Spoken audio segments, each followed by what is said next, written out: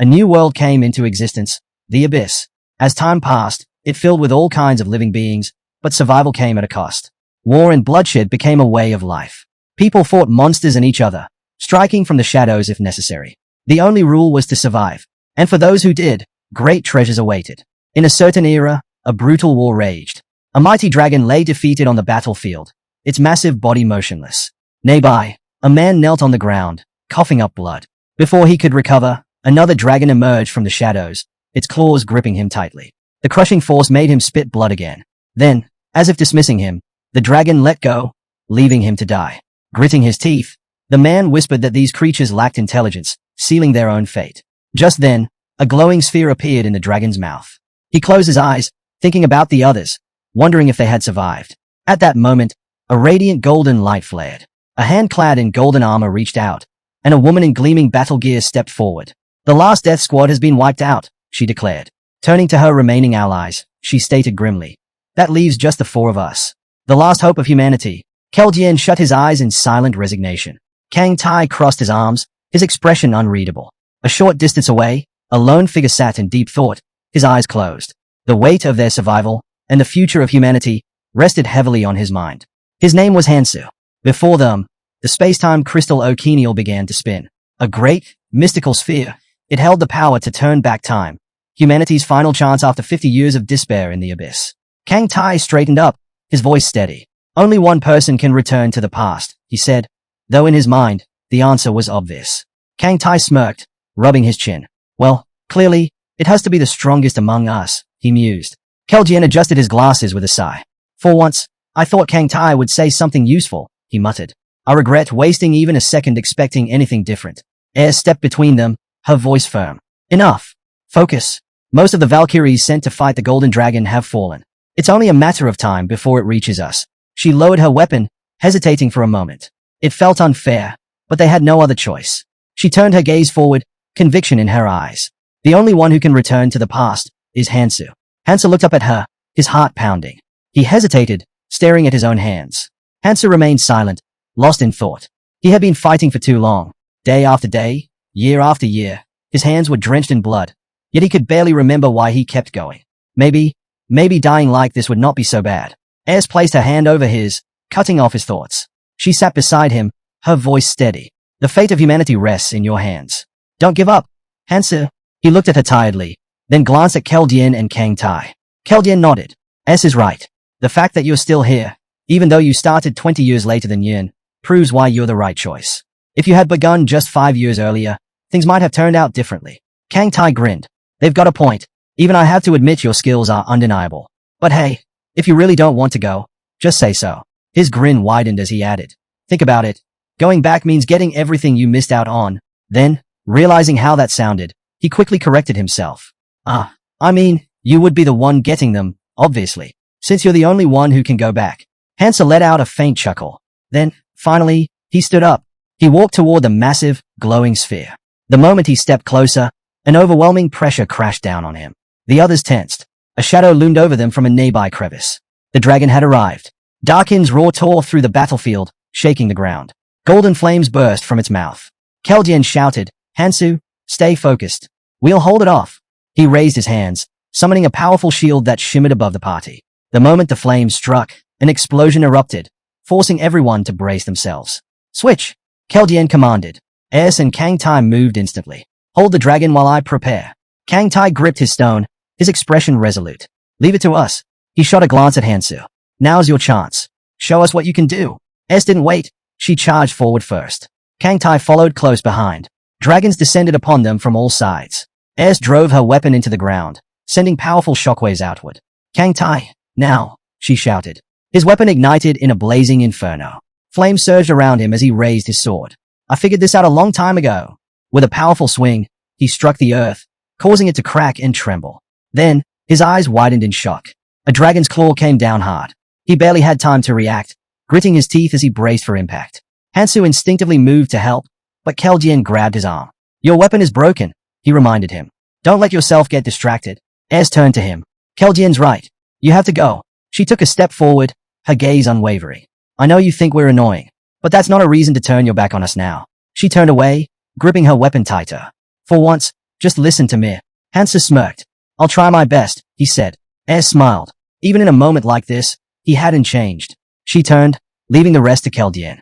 Adjusting his glasses, Keldian called out, Hansu. His voice was steady. Listen carefully. Hansa turned toward him as magic began to swirl around him. As Air said, there's no need for pointless killing, Keldian continued. But don't hesitate to cut down the parasites who threaten humanity. Save only those who deserve to live. His gaze darkened. And whatever you do, don't forget about the Berserker King, Clementine Keen. That bastard needs to die. Keldian's eyes locked onto his. Do you understand? Hansa gave a firm nod. Keldian smiled. Good. Now, get ready. The massive sphere began to spin, faster and faster. Hansa took a deep breath, his expression resolute. The others turned toward him, watching as the sphere activated. Keldian clapped his hands together, summoning layers of protective spells that formed a barrier between them and the dragon. White lightning crackled across the space. Then, everything changed. In an instant, Hansu was surrounded by a massive crowd. Confused voices filled the air as people frantically looked around, trying to understand where they were. A green sun hung in the sky, casting light over the crumbling remains of a city. It had worked. Determination settled in Hansu's heart. He had to give this everything he had. He couldn't let his comrades down. All around him, panic spread. Where are we? Someone shouted. I want to go back, a girl screamed. A man grabbed another by the collar. You did this, didn't you? I don't know anything, the other man protested. Let go of me. Hansu watched the chaos unfold. Of course, people were terrified. They had just been thrown into another world. His mind flashed back to the year he was born, the year everything began. It had started with just 100 people. But soon, the numbers surged out of control. Countless people vanished without a trace, swallowed by the abyss. He remembered his own disappearance at 20. One moment, he was holding his phone. The next, it slipped from his grasp as he was pulled into another dimension. This world was the midpoint of the abyss, where countless dimensions converged. Those who arrived first gained skills instantly, driven by raw survival instinct. But this place was nothing short of a nightmare. A lawless, merciless world where monsters ruled. And when enough people from a swallowed world gathered here, the door to the abyss would open. And then, the Great War would begin. Stretching his arms, Hansu exhaled. 5 years. That's all I've got to get strong. He took his first step forward. Then he paused, glancing down at his hands. His strength, his skills, everything he had built up in the past, was gone. He clenched his fists. No matter what, he had to push forward. A sudden scream shattered the air. People gasped in terror, pointing toward the sky. It was splitting apart. A crack widened in the heavens, and something began to emerge. Then, it fell. With a guttural howl, a monstrous imp crashed into the crowd. The people around it froze in shock. The imp let out a rough cough, then straightened itself. Its glowing eyes swept over the crowd. And then, it grinned. The imp-like creature grinned, bearing sharp teeth. Greetings, everyone. I am your fairy assistant. The crowd remained frozen, listening as the so-called assistant continued. I'm here to give you a short briefing. His eerie smile widened. So, listen carefully. Hansa folded his arms, watching with a cold expression. A briefing? He scoffed internally. This was not an explanation. It was nothing more than a twisted way to push people into killing each other. Welcome to another world, the fairy assistant declared cheerfully. From this moment on, you've been granted an amazing opportunity. Enough nonsense. A man in the crowd suddenly shouted, pointing at the creature. What do you mean another world? Just send us back home. The fairy assistant's friendly demeanor vanished in an instant. His voice turned sharp. Wait until I'm finished, he snapped. The man hesitated. The sudden shift in tone unsettled him. But the assistant continued as if nothing had happened. Now, where was I? Ah, yes. You've all been granted absolute freedom. The creature's eyes gleamed as he listed, no laws, no order, no morality, no ethics. Does not that sound like a dream? His smile stretched unnaturally wide. You are free from all those meaningless constraints. The tension in the crowd thickened. But that's not all, the assistant went on. All physical limits that once held you back, gone. And depending on your actions, you can grow stronger, infinitely. He chuckled, comparing it to the protagonist of a movie. Think of this as your chance to become the hero or villain you always dreamed of being. He tilted his head. Isn't that wonderful? Then, with a snap of his fingers, he added, let me show you how it works. The man who had spoken earlier suddenly began to glow. Before he could react, a chunk of his body tore away. Blood sprayed in every direction. A horrified silence gripped the crowd. Then, the screams erupted. The fairy assistant gasped dramatically, placing a hand over his mouth. Oh dear, how clumsy of me, he said with mock regret. I do dislike noisy talkers. Someone in the crowd shouted, run. Panic broke loose as people scattered in every direction. The assistant sighed in annoyance. I said I hate noise. With another snap of his fingers, a girl in the crowd froze, tears streaming down her face. She whimpered, pleading for someone to save her. The assistant's face twisted in irritation. Enough! If you want to live, put in the effort. Then, just as quickly as it had appeared, his anger vanished. A smile returned to his face. Much better. Now, let's continue. A stone with an intricate rune materialized in his hands. This, my dear survivors, is a rune, he explained. You can obtain one by killing living beings. The stone shimmered faintly as he turned it in his hand. There are 8 other types, each appearing randomly. This one is colorless. But if you work hard and grow, you'll collect more and become even stronger. His gaze swept over the terrified crowd. Now, who wants it? A hush fell over the people. No one dared move. Then, one hand rose. Hansu. He stood calmly, his expression unreadable. The assistant's eyes lit up with delight. Oh, how exciting. He immediately floated toward Hansu, beaming. Such enthusiasm. I like you already. The monster extended its hand, and Hansu followed suit. As their hands met, the fairy helper excitedly started rambling about how amazing runes were, how they could alter the laws of the world. The monster chimed in, stating that his muscle capacity had increased from 117 kilograms to 122.3 kilograms.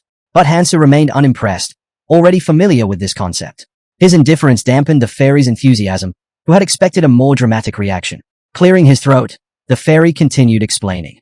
He emphasized that runes had various effects depending on their type, granting abilities beyond the understanding of traditional science. To demonstrate this once more, he asked if anyone wanted to give it a try. However, he abruptly decided against it. Instead, he left them with an important reminder. Regardless of what attribute a rune enhanced, it would never be a disadvantage. If they wanted to grow stronger and survive, they had to collect as many runes as possible. Tension spread through the crowd. People grew restless, shoving and cursing as they scrambled for the runes. The fairy helper watched the chaos with amusement. He observed the one who had received a rune earlier and figured that most of them didn't need further instructions. Floating toward Hansu, the fairy explained that touching one's right ear would reveal the number of runes they possessed. As he demonstrated, others instinctively reached for their ears, eager to check for themselves. With a smirk, the fairy noted that humans love to quantify things. He then casually mentioned that an average person's stats were around 10, a basic benchmark. Hansu glanced at his status and saw that his strength had increased by a single point. If he kept collecting runes after hunts, he could also enhance attributes related to mana and magic power. Runes could be obtained from any living creature. Prey didn't matter. The fairy's gaze lingered on a sullen-looking boy before shifting to a girl. He reminded her that this system was not much different from the world they had lived in before. Then, as if sensing the growing unease, the fairy helper decided to offer them something that might lift their spirits. Suddenly, objects materialized in their hands. Weapons. The monster told them to forget the past and focus on what lay ahead. The boy stared at the weapon in his grip as the monster's voice rang out once more, urging them to enjoy their new life. Once he was gone, training would begin, and they had better give it their all. A murmur spread through the crowd at the mention of training. But before anyone could process what was happening, a piercing scream tore through the air. Behind them, a swarm of monsters loomed, their grotesque figures illuminated by eerie, glowing eyes. They snarled and bared their teeth, their guttural growls sending waves of fear through the gathered people. Panic set in. Someone hesitantly asked if this was part of the training. The monsters advanced, their steps slow but deliberate. The people froze, paralyzed with terror. Just as the tension peaked, someone raised a hand and urged everyone to stay calm. A girl spoke up, telling them not to panic and to back away carefully. Hansu planted his feet firmly, locking eyes with the creatures. He could feel the fear spreading among the people like wildfire. Someone tried to retreat but bumped into another man, who scowled in irritation. The first man, however, pointed forward, his voice uneasy. Something was wrong. A wall. They were trapped. He pounded on the invisible barrier, demanding to be let out, but there was no response. Others turned to stare in shock, only to realize that the walls were closing in. Their only way out was blocked by the snarling monsters. Then, chaos erupted. The monsters charged. Their shrieks filled the air as they lunged at the terrified people. Instinctively, those with weapons raised them in defense. A boy clenched his knife and yelled that he would not go down so easily. Then, something strange happened. His attention snapped to a man who had somehow slipped through the wall. The man scratched his head, baffled. He had no idea how he did it. He had simply walked through. Another voice spoke up, saying, 49. The number was decreasing. Realization dawned. Only 50 people could escape. Panic took hold. People shoved and cursed, desperately trying to reach the wall. Hansu watched in disdain. There were 100 of them. If they just stood together and fought, they could win. Sure, there would be injuries, but the death toll would not be as high. Last time, around 40 had died to the goblins. That meant only 10 had survived after failing to escape. Not this time. Hansa gripped his knife tighter. He was not about to let things play out the same way. First, he had to clear this area. Then, he would move forward. The goblins lunged. Screams filled the air. Some people begged for their lives. Others fought, their weapons slashing wildly. Blood splattered across the ground. A goblin swung its club at Hansa. He caught it mid-swing. With a swift motion, he slit the goblin's throat. Hansa hurled the monster aside and braced himself for the next attack. The boy took his stance while the onlookers watched in shock and fear. Hansu, breathing heavily, finally stepped away, leaving behind a trail of goblin corpses. Wiping the blood from his cheek, he noted that his body felt just as it had decades ago, an unsettling realization. The boy crouched and gathered the fallen runes, considering himself lucky. His agility had improved by a tenth, but agility was not just about speed. It altered his perception of time, sharpening his reflexes tenfold. What once took moments now happened in an instant. A goblin suddenly hurled a dagger at Hansu. Instinctively, he twisted, catching the blade midair before launching it right back. The dagger struck the goblin square in the head. Dropping to one knee, Hansa barely had time to recover before the remaining goblins charged. They sensed his exhaustion and attacked, their bloodlust driving them forward. Hansa tightened his grip on the cleaver, anticipating their frenzy. As soon as they saw blood, they lost all restraint. With a firm grip, he slashed through them, his movements precise and deadly. One goblin fell, its chest split open. Hansa followed up with a swift elbow strike, then clenched his fist, feeling the surge of strength in his body. Someone in the crowd wondered aloud if he was really fighting alone. Inspired, the spectators rallied, cursing as they rushed to join the battle. Humans and goblins clashed in a chaotic melee. Hansa fought without hesitation, knowing that reckless rushing was not usually necessary. But right now, there was no choice. Another attack came. He countered instantly, unable to afford distractions. He thought of all those who had been kidnapped, not just here, but across the world. The numbers were staggering.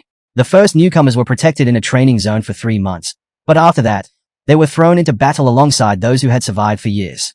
Hansa thought of those seasoned warriors as he drove his blade into another goblin. He spotted another rune, grasping it tightly. Every bit of strength counted. Keljian had made the right decision sending him here. The battlefield was littered with goblin corpses. Someone in the crowd gasped in disbelief at the sheer number of enemies Hansu had slain. The boy stared at the fallen goblins, then at Hansu, who stood before them, exhausted but unwavering. Murmurs spread through the crowd. Some called him a monster. A fairy among them watched in admiration, her voice barely above a whisper. Hansu remained in the center of the shaken crowd, unmoved. The fairy observed the battlefield and nodded in approval. You all did well. It must have taken a lot of effort, she said, glancing at the survivors. And there are still plenty of you left. However, the people didn't share her sentiment. They glared at the strange creature with hostility. Behind her, the barrier began to shift, slowly opening. She smiled, unfazed by their anger. Now you understand how to survive here. Just keep going as you are. Without waiting for a response, she slipped through the gap in the barrier. I have other zones to visit, so I'll leave you to it. Good luck. But the crowd was not willing to let her off so easily. Shouts rang out as they tried to drive her away, but she was already gone. Hansu exhaled, wiping the blood from his face. Opening his interface window, he assessed the situation. Compared to everything else that had happened, this was not too bad. He examined his stats, small gains, but still progress. For training purposes, it was decent. His eyes landed on the item in his hands. It looked useful, something worth keeping. A blade, perhaps a token of acknowledgement. He shut his eyes, lost in thought. His priority was clear. Find a way to grow stronger as quickly as possible. He slid his hand into his pocket, thinking back to his comrades. What would they do in his place? Then, a particular memory resurfaced. A conversation with a certain man. The guy had been drinking from a mug, casually mentioning something intriguing. Ever heard of a hidden dungeon? Hansa had repeated the question back, intrigued. The man smirked, explaining that it was located in the training area, a dungeon of increased difficulty. They had clinked their mugs together, the man chuckling. Not gonna lie, I couldn't clear it. No one has. Hansa took a sip, studying him. The man adjusted his collar with a proud grin. You're telling me you only made it halfway and got this strong? He scoffed. If I were a Valkyrie, do you think I'd still be here? Hansa frowned at the remark, but the man continued. If this were the past, I'd definitely give it a shot. If I cleared it, I'd be strong enough to take you down for sure. One thing was certain, the greater the challenge, the greater the reward. The harder the battle, the more valuable the outcome. Does not it make you curious? The man had asked. What's waiting at the end? Now, Hansa stared ahead, his expression serious. His next target was clear. Looking to the side, he considered what needed to be done before attempting the dungeon. The training process followed a set pattern. Hundreds of people grouped together, assigned to different zones, working in cycles. Each area was their battleground for a week, and after 3 months, the cycle would end. Before challenging the dungeon, he had steps to take, and he intended to take them all. Once the second stage of training ended, the safe zone would disappear completely. There would be no way to contact those who had arrived earlier. In the first stage of training, 2 hidden parts existed, but no one had ever reached the end. To clear the hidden dungeon, Hansu needed to obtain both. This was the fastest way to grow stronger. For now, his focus was on finding the hidden part that was closest. His eyes scanned the area, stopping on a moss-covered sign. This was where he needed to search. Before he could begin, a voice interrupted. "What are you up to?" Hansu turned to see a man and a woman in a heated argument. The man insisted he had only suggested they go together, while the woman firmly refused, saying they would be fine on their own. Then the man grabbed her wrist. All around, similar conflicts were breaking out. The so-called strong were taking advantage of the weak. The man smirked. "If you want to survive, you need to cooperate," he said, ignoring the fear in the girl's eyes. "Isn't that what you want? For all of us to make it out alive?" Hansu exhaled sharply. He had no time for this. He needed to find the hidden part within a week, or it would be gone. Just as he turned away, another voice called out. "Hey, wait!" Hansu glanced over his shoulder. A guy with headphones hesitated before stepping closer. "What's your name?" he asked, looking unsure. Hansu frowned. "Do we know each other?" The guy flinched but repeated the question, this time with unease. Before he could answer, another voice cut in. "Have you lost your mind?" A blonde man stormed forward and threw a punch at Hansu. "We were together before we got here. What the hell are you doing?" Hansu caught the movement but didn't react. His eyes narrowed. These two knew his name. How? Then, it clicked.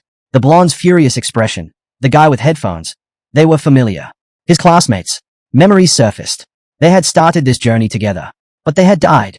He had forgotten about them. Just then, the girl from earlier yanked her hand free, stepping toward the group with determination. Sunlight hit her face, and Hansu suddenly remembered her name. "Yo, am I he?" She approached him hesitantly. Hansu noted that with her appearance, trouble would find her sooner rather than later. The man in the jacket scowled, his face twisting in frustration. "You're seriously ignoring me?" he snapped. His eyes darted toward Hansu, then to his own group. Sweat beaded on his forehead. He had seen Hansu take down an entire gang of goblins single-handedly. But the man hesitated. Hansu looked tired. Maybe. A glance at his gang confirmed it. They were thinking the same thing. If they attacked now, they might have a chance. Taking a step forward, he grinned. Raising a hand, he called out mockingly. "Where are your manners?" We weren't finished talking yet. His gaze settled on Hansu. "So, who's this guy?" He eyed him up and down. "You look pretty rough. Think you can handle much in that condition?" The gang exchanged knowing smirks. Their leader chuckled, turning his attention back to Yo Mi He. "Come here," he said, his voice sickly sweet. "I'm asking nicely." His grin widened. "More is always better, right? So why don't you come to us, before we come to you?" Hansu scanned the gang with a calm gaze before turning to the blonde. With a sigh, he muttered about how filth was everywhere. These guys were still high off their first victory, completely unaware of the real enemy they were up against. Their overconfidence blinded them to reality. As he stepped forward, the gang leader tensed, watching him warily. Hansu's eyes darkened as he asked if the man even understood where this was all heading. Without warning, he shoved the leader back. His grip tightened around his dagger, veins pulsing with barely restrained anger. "Got anything to say?" he asked coldly. Before the gang leader could respond, another man, one in a red shirt, stepped in front of him, raising a hand. He told Hansu to relax. Meanwhile, a large, shaven-headed man smirked. He assured Hansu that they weren't bad people. They even called him boss. With an easy smile, the boss made an offer. Why not join them? Given the current situation, it was clear they all had a role to play. His eyes, however, held a sharp edge. "Would not it be smarter to work together?" he asked. Hansu studied him carefully. This man had already adapted to this brutal world. He no longer hid his true nature. He thrived here, like a predator in its element. Hansu clenched his dagger, debating whether to take him out right now. Then, Air's voice echoed in his mind. There was no point in spilling unnecessary blood, she reminded him. But she also warned him, never spare the parasites that would harm humanity in the Great War. She urged him to protect the people he encountered, to do what he could for them. Hansu looked down for a moment, lost in thought. These guys? He didn't have time to deal with them now. Besides, people like them had a habit of destroying themselves sooner or later. Turning away, he dismissed them. "Not my problem. Get lost." The boss watched him leave, his expression unreadable. When his assistant started to panic, he cut him off sharply. "Enough with the hysteria," he said. They had more important things to focus on. He turned his gaze forward, toward the suffering people around them. In this twisted place filled with monsters, he had a vision, to bring order, no matter what it took. Hansu recalled the fairy and scoffed, calling her a devil. Still, something about this place intrigued him. With a smirk, he muttered that the strong ruled here. so why not take advantage of the opportunity? The boss led his group in the opposite direction, the crowd following without hesitation. Watching them go, the blonde shook his head. How is it that people are scarier than monsters? He murmured. His gaze then drifted to Hansu, who was walking away. Hansu had always been a bit strange, but had he always been like this? Wiping the blood from his face, Hansu barely noticed as someone caught up to him. It was the orphan, the boy with the dark, sullen expression. He hadn't paid much attention to him before, but now, the kid was looking at him intently. Why are you acting like you don't know us? He asked. Hansu frowned, his gaze sharp. Memory loss, he said simply. His classmates exchanged confused glances. Minnie giggled. Why do you sound like some old man? She teased. Hansu glanced at her, not sure what was so funny. Minhee, still laughing, blushed as she stole glances at him. He thought for a moment. She had a bright future ahead of her in their old world. But here, beauty was a double-edged sword. If used well, it was a powerful weapon. He could only hope she knew how to handle it. They walked through the ruins in silence. The blonde fidgeted, uneasy. We haven't said a word this whole time, she said, scanning their surroundings. Then she turned to Hansu with forced cheer. So, where are we going? Hansu didn't answer right away. Instead, he kept walking. You'll understand when you see it, he finally said. Up ahead, his first target came into view. They stopped in front of a subway entrance, Gangnam Station. The hidden section lay below. Minhee blinked. Wait, why are we here? Hansu exhaled and rubbed his mouth. He didn't have time to explain everything. If not for S words, he would not have even brought them. He curled his fingers slightly, resigning himself to the situation. I have a feeling, he said. His voice was calm, but there was certainty in his words. I lost my memories, but in return, I gained power. His classmates stared at him, stunned. Hansu was not sure why they were so shocked. After everything they had seen, a literal fairy, monsters, was it really that surprising? The blonde leaned toward her friend. Are we sure we should be following him? She whispered. Hansu suddenly turned, cutting off any further doubts. I'm not forcing you. His tone was firm. I respect people's choices. If you don't want to come, step aside and watch from the sidelines. The blonde scowled. She was irritated by how smug he sounded, but something in his attitude made her uneasy. Did he really know something? With a deep breath, Hansu stepped forward and began his descent. The blonde hesitated, her doubts gnawing at her. Still, she followed, as did the rest of the group. As they walked down, she tried to shake off her nerves. Flashing a nervous grin, she leaned toward Hansu. Are you sure this place is safe? She asked. It feels creepy. Hansu didn't break his stride. We're meeting some friends. The blonde blinked. Friends? Who the hell would live in a place like this? They reached the bottom. The air was thick with something unspoken. Whatever was down here, they were about to find out. Hansu slid his hands into his pockets and suddenly came to a stop. His gaze dropped to the ground. Without a word, he pulled out his dagger. Minhee let out a startled squeal. The blonde spun around at the sound, eyes widening. Tai-sung! Someone shouted. Hansu's cold stare locked onto the trembling Tai-sung, whose face twisted in horror. But before anyone could react, Hansu drove his dagger into a fang caterpillar. Blood oozed from the severed insect as Hansu pulled out the blade. This dungeon is modeled after Gangnam Station, he said flatly. Those green bugs? They come out when they sense ground vibrations. The creature's remains twitched, then disintegrated into energy, leaving behind a small pebble. Hansu picked it up, inspecting it as he continued. They hate sunlight, so they usually stay hidden. But if one of these things gets a bite on you, he turned to face the others. Your flesh will be torn apart in seconds. You won't even have time to react before you pass out and die. Fear crept over his classmates as they processed his words. Hansu sighed. I'll show you an easy way to deal with them. Without hesitation, he plunged his dagger into another bug's throat. Knives were handed out, and soon, the group was slashing at the crawling insects. Hansu observed them carefully. These four might actually be useful. His eyes landed on a trembling boy wearing headphones. He stepped closer. If you're not confident, step only on whole tiles, Hansu instructed. If you see a crack with dirt inside, stab it, but keep your hands protected. Minhee, wiping sweat from her forehead, chimed in cheerfully. So basically, hit the spots where the ground rises. The blonde chuckled. Like a game of whack-a-mole. The boy in the headphones closed his eyes, gripping his knife tightly. He took a deep breath, mentally preparing himself. But just as he steadied himself, something burst out of the ground behind him. A beetle lunged at him with a screech. Before he could react, Hansu shoved him aside and slashed the creature cleanly across its body. The severed pieces thudded to the ground at his feet. The boy blinked in shock, then quickly smiled in gratitude. Thanks, he mumbled. Hansu barely acknowledged him. It was clear, this guy was not much of a fighter. He'd just end up being a burden. Without another word, Hansu turned and kept walking. The boy lowered his head, frustration evident on his face. The blonde, still trying to process everything, stepped closer to Hansu. You knew this would happen, he said, narrowing his eyes. How? Hansa glanced at him and smirked. Didn't I tell you? His voice held a hint of amusement. Then, with a satisfied grin, he added, it's my superpower. The blonde froze, momentarily dumbfounded. The others looked just as stunned. But Hansu was not interested in explaining further. Let's focus on hunting, he said, moving forward without another word. While the others hesitated, Hansa turned away, casually spinning the fallen stone in his hands. He glanced back at them and asked why they weren't picking up the runes. He gave an awkward smile and admitted that they thought it would be better if the hero collected them instead.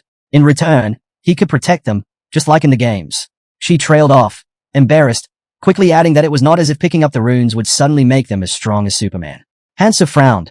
He's reasoning was flawed. Relying on him in exchange for safety was not a smart decision. With a sigh, he turned back to them. Your prey belongs to you alone, he said firmly. If you want to travel with me, you'll need to follow the basic rules. Those who had survived in the abyss for decades had established a simple code to ensure cooperation. Your prey belongs to you alone. In group hunts, resources are distributed based on need and contribution. In times of crisis, relationships built on goodwill fall apart. His classmates stared at him in confusion, but Hansa knew it would not take long for them to understand just how brutal this world was. He met their uncertain gazes and added, first, rely on your own skills. If you're useless, I won't hesitate to leave you behind. The group tensed at his words. But this was just reality. Tai-sung glanced at the blonde beside him, who nodded in silent agreement. Hansa looked at them with irritation but let it go. Sooner or later, they'd understand. Soon, they'd be fighting over runes like starving dogs over scraps. Without another word, the group began collecting loot from the fallen bodies. That's when Tai-sung called out, "Hey, check this out." In his hands, he held a strange-looking rune, a deep purple stone that pulsed faintly. His instinct screamed that this was different. If he took it, something inside him would change. This was the essence of the Akrul troll tribe. Tai-sung glanced at Hansu, remembering what he'd said earlier about distributing loot. If he made a big deal out of this, it could put him in an awkward position. Instead, he simply smiled and asked, since I found this, can I keep it? Hansa gave a calm nod. That reaction caught Tai-sung off guard. He had expected some resistance, but the hero seemed unfazed. Hansu studied the rune, recognizing its potential. A solid starting skill. It offered both defense and regeneration, two crucial survival traits.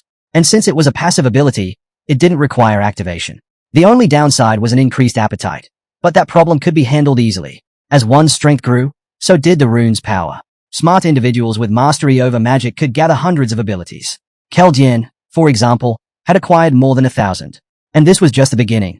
Hansa silently observed the group, his thoughts racing. His eyes gleamed with understanding. His situation was unlike anyone else's. Scattered runes lay on the ground, and a hand reached for one. A bright light flared, making Hansa squint. He clenched his fists. Ayres let out a sigh and said, as she suspected, the hero's skill limit was 7. Covering her face in frustration, she muttered that if they had known earlier, he could have chosen stronger skills. A limit of 7 was a fatal flaw for anyone else. But Hansu was different. His strength far surpassed this restriction. The abilities he acquired weren't stagnant. They evolved endlessly. What started as basic regeneration from a lizard essence could eventually rival Kang Tai's legendary immortality technique. His speed-enhancing rapid dash could transform into something as formidable as Keldian's signature move, Rupture of Space. It was because of this ability that Hansu had earned the nickname 7 Stars. While others spent 20 years honing their skills, he caught up in a fraction of the time. That was why he had been chosen to return to the past. A small smile crossed his lips before fading. He couldn't afford any missteps. His choices mattered now more than ever. Ayres warned him to be careful with his skill selection. If everything went according to plan, he would breeze through training like it was nothing. Meanwhile, Men examined Tai-sung's rune with fascination. He decided to take it. The moment he did, the rune melted, releasing a surge of light. The system displayed a notification. Physical resistance acquired. Tai-sung smirked, pleased with his decision. He checked his stats and saw a noticeable increase in several attributes. With a smug glance at Hansu, he thought to himself, he would never pass up an opportunity like this. Curling his lips into a grin, he mentally challenged the hero. Just wait. I'll catch up to you soon. Hansu simply waved and motioned for the group to move forward. Tai-sung slung an arm around his shoulder and warned that things were about to get even more dangerous. Let's stick together, he suggested. Tai-sung, meanwhile, turned to Yo-Mi-He, asking if she needed him. Yo-Mi-He blinked, confused. Why was he looking at her while saying that? Hansu shot a displeased glance at the blonde. Does he really see me as his rival now? He wondered. The thought was almost amusing. Still, he wasn't going to entertain it. With a firm motion, he shrugged off the arm around his shoulder. Just because he found it amusing didn't mean he'd tolerate it. The group pressed on. As they walked, Hansu's gaze shifted downward with concern. We need to go deeper, he said. The girl hesitated. Why? The subway, he replied. She stared at him in shock. Wait, the trains are still running. Hansa simply said, you'll see for yourself, and took a few more steps forward. As he walked, his mind drifted to the past. There was someone who had never made a single mistake. He recalled sitting down for a drink with a stranger. The man had boasted about his dungeon experiences, confidently stating how many he had conquered. But before he could finish, another voice cut in. Those dungeons you're talking about? They are nothing compared to the ones I've been to. The braggart turned sharply, glaring at the interruption. Who do you think you are, butting into other people's conversations? A dark-haired man calmly folded his hands together. He had overheard enough. The so-called expert was spewing nonsense. Without hesitation, he pushed the braggart aside and took a seat next to Hansu. Leaning in slightly, he spoke with quiet intensity. If you really want to get stronger fast, there's one thing you need to find. Hansu remembered the way his eyes gleamed with excitement. It's in the training area. Somewhere in the subway. The stations varied in design, but structurally, they were the same, at least until the third floor. There, a portal sat in the center of the stairs. If you stepped through and followed the path to the very bottom, a train would be waiting. Catching it was a real challenge. But if you managed to board, that was it. Your path to power would be set. The only problem? Reaching it was near impossible. And the train only left once a day. Now, standing at the entrance, Hansa stared ahead. I had to make it there today. No matter what. They approached the portal. Mihe's eyes widened in surprise. Wait, this isn't Gangnam Station. She had been to Gangnam plenty of times, but she had never seen an entrance like this before. Anxiety crept in as she instinctively touched her neck. Are you sure about this? She asked. You don't even know what's waiting for us in there. Hansa remained unfazed, his gaze steady. I'm going where my instincts tell me to. Like I said before, if anyone wants to leave, now's the time. Tai-sung grinned. You think I'm gonna back out now? I'm in. Mihe hesitated for a moment, then pressed a hand to her chest. I'll go too. Hansa glanced at her, reading her expression. She's worried, and she knows exactly what kind of danger she's in. Someone like her, someone vulnerable, had even more reason to grow stronger. Even if it meant sacrificing everything. Mihe, on the other hand, looked ahead with barely contained excitement. The blonde shrugged and waved a hand dismissively. We'll stay here. Nothing's stopping us from just continuing to hunt. And with that, their paths split. Sang-jin, though trembling, declared that he would go with them. Down Tai-sung chuckled, questioning where Sang-jin suddenly planned to go when just moments ago, he had been too scared to move. Sang-jin shot him a glare and snapped that it wasn't any of his concern. Tai-sung raised an eyebrow in surprise. But before he could say anything, Sang-jin doubled down, stating that whatever he did was none of Tai-sung's business. Tai-sung scoffed, saying there was too much talk coming from someone so useless. He was about to continue when Hansa cut him off with a sharp enough. Closing his eyes, Hansa told them to quit the pointless bickering. He slipped a hand into his pocket and reminded them that time was short. They could do whatever they wanted. Tai-sung turned away, his veins bulging with frustration. Internally, he seethed, wondering how they dared to humiliate him in front of Mihe. Meanwhile, the hero stepped into the portal, focusing on the training area. Thousands of mobs roamed the landscape, and though the environment varied, some elements remained consistent. He glanced at the group behind him, then froze. Sang-jin and Mihe, standing behind him, looked just as shocked. Before them stood a convenience store. Confused voices echoed as people wondered how it got there. Without hesitation, they entered. Sang-jin immediately browsed the shelves while Hansu made his way to the refrigerator. The rumors had been true. There really was always a store on the second floor of the subway. Could this be some kind of hidden reward? Dais picked up a knife, wondering if he should take different weapons. Meanwhile, Hansu approached the counter, scanning the items. He recalled someone mentioning that this place was more like a supermarket than a convenience store. It really had everything one could need. Picking up a pot, he placed it on a scale. The cashier, puzzled, asked what he was doing. Hansu, weighing the bag in his hand, simply replied that he was cooking. Mihe, surprised, asked what exactly he was making. Without hesitation, Hansu poured greenworm blood into the pot. She immediately recalled how he had collected it, by squeezing the blood from corpses with his bare hands. Now, with a faint smirk, Hansu began tearing into the green goblin's skin. The moment their flesh made contact with the green blood, it became highly toxic. Goblins had evolved to resist the poison of green worms, making their own venom exceptionally strong. Dais grinned, inhaling deeply. Smells amazing. Give me a piece, he said eagerly. Hansa shot him an annoyed look. It's poison. Dais instantly recoiled in fear. Why didn't you say so earlier? Hansa scoffed. You were the one sniffing around for the scent. Mihe watched him curiously. I never would have thought to do something like this, she admitted. How do you even know how to make poison? Hansa glanced at her before replying flatly, it's my ability. My head is full of knowledge. Tai-sung narrowed his eyes, sensing that Hansa was dodging the question. In reality, Hansu's mind had nearly burst while trying to memorize everything. He recalled Keljien's words from the past.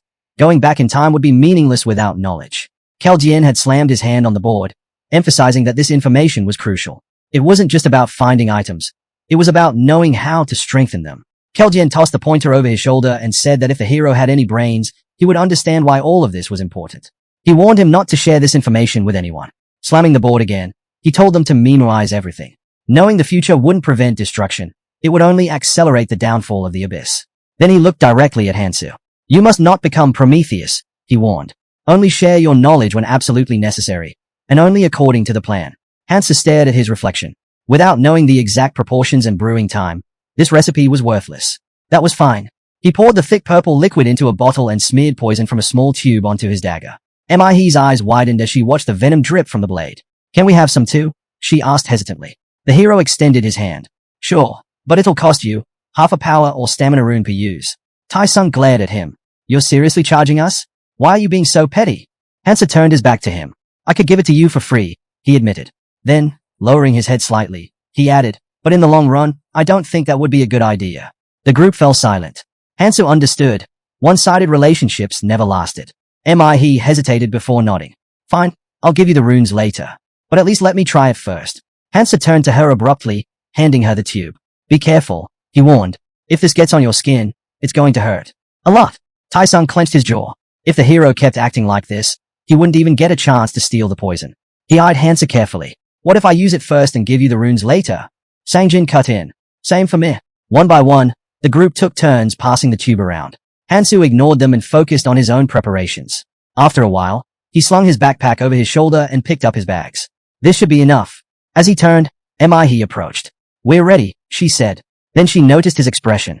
Why are you looking at us like that? Hansa scanned them from head to toe. His classmates were loaded down with supplies, bags, weapons, anything they could carry. He sighed. Are you guys heading out to fight? Or trying to become bait? He sat down and crossed his arms. If you don't want to spend the rest of your lives fighting, bury most of that stuff now. If you take everything, others will come after you. The group hesitated, realizing the truth in his words.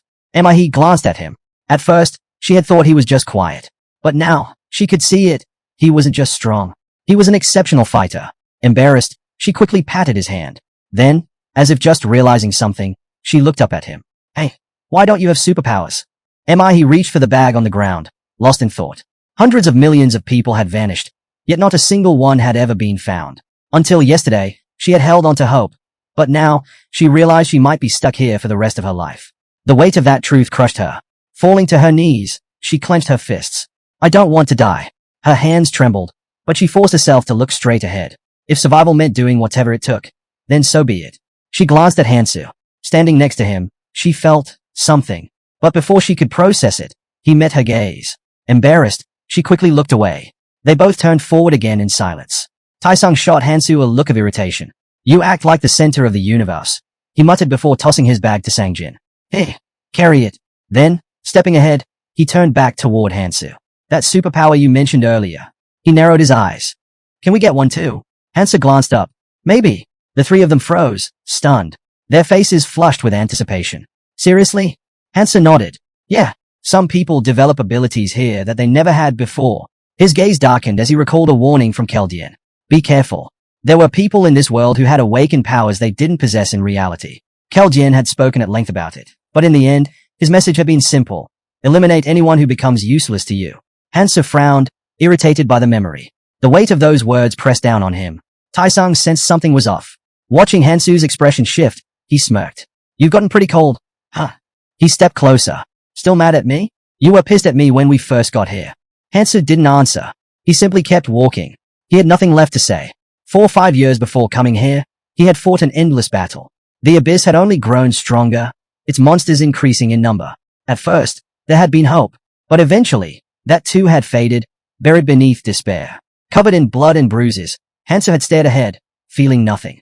No fear, no hope, just exhaustion. Now, he looked away, silent once more. Tai-sung watched him, confused. What's with him? Annoyed, he turned away. Damn superpowers. He refused to make a fool of himself next to Hansu. Tai-sung rubbed his chin, deep in thought. I'll get stronger. Then, he decided, I'll start dating Mihe. I'll get rid of Sangjin. And Hansu, I'll make him follow my orders. But before he could dwell on that plan any further, Hansu suddenly barked, "Stop. Everyone, stand still." Without hesitation, he crouched down and reached for the ground. As the blonde struggled to grasp the situation, Hansu examined the slime on his fingers. It didn't have the sharp, sour stench of a sword snail, and there were no half-dried entrails nearby, meaning it wasn't from a chopped-up zombie. That left only one possibility. San quickly put the pieces together. Land mermaids. Just as the realization hit, the creatures emerged from the darkness, slithering toward them. Hansu studied the slime again and checked the tracks. There was no doubt. These were land mermaids. They moved slowly, but once they injected their prey with paralytic venom, they would drag it through the tunnels. However, Hansu knew that if they acted fast, they could take them down in seconds. A sinister grin flickered in the shadows, but Hansu wasn't fazed. He had a plan. Taisung narrowed his eyes at him. "Quit acting like you know everything." Hansu ignored him and turned to the group. "You guys are in for a surprise," he said, motioning for them to follow. As confusion spread among them, Anu stepped forward with Molotov cocktails, pouring the homemade mixture into bottles. They did not have gasoline, but it should still do the trick. Sangjin and Yo Mi exchanged looks. The girl sighed. "Don't tell me you made this with something you found in a store." Taisung took a bottle and turned it in his hands. "If this is part of a superpower, then I gotta admit, it's pretty useful." Then he glanced at Hansu. "You like it here more than your old world, don't you? You can do whatever you want." Hansu smirked. Taisung stepped back. "What? Why are you looking at me like that? Did I say something wrong?" In Hansu's mind, Keljin and Es were still arguing over whether Tun even deserved to exist. Shaking off the thought, Hansu grabbed a stick and started sketching a rough plan in the dust. "One of us throws the Molotov. As soon as it hits, the rest rush in and attack." He added 3 more figures to his drawing. The group silently watched as he mapped it out. "The one in the vanguard gets priority when we distribute runes," he continued. Taisung lifted his chin proudly. "I'll go first. Someone competent has to lead." Hansu glanced at the others. "And who's throwing the Molotov?" Sangjin and Yo Mi exchanged awkward glances. Neither wanted to challenge the other. Yo Mi suddenly put on a pitiful, cat-like expression, and Sangjin flinched, looking away. The sight of her pleading gaze practically set him on fire. Before things got out of hand, Hansu cut in. "We'll take turns." Shadows stretched across the station floor as the squad moved forward. Sangjin tried to gauge how far they had come. He did not want to turn back. But deep down, he wondered, did they really want him here? Or was he just tagging along to avoid being left behind? The group moved forward in silence. Sangjin nervously gripped the Molotov in his hands, then fidgeted with the straps of her backpack. Noticing her unease, he glanced at her just as Hansu came to an abrupt stop. "They're close," Hansu warned. The sickening sounds of something slithering through the darkness reached them. Hansu shifted into a fighting stance. Yo Mi flinched. "Throw it," Hansu ordered. Her hands shook as she lit the cloth, repeating to herself that she couldn't afford to slow them down. The flames quickly spread, the fire consuming the fabric. She took a deep breath, steeled herself, and hurled the bottle forward. The glass shattered just as a mermaid lunged from the shadows. Flames exploded over its body, and it screeched in agony. "I did it," Yo Mi whispered, barely believing it herself. Hansu didn't waste a second. "Move," he commanded, charging into the fray.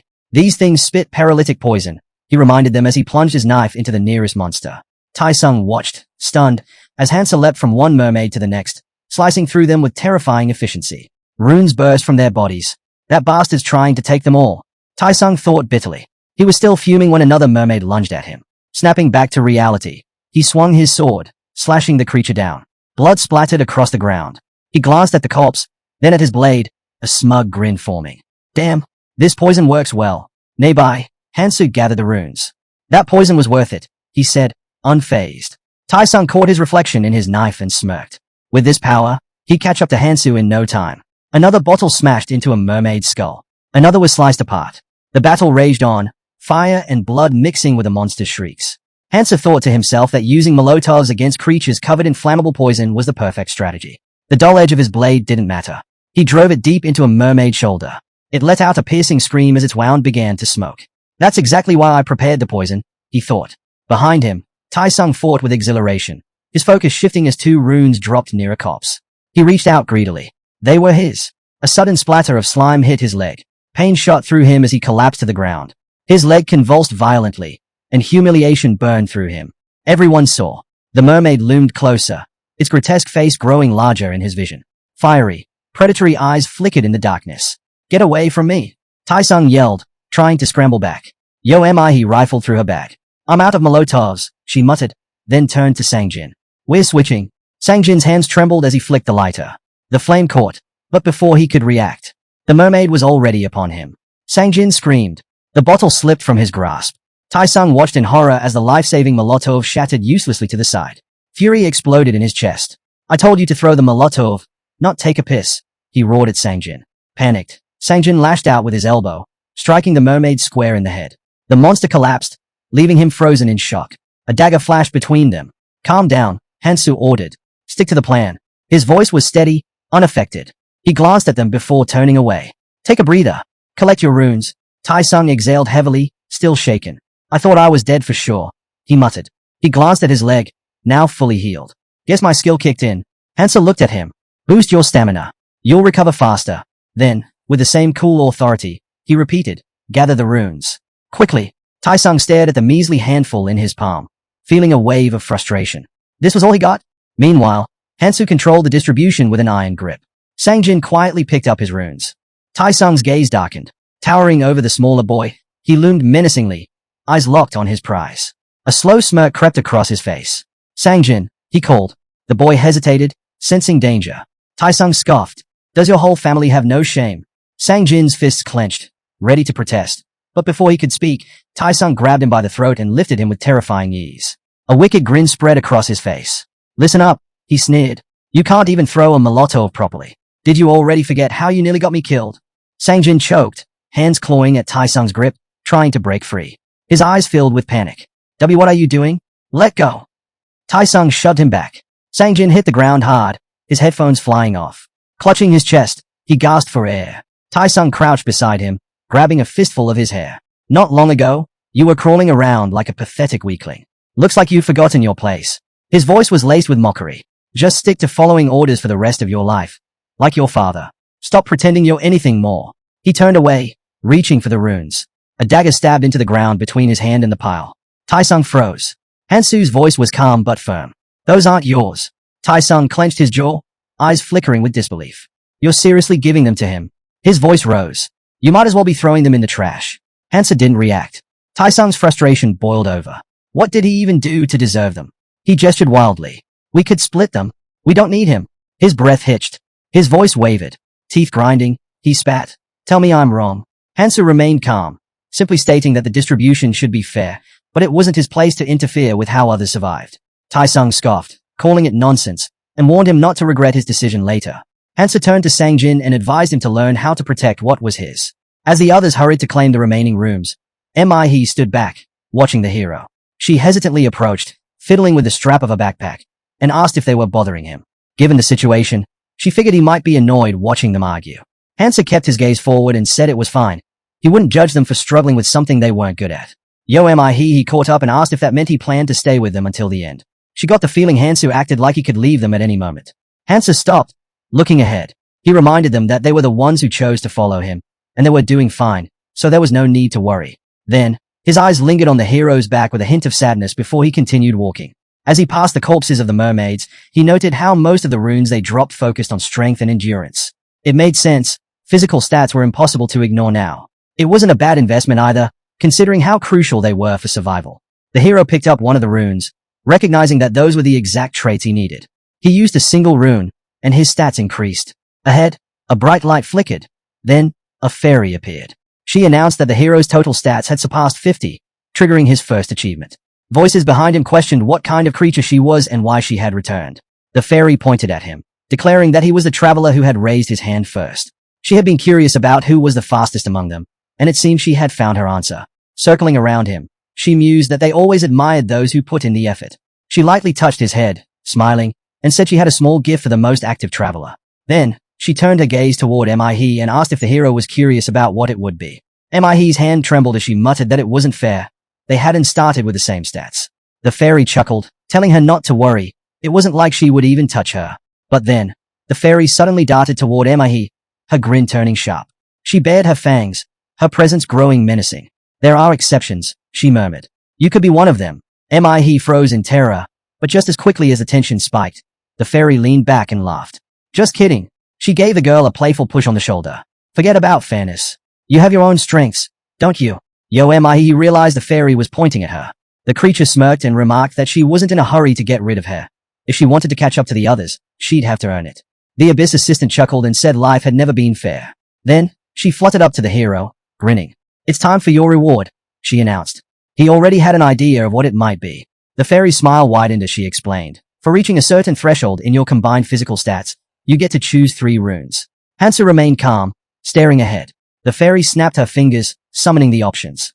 Agility, perception, healing, she listed, holding up the healing rune. This one's expendable, but it can patch up a hole in your stomach and cure most poisons. It's like having an extra life. The hero considered it. If a limb was torn off, it wouldn't be of much use. The others were stunned. A healing rune, something that could bring someone back from a near-death state. It was a chance to survive even the deadliest situations. While they silently hoped the hero would use at least 1 rune on them, Hansu studied the fairy and asked, do you have a rune that grants immunity to magic? The fairy froze for a moment before revealing another set of runes. There is one, she admitted. The group exchanged glances. The hero didn't seem particularly interested. Was this really such an ordinary choice to him? Hansu examined the options. Healing was valuable, but immunity to magic and physical damage was much rarer in the training area unless someone got extremely lucky, like Kangtai. Increasing stamina only affected endurance and recovery, but resistance to attacks, especially magic, was a far more fundamental defense. Physical attacks could be managed with experience, but magic was a different matter. He scratched his cheek, deep in thought. Finally, he checked his stats, deciding that what he had should be enough to keep him from dying right away. The fairy opened a swirling portal in the air. Well, my job here is done, she said. Then, with a playful wink, she blew a kiss toward the hero. Keep up the good work. Her words left the others speechless. Hansa turned to his companions, noticing their shocked expressions. What's with those faces? He asked.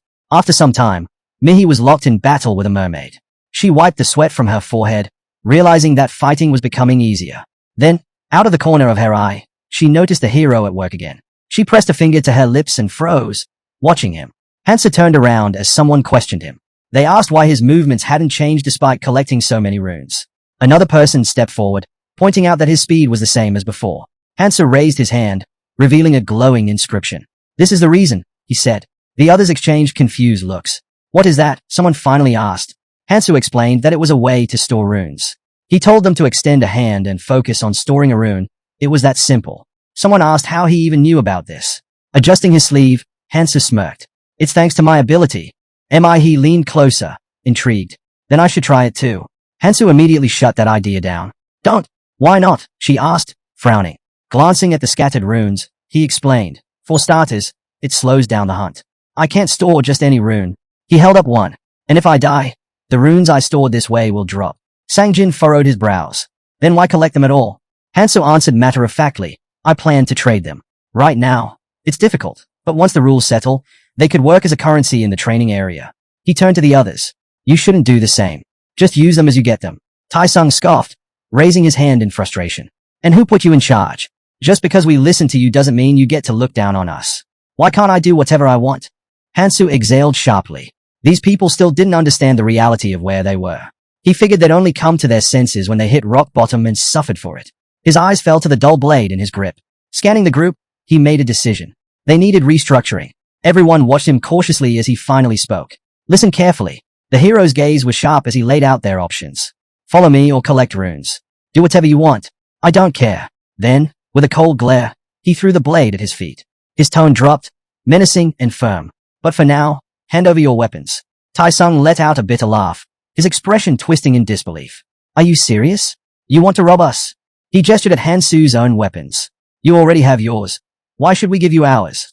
Hansu gestured toward the blade at his feet and scoffed. We can't fight with this. He shook his head. It's too crude. Useless, really. And I need extra weapons. That set off Tai-sung, who exploded in frustration. But Hansu remained calm, his voice unwavering. Do you understand me? The boy clenched his fists.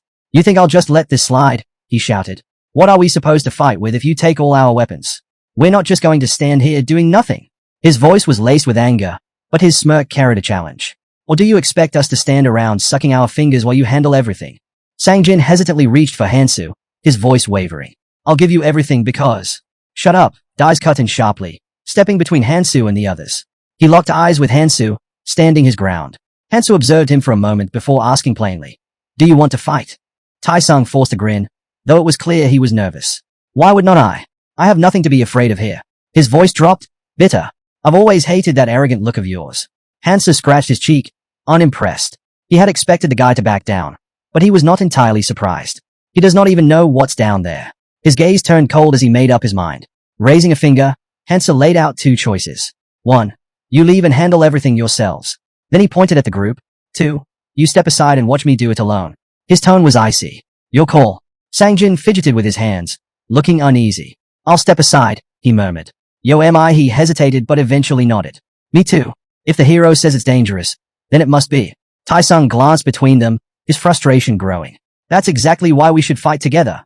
His voice was desperate, sweat beading on his face. He just wants to leave us behind and take all the rewards for himself. He turned to the others, eyes blazing. Are you really going to let him do that? Hansa studied him, unbothered. He didn't care that Sangjin was a coward. But yo am I? He stepping back complicated things. He looked away, lost in thought. Friend. That's a nice word. He smirked to himself. If Keljin were here, this guy would already be wandering lost in some no man's land. But Hansa couldn't waste any more time. He needed to move. Hands in his pockets, he turned toward the entrance. We'll settle this downstairs. If you can fight, I won't stop you. Taesung glared at him, suspicion creeping into his mind. If he's so eager to go alone, does he know something we don't? His gaze shifted toward the dark passage leading into the depths. Only a fool would pass up an opportunity like this. And with that, the descent began. All 3 of them burst onto the surface, gasping for breath. They squinted against the sudden light, their hearts pounding. Yo am I? He clutched her chest, her voice shaky. I knew it. It's too dangerous down there. Just moments earlier, they had all stood frozen in horror. A monstrous snake, far beyond anything they had faced before, loomed before them. Its massive form coiled in the darkness, unblinking eyes locked onto its prey. Taesung could hardly tear his gaze away. He glanced back, disbelief flooding his mind. Is he really going to fight that thing alone? It was insanity. But Hansu was not hesitating. He stood firm, eyes locked on the beast. The snake hissed sharply, then shot upward, its body towering over him. Hansa tensed, anticipating its attack. Without warning, the creature opened its maw, an ear-splitting beam of energy erupted forth. Hansa barely had time to react, diving behind a nearby column as the powerful blast struck. The impact sent cracks splintering through the stone. Dust and debris rained down. Peering from cover, Hansa checked his stats. As expected, his magic immunity had kept him standing. Even the sound waves, amplified by the beast's magic, couldn't break through. Still, he knew better than to underestimate it. The snake, assessing the destruction it had caused, slammed its tail against the crumbling column. Hansa seized the moment, dashing forward. This was not an opponent he could take lightly. The creature's tail lashed out again, barely missing him. But he knew its weakness. His eyes locked onto the small gaps between its thick scales. A perfect opening. With a swift, precise motion, he drove his blade into one of the unprotected areas. The snake let out an agonized screech. Dark blood sprayed from the wound. Hansa leapt back, his knife still embedded in the creature's flesh. The snake twisted in fury, its tail lashing out again. He dodged, but the beast rose above him, mouth gaping wide. Another beam fired. This time, it struck him head-on. Pain shot through his body as he gritted his teeth, sweat beading on his forehead. Before he could fully recover, the tail came swinging toward him again. The impact sent him crashing backward. Hansa pressed against the wall, catching his breath. So, it's finally regenerating. He watched as the wound he had inflicted began to close. The snake scanned the battlefield, searching for him. This was a training area, and despite his physical resilience, he was not immune to poison. Blood trickled from the beast's injury, but it was not enough. He knelt, gripping another blade with trembling fingers. 5 left, but 1 or 2 would not be enough to end this fight. He steadied himself. Then, with cold determination in his eyes, he launched forward once more. The snake lunged, fangs bared, another attack incoming. The ground trembled from the force of their battle. Meanwhile, He stared anxiously into the tunnel's darkness. Even from this distance, the echoes of the fight reached them. She clenched her hands, worry clouding her expression. Taesung turned to her, frowning. Why did you stop? His voice was tense. We don't even have a single weapon. We should head back to the store. A flicker of doubt crossed He's face, but she shook it off. Without another word, she took off running. I have to check on him. Taesung gritted his teeth in frustration. Taesung's scowl deepened as he watched her go. He had been ignored since the moment they arrived here, and now, once again, he was left behind. Still cursing under his breath, he ran after her. The 3 of them ran forward in silence, their footsteps quick and tense. Then, as they got closer, He's breath hitched. Her eyes widened in horror. Are you? She couldn't finish a sentence. Her body stiffened. Hansa was dangling in the air. The massive snake's fangs sunk deep into his arm. Many let out a horrified scream.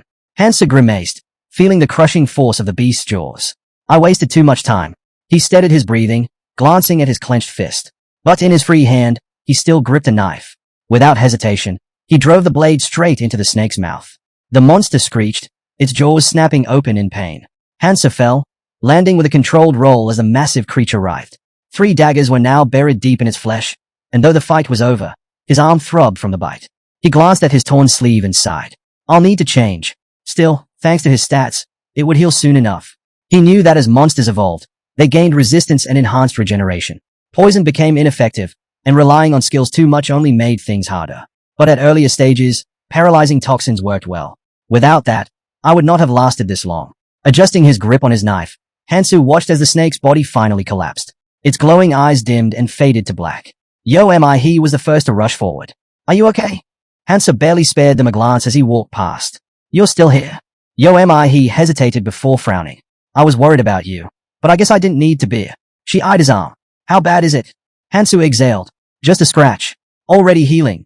Tai-sung stood frozen, staring at the dead snake. His mind reeled. He took that thing down alone. He had always known Hansu was strong, but this was something else entirely. The gap between them was overwhelming. How am I supposed to compete with that? Meanwhile, Hansu crouched beside the monster's corpse, his lips curling slightly in amusement. He reached down and plucked something from its remains. Tai-sung stepped forward. What's that? Hansu held up a rune, letting the dim light reflect off its surface. He examined it, recognizing the power it held. A shockwave rune from a needle snake. Not a bad reward. He slipped it into his pocket. It would be useful, but only if he had a magic rune to activate it. Tai-sung watched, clearly impressed. That rune must be valuable, considering the size of that viper. His voice carried a hint of envy. You planning to use it? Hansu shook his head. No point. His skill limit was 7, and this was not something that fit his style. He preferred abilities that were unconventional. Before he could pocket it fully, Sangjin suddenly stepped in, eyes glinting with interest. Then give it to me. Tai-sung drove his elbow into the guy's chest and warned him not to even think about using it. He would not be able to anyway. Instead, he demanded the hero hand it over to him. Sangjin rubbed his sore chin and pointed out that Tun was already there. Annoyed, the blonde turned to him. You really think you'll be useful with this?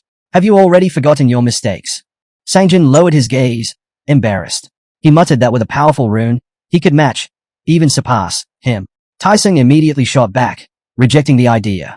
He stepped in, trying to calm things down. Hansu, irritated by their argument, finally spoke up. What are you two doing? He raised his hand, revealing the rune. Did I ever say I was giving it to either of you? If I'm parting with this, I'd rather sell it. If you want it, fine. I'll even give you a 5% discount. He smirked. Make me an offer. The 3 were stunned. Tai-sung hesitantly asked if they could pay in installments. Hansa shrugged. If someone's willing to vouch for you, sure. You can guarantee it for each other. He turned away for a moment before stepping forward. I'll take it, she said, placing a hand on her chest. That was expected. None of them trusted each other, leaving her as the only reasonable option. Hansa handed her the rune. Earlier, he had noticed her quietly picking up a rune of magic. She hadn't needed to hide it. After all, she was the one who had taken down the monster. But it was not surprising. In a world like this, the more cards you kept hidden, the better. As the rune exchanged hands, Hansu observed He more closely. She was far more ambitious than she let on. She turned to him. There are 3 runes for agility and perception, and 7 for strength and endurance. Hansa nodded.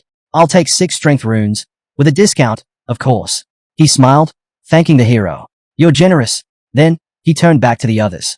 Don't take this the wrong way, but if you get used to getting things for free in a place like this, you won't last long. Nothing comes without a price. His gaze fell on the rune in his hand, but there was no time to dwell on it. They had to move. As they walked, Hansu's eyes landed on a cluster of Zeuterium deposits. He approached the strange growths and broke off a piece for himself. The others watched him closely, trying to figure out if he was using his ability again. He and Sangjin flanked him, observing his every move. Hansa suddenly straightened and stepped back. Without a word, he drew a knife and turned his attention to the massive snake they had taken down. And Sangjin watched, mesmerized by what he was doing, while Tai-sung, confused, asked what the two were staring at. Hansa didn't answer. With precise movements, he sliced open the snake's body. Its organs spilled onto the ground. Tai-sung watched the hero in confusion as he pulled out the pot once again. Someone asked if he was planning to make another poison, but this time, it was something different. Hansa gathered the materials, scales from the needle snake. They were tough, but not strong enough to be used as weapons on their own. That meant he had to create one himself. There were 134 possible weapon combinations using monster materials from the training area, but only 11 were practical for actual combat. The needle had limited range, making it difficult to inflict lasting damage like bleeding. However, if he targeted weak points precisely, he could turn that flaw into an advantage. He examined the needle. The tip was slightly dull, but since it was handmade, there was no other choice. Sweat dripped down his face as he combined the ingredients. A bright light flared, signaling the fusion process. The hero knew how much effort alchemists put into discovering the best weapon combinations, especially early on. It had taken them countless hours, but the result was worth it. He sharpened the blade, reinforced it for better armor penetration, and made a few modifications to ensure it could pierce the monster he needed to defeat next. Finally, he wrapped the handle in leather and took a step back, assessing the finished product. Now this looks like a real weapon. As he stood, Tai-sung stared at him intently. If you had used a cocoa lizard instead, you could have made something even better, he commented. But the needle snake isn't bad either. Honestly, I doubt you'll find anything stronger than this for now. He eyed the sword, clearly impressed. Then, after a moment of hesitation, he spoke again. Can I buy that from you? I'll give you all my runes for it.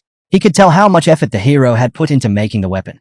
Based on that alone, he was certain it was better than anything he had. Hansa considered it for a moment before replying. This isn't just any weapon. But since you're that interested, I'll sell it. Then he added, I can't make another one. I'm out of materials. Tai-sung clicked his tongue in irritation. Selfish, he muttered, running a hand through his hair as Hansa packed up his things. Hansu, unfazed, simply thought ahead. There's something better waiting for me. I just have to be patient. His eyes drifted toward the glowing doors ahead. That had to be their next destination. The carriage doors opened. Inside, there was electricity and an empty space. Their ever-confident Mr. I can do anything had gone quiet. That could only mean one thing. There would not be any fights this time. Which meant a reward was waiting for them.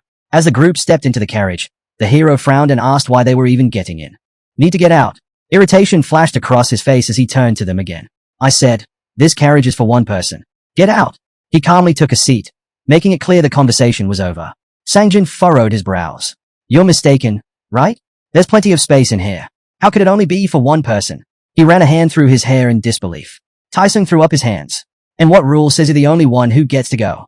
After everything we've been through together, why do you get to decide? Hansa let out a long sigh, exasperated. Tai-sung clenched his fists. If it weren't for us, you would not have even made it here. Hansa scanned their faces, unimpressed. Pathetic. He understood why they wanted to take this opportunity, but they were missing one crucial thing. He stood up, his expression unreadable. You're right.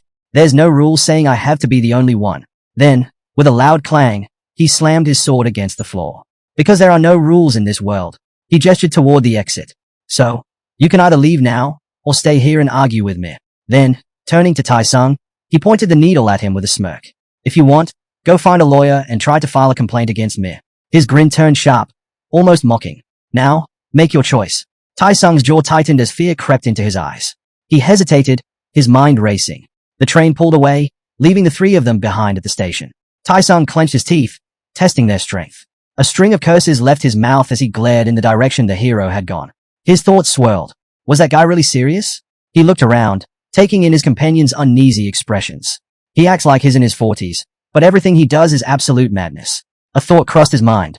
If the three of us attacked him together, we might stand a chance. If we won, we'd get all his items. His fingers twitched toward the handle of his knife. And if we lost, we could just beg for forgiveness. He would not actually kill us, right? It was worth considering. Then, he recalled the hero's cold gaze, the sheer presence that made him freeze in place. His body refused to move. A shiver ran down his spine as realization sank in. No, he would not hesitate. He'd kill me on the spot. With a deep breath, he forced himself to relax. As they parted ways, he muttered, we'll see each other again. Beside him, Mi absent-mindedly stroked her hand. We shouldn't have pushed him so hard, she said quietly. She adjusted her hair and sighed. And we definitely shouldn't have provoked him. He's been helping us all this time. Then, without looking back, she turned toward the exit. Let's go. Tai-sung stared ahead in silence, his thoughts firm. There was nothing wrong with wanting to grow stronger. If anything, it was necessary. The man before him was consumed by negativity. But was not that the whole point of coming here? To push past limits? Tai-sung resolved to strengthen himself no matter what. Piecing together everything he had learned so far, the structure of this place became clear. First, the train made stops at 20 stations. Second, each stop held a random artifact. Third, there was no turning back. Once a station was passed, it was gone for good. Hansa sat with his hands folded, deep in thought. The entire system seemed designed to create psychological pressure. Even if he made it to the final stop, survival was not guaranteed. Caution was essential. When he opened his eyes, He had already arrived at the 12th station. A quick inventory check. Laroon circlet, kettle claws, steel glove. 8 weapons in total. Decent for a beginner, but not particularly useful to him. The Laroon circlet, combined with perception stats, could pinpoint monster weak spots, but Hansen no longer needed it. He already knew them all by heart. He stepped onto the platform, his mind shifting to a different priority, mobility. If he could find an artifact that enhanced movement, his combat efficiency would skyrocket. That was his focus now. Then, he saw it. His eyes widened. Resting atop the monument was the Cloud Maniac's neck. He hadn't expected to find something like this here. One drag from it would instantly boost all stats, and as long as he kept smoking, the effect would continue to grow. A single cigarette granted a 20% stat increase for 10 minutes. A smirk crossed Hansu's lips. This was exactly what he needed. It would not work outside the training area, but within these limits, it was an unmatched artifact. He picked it up, murmuring that it had been a long time since he last saw cigarettes. A memory surfaced. Someone had once scolded him for smoking. Again? You're aging faster than you think, she had said, taking the pack from his hands. She had smiled, warning him that he'd ruin his face if he kept at it. Lowering his hand, Hansa silently reassured her. This time, it was different. The train doors slid open, pulling him back to the present. He returned to the Snake's Court core, scanning his surroundings. Were they really gone? He had 4 days before another hidden artifact would appear. In the next 2 days, he had to make a decision. Focus on hunting and collecting runes or complete the remaining tasks. The choice was obvious. His gaze landed on a pot. He had completed a few tasks on the journey, so why not see what rewards awaited him? Slipping it into his backpack, he made a mental note. He didn't know what he'd get, but some rewards were worth the effort. One particular task caught his eye. The reward was promising, and it would not take long to complete. If he succeeded, he could obtain a sage stone, along with a clumsy mage as a follower. Hansa rubbed his chin, thinking. The sage stone was a powerful artifact, one that boosted all stats by 10, including its own, and could heal fatal wounds. A rare find, not just in the training zone but even in the red zones. However, the kind of person who completed this quest had to be unhinged, and he knew exactly who had done it before. Envy, a member of the death squad. She had been thrown into the abyss alongside criminals while volunteering at the prison. At first, she had her most trusted people with her, but once the training began, they turned on her. Betrayed and enraged, she unleashed her full strength. For 7 days, she hunted them down, tore them apart, and ate their hearts. In the end, she had wanted to take her own life, but then, this quest had appeared. Hansu exhaled sharply, rubbing the bridge of his nose. This quest was not for him. It clashed with his goal, saving as many people as possible. He decided to let it go. A different thought came to mind. It should be nighttime by now, which meant it was time for a quest with a solid reward. He recalled one that involved getting food from a selfish, wealthy man. Not a bad deal. Moving forward, he focused on his priorities, completing the quest and managing his stamina. There would be no time to rest. He entered a looted store, hoping to find something to eat. The shelves were stripped bare. As he moved further in, he noticed a hole dug into the floor. He muttered that his so-called companions were nothing but scoundrels. Tossing his backpack over his shoulder, he glanced up at the sky. The moon would be rising soon, and they had the audacity to pull something like this. He smirked. Let's see how brave they really are. The sun had set over the ruined city. In the dim light, people in jackets were unloading boxes while a group of survivors watched from behind cover. Someone whispered, frustrated, "How can they just take everything?" A girl clenched her fists. "We have to stop them." A blonde-haired guy hissed back. "We don't have time for that. The second they hear us, they'll run. I didn't even get a chance to grab anything. They even took my cash." He shook his head. How did they move so fast? From behind a stone, another survivor peeked out nervously. "They might be stronger than us." "Usually quiet," murmured. "There's too many of them. They outnumber us, even if our stats are higher." Someone else muttered, "Hansu isn't back yet. We shouldn't take risks." The blonde girl gave her boyfriend a stunned look. Since when does Sangho talk this much? Meanwhile, across the way, a man named Sango waved at them with a smirk. The entire group tensed, stepping back. The blonde narrowed her eyes. "Is he waving at us?" Tai-sung scoffed. "They're just trying to provoke us. Ignore them. There's no point in taking the bait." He turned and started walking deeper into the alley. "Let's go. We need to find food and supplies somewhere else." The others hesitated, watching him with uncertainty. The blonde girl still didn't understand why that guy had waved, but regardless, he had done his job well. Suddenly, someone emerged from the alley. Sangho squinted, trying to make out who it was. Before he could react, Tai-sung spoke up casually, saying the group needed food. He suggested checking the subway, flashing a smile as he added that they should grab supplies before anyone else got there. Offering to show them the way, he seemed confident. CHP 11 done.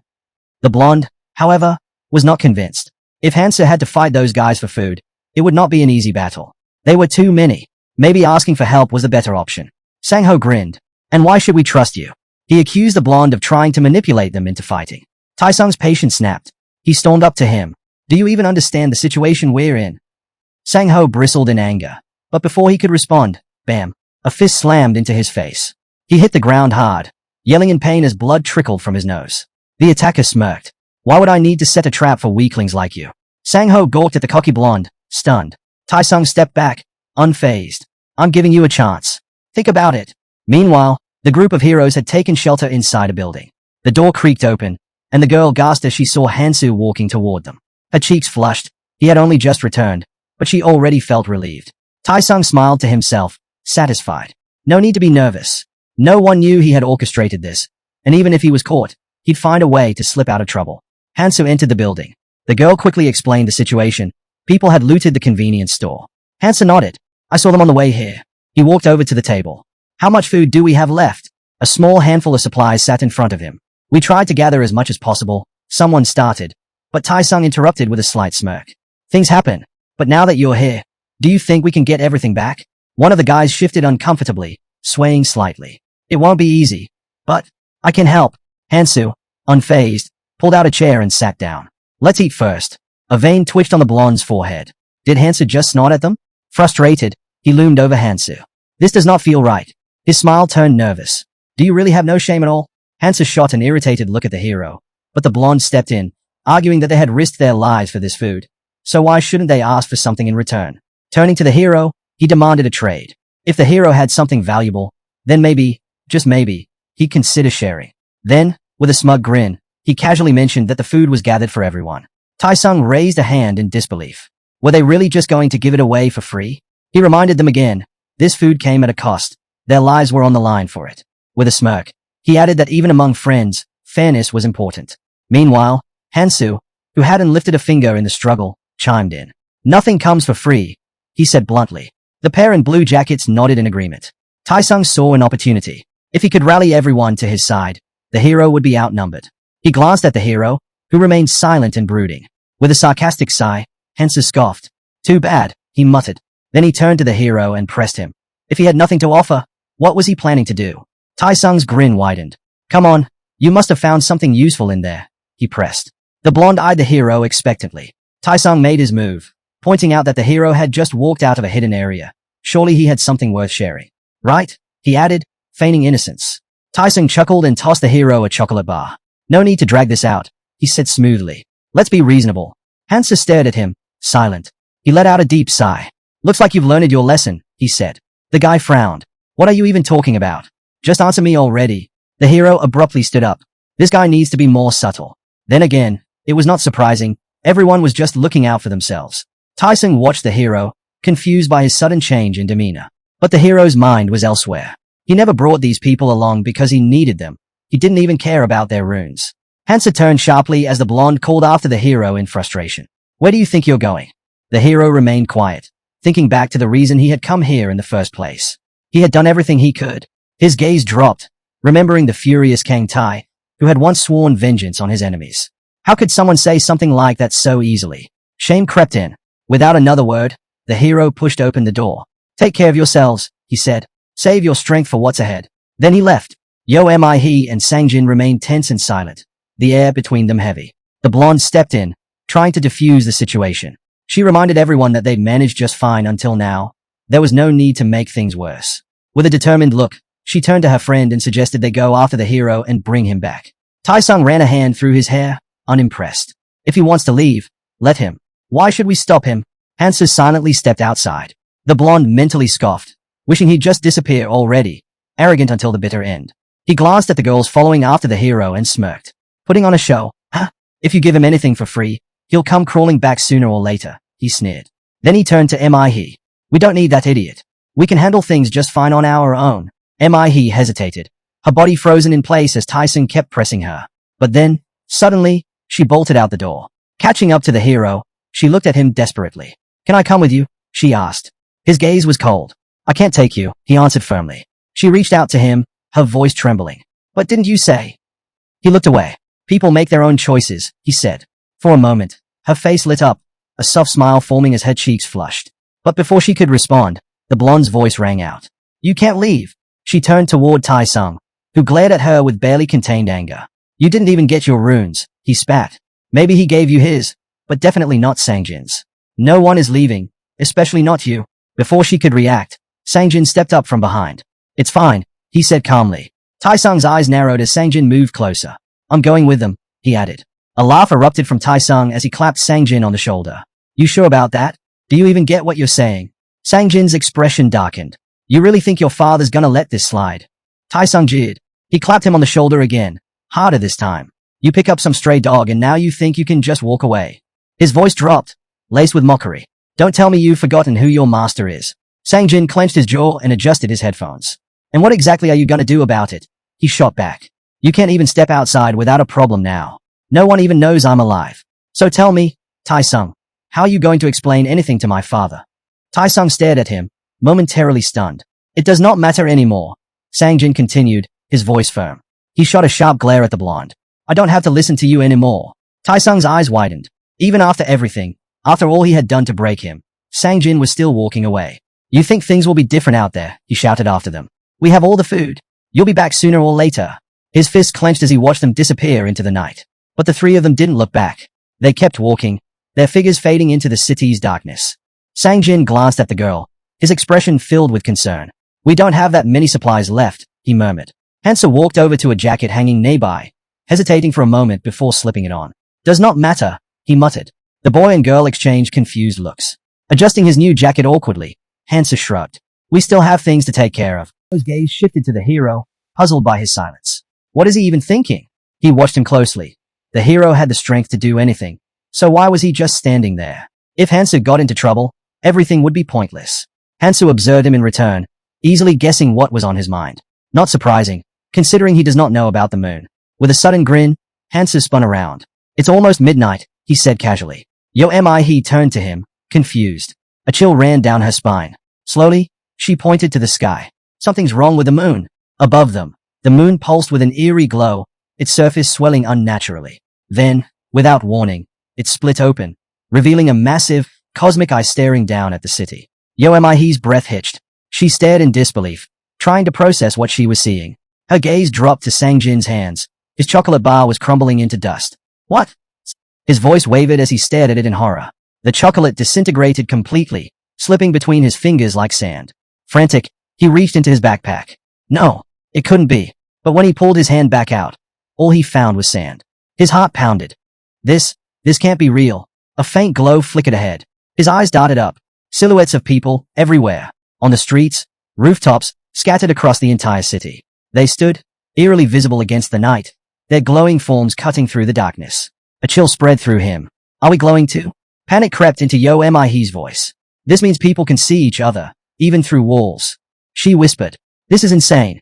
It's forcing people to fight. Sangjin turned to the hero, his voice shaking. Did you know this would happen? Hansa let out a short laugh. Don't be ridiculous, he scoffed. I might have powers, but even I couldn't predict something like this. He's way too calm. Suddenly, a chorus of screams tore through the night. People were shouting, accusing each other of stealing their supplies.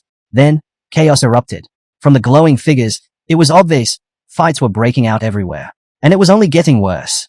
Hansa watched the people argue over food, his gaze distant and uninterested. With a sigh, he muttered to himself about how terrible this world had become. He looked up at the sky, reminding himself why he had warned them not to take too much.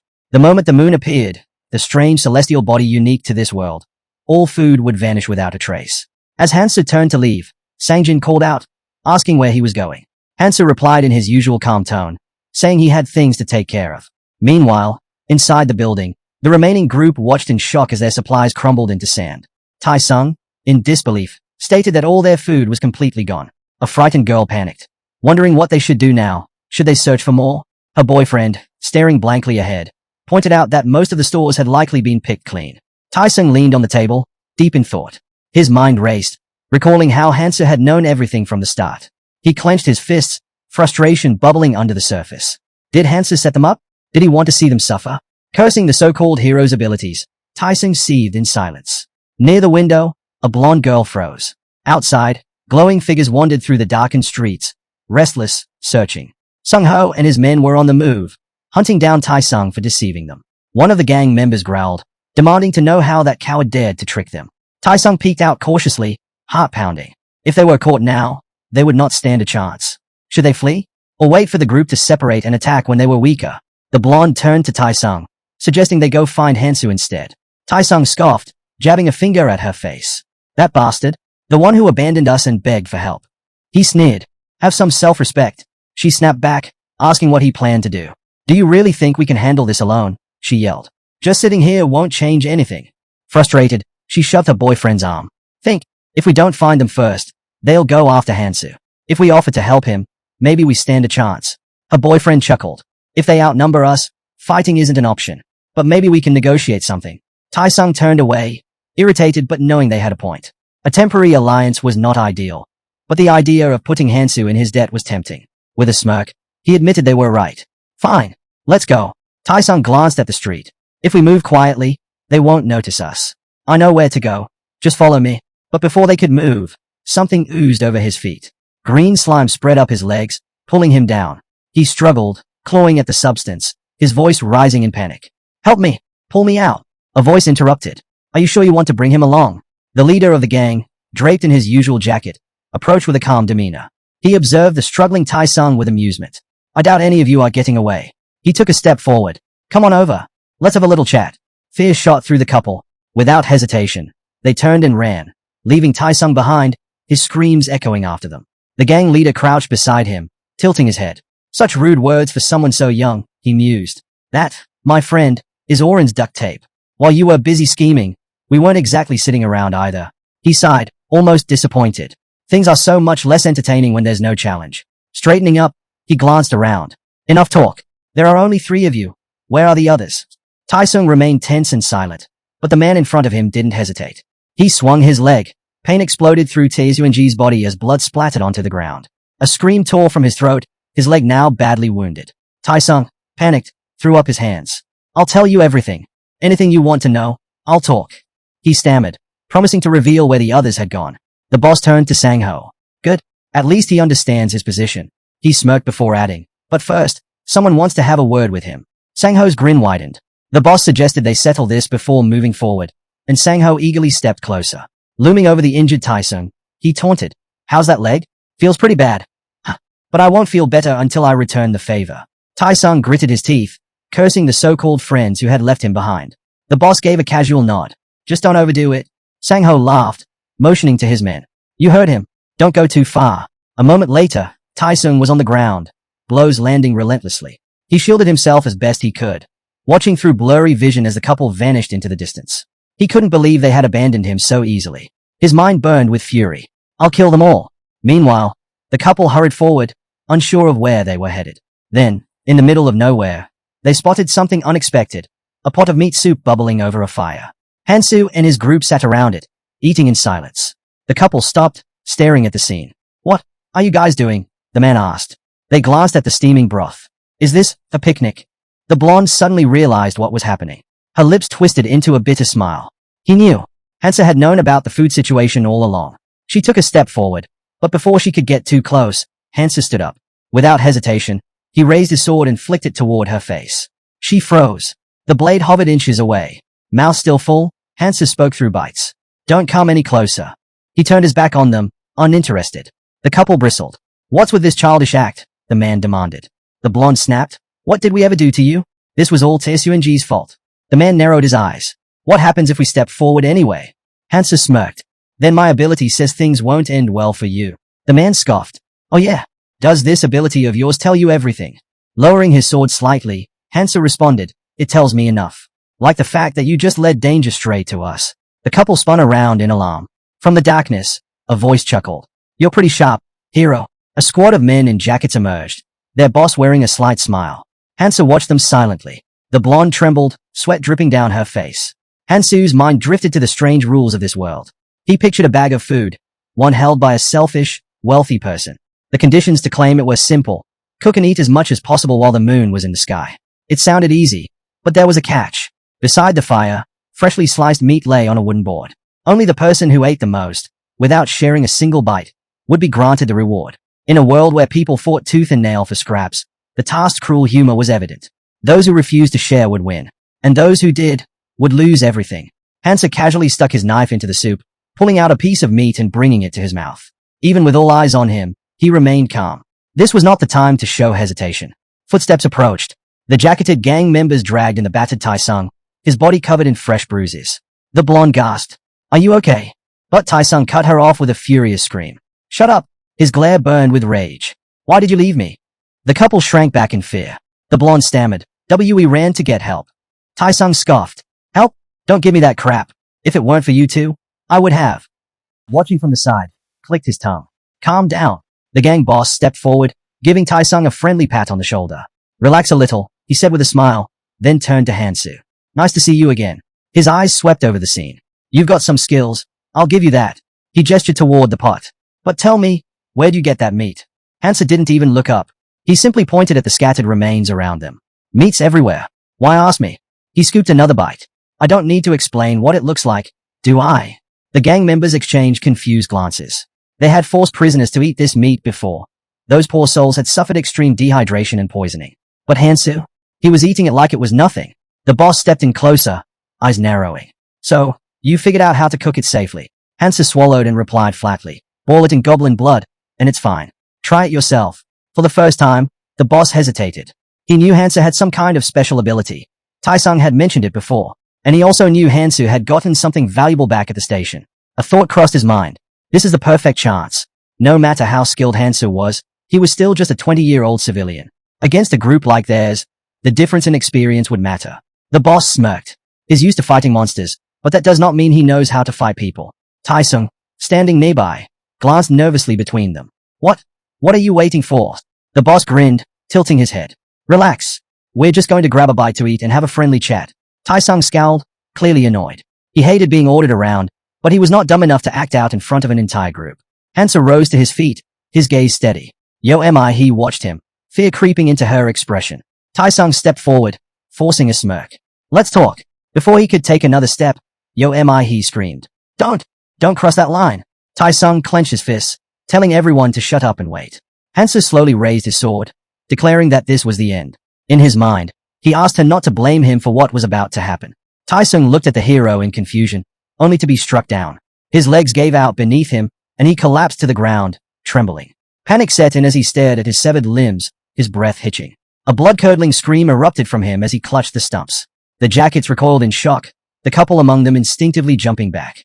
Tai-sung howled in agony, demanding to know how the hero could call himself human after doing something like this. How could he be so ruthless? Regret and fear filled his eyes as they shut tightly, but his screams didn't stop. "All this, just for a piece of meat," he cried out. Sangjin's mouth fell open, sweat beading on his forehead. The blonde turned to the group and warned them to tread carefully around the hero. If he was willing to do this just to avoid sharing food, what would he do when he got even stronger? Did they really believe he would not eventually turn against them? Tai-sung whipped his head toward the jackets, shouting that the hero would kill them all for the runes. They had to act now. If they didn't stop him, he would come for them next. Kill him now. Or do you really think you can take him on when he's stronger? The boss's expression darkened. "Get ready," he ordered. Sang-ho hesitated, watching the hero closely. He couldn't argue that the guy was wrong, but there was something unsettling about him. Right now, he was not looking for a fight, but if he gained enough power, he could wipe them all out without effort. The group drew their knives. Under the moonlight, there was no way for the hero to escape. Sang-ho knew this was their best chance. If they wanted to survive, they had to eliminate him now. Hansa met their stares with an icy gaze. Sang-ho tried to wrap his head around it. What kind of student had eyes like that? What had he been through? Hansu exhaled, glancing at the crowd. A memory surfaced. Ayres and Keldian used to argue constantly, even after deciding to work together. Ayres always warned him not to make unnecessary enemies. But Keldian had a different philosophy. If an enemy stands before you, crush them completely. Because if you don't, you'll be the one crushed. Hansu smirked. He looked down at his hand, runes glowing faintly against his skin. With a grin, he pulled them out. The jackets shouted in alarm. "What kind of trick is this?" Sang-ho barked an order. "Kill him." The men charged. Hansa gripped the hilt of his sword tightly. If they wanted to start this, then before the night was over, he would finish it. He pushed off the ground, landing on his toes before launching himself toward them. His movements were so fast that Sang-ho winced, unable to comprehend how he was moving like that. Hansa spoke calmly. "This will hurt."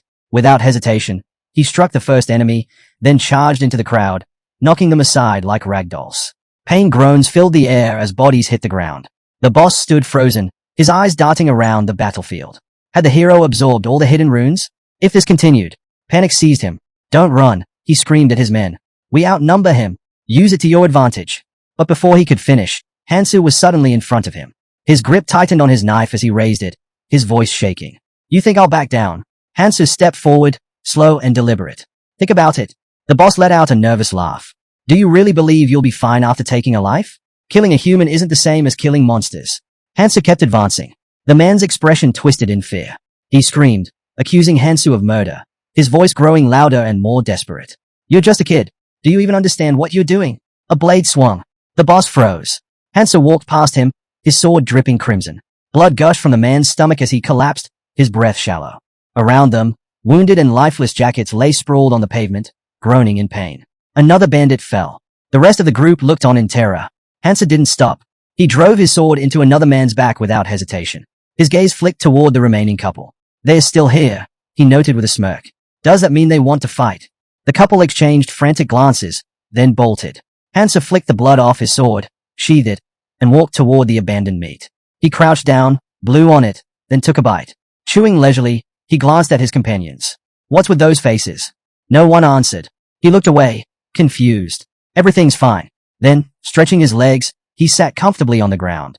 Sangjin remained silent, struggling to process the scene before him. The bodies, the blood, the quiet stillness of dawn breaking over the city. Above them, the moon, having witnessed the night's slaughter, slowly closed its eye. Hansu stood up, slinging a bag over his shoulder. He had eaten nearly 3 days' worth of food in one sitting, his stomach turning from the excess. He stared ahead, expression dark.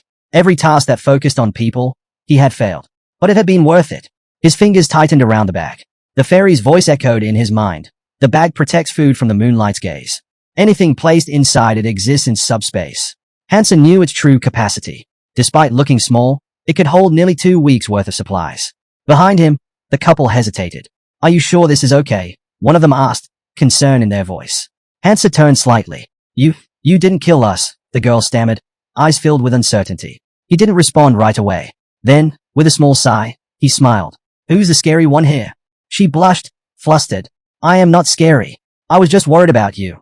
Hansu chuckled, turning away. The girl watched his back, her thoughts swirling. In the end, it was not surprising he let them live. There was nothing they could do to stop him anyway. And soon, he would only grow stronger. He stepped forward, pushing away thoughts of the others. If Hansu had killed them, he would have taken their runes and gained even more power. Her gaze dropped to the pouch at his waist. She exhaled. In this world, only one truth mattered. You either rise, or you fall. And judging by how Hansu saw things, she realized she fit into this new reality just fine. Hansu looked away, his expression grim. He could have done it, killed them all and taken their runes if his only goal was to grow stronger. But that was not why he came back. His purpose was not just power. It was to save as many people as possible, to minimize conflict, to unite forces. The most important thing was establishing rules. And the first of those rules? No killing for runes. Sure, he could have taken their runes. But their worth was not just in their strength. What they could contribute mattered more. The real challenge would be enforcing these rules. If power dictated order, then someone strong had to be the one setting the example. That's why he couldn't let people see him mindlessly killing. A purge was inevitable, but not here. Not now. Too many eyes were watching. Behind him, Sangjin trailed closely, hugging his arm. Hansu figured it would not be long before someone stumbled upon the runes left behind. Then, Sangjin suddenly stopped. I'll stay here, he said. Hansu turned to him. What are you talking about? Sangjin hesitated, scratching his arm awkwardly. I don't think I can keep going. Not with the others. He glanced at the boy, concern flickering across his face. Why? Hansu didn't look back. Do whatever you want, he said flatly. I respect personal choices. Sangjin turned away without another word. She watched him go. Hansu spoke again. Why don't you just do what you really want? He flinched. The hero suddenly turned to her, his sharp gaze locking onto her. She froze. Are you not afraid of me? He asked coldly. He looked away. I am, she admitted. But the image of him standing among the bodies flashed in her mind. She clenched her fists. I just know not to cross that line. She stared at her feet, then gathered her courage and met his eyes. If I leave now, you won't let me come back, will you? Hansu was silent. He took a shaky breath. Then I'll stay. Until the end. The hero studied her for a moment. Good instincts. He smirked. Then let's go. Without another word, they descended into the subway. Some time later, Tai Sung trembled, desperately trying to shove a body off of himself. His hands were slick with blood as he thrashed beneath the weight. Damn jackets, all they do is yap, he spat, voice filled with rage. He should have just killed them all. The hero made a mistake. Taisung's wounds were already closing. Soon, he'd be fully healed. And when that happened, he'd make them all pay. Gritting his teeth, he dragged himself forward, every movement sending sharp pain through his body. But he didn't stop. He would follow the hero. He groaned, panting, dragging himself inch by inch. His anger burned, searing hotter than his wounds. How dare they abandon me? Yo am I he? Yo am I he left him too. His vision blurred with fury. I won't let him get away with this. I won't be left behind. A shadow loomed over him. Combat boots stepped into view. Taisung's body tensed. He slowly lifted his gaze. Sangjin stood over him, staring down in silence. Taisung blinked. Confusion flickered across his face. Then realization. This is my chance. He forced a weak smile. Pick me up, he said. Sangjin didn't move. Taisung's smile faltered. Didn't you hear me? Pick me up. Still, nothing. Sangjin just stood there, looking down at him. His eyes were empty. Something dark lurked beneath them. Taisung's expression twisted. Are you seriously going to leave me here? After everything? Sangjin said nothing. His fingers slowly reached down. Taisung scoffed. What? Trying to look intimidating now. Don't make me laugh. Sangjin grabbed a knife from the ground. Taisung's breath hitched. The blade glinted in the dim light, the metal radiating an unsettling chill. And Sangjin's eyes. They were terrifying. Taisung smirked at the boss while Sangjin silently observed his enemy. Just as Taisung turned away, Sangjin slowly closed the distance between them. Taisung frowned, puzzled by Sangjin's approach. Before he could react, a hand shot out, gripping his collar. Taisung immediately grabbed the man's wrist. What the hell are you doing? He demanded. Sangjin's expression darkened. Now I understand, he muttered. Taisung's mind raced. When had Sangjin become this strong? Sangjin yanked him closer. I should have done this a long time ago, he said, his voice eerily calm. Taisung scowled. What the hell are you talking about? Let me go. But Sangjin's gaze was chilling, his grip unrelenting. In the next instant, Taisung felt a sharp pain beneath his ribs. His pupils shrank. His trembling hand reached for the headphones around his neck as he cursed under his breath. Taisung's voice wavered with rage. How dare you? The headphones slipped from his grasp, clattering to the floor. Sangjin's voice was cold. You told me to know my place. Now it's your turn. A tremor ran through Taisung's body as Sangjin sneered. You think you're someone? All you've ever done is hide behind your father, using him to humiliate me. Sangjin let out a low chuckle as the blooded knife fell from his grasp. He dropped to his knees, covering his mouth, then suddenly struck himself in the face. His breathing was unsteady. Pull yourself together, he muttered. This is nothing. It's nothing. Beneath him lay the fallen runes of the dead. Sangjin stood. The boss reached out a hand. Let's talk, he offered. Spare me, and we can work together. Sangjin was not listening. He turned to the wounded man, whose voice droned on. And then it all made sense. Hansa hadn't followed him. He had known. The man reached toward Sangjin, desperate. Sangjin scoffed. You're pathetic, he said. If you were brave enough to stand beside me in battle instead of cowering in fear, maybe things would have been different. He thought of who? Of his distance. Can I still stay by your side? His fingers closed around Taisung's runes. If he had been stronger, the hero would not have pushed him away. That had never changed. His mind drifted back to the past. To school, where he had walked through life like a minefield, shrinking at every step because of one person. Not anymore. This time, he would prove himself. Sangjin stared ahead, determination burning in his eyes. He would grow stronger, just like the hero. If he had to use fools to catch up, so be it. As he walked forward, leaving a trail of blood behind him, he muttered to himself, one day, he'll see me differently. Above the ruined city, mutated birds circled. One of them let out a piercing screech. On the ground below, He stood firm. Taking a deep breath, she unleashed a powerful scream, shaking the air. The birds around her plummeted to the ground, lifeless.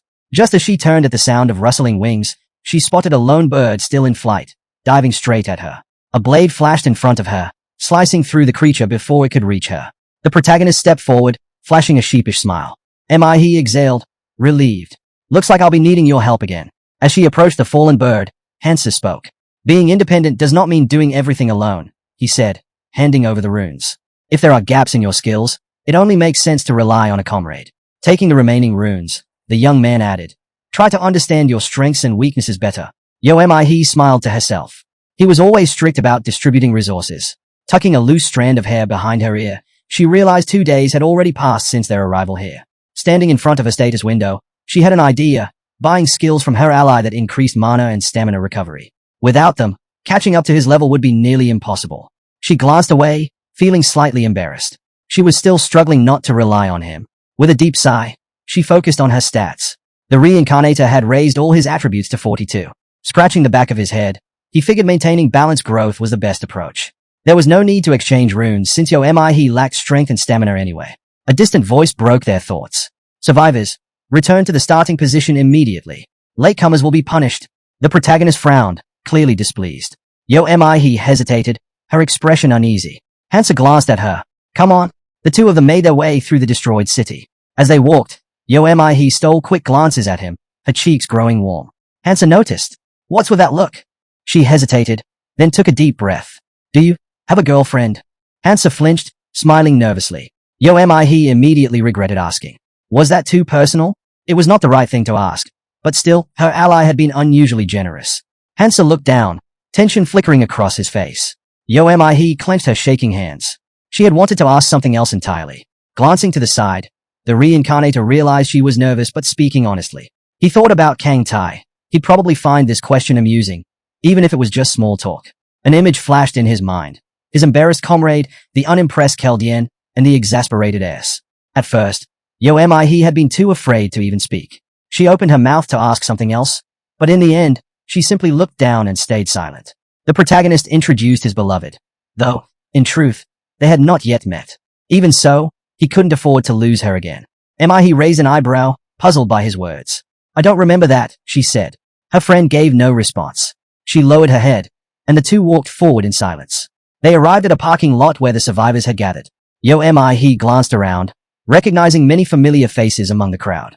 Her eyes widened. Something felt off. A fairy beamed, surveying the group. Is everyone here? Nearby, a devil spread his arms and sighed. Unfortunately, we got here too quickly. Wasting no time, the assistant stepped forward. I have two pieces of good news for you travelers, he announced. The crowd tensed, eyes filled with dread. Raising a single finger, the monster closed his eyes. First, if you can hold out for 72 more hours, you'll be free to leave. The fairy clapped his hands together. Wonderful news, isn't it? His voice was bright and cheerful. The survivors, however, stood frozen in horror. The devil's gaze darkened. Why aren't you reacting? With their faces pale and eyes wide, the people hesitantly started to clap. The assistant smirked. Ah, that's more like it. I'm glad to see you all so happy. Then, with a snap of his fingers, he declared, now, it's time to introduce tonight's star. The ground trembled. Pebbles scattered across the pavement. The crowd stiffened as a massive shadow loomed over them. A monstrous altar towered over the ruined city. He's eyes widened in shock. What is that? A massive claw struck the bars of a cage, rattling the structure. The monster inside let out a deep growl. The fairy grinned. A very cute little creature is waiting for you inside. Spreading his wings, the devil gestured grandly. Do you see it? Behind him, an enormous eye opened, unblinking and hungry. The assistant chuckled. This little guy is a carnivorous beast. Gasps filled the air. The fairy continued with a playful lilt. For your sake, we haven't fed it all day. The survivors paled. It's very eager to be let out. The altar walls shook violently. The devil slammed his fist against the barrier. It may look sturdy, but I promise, it's not as strong as you'd hope. A deafening roar split the air.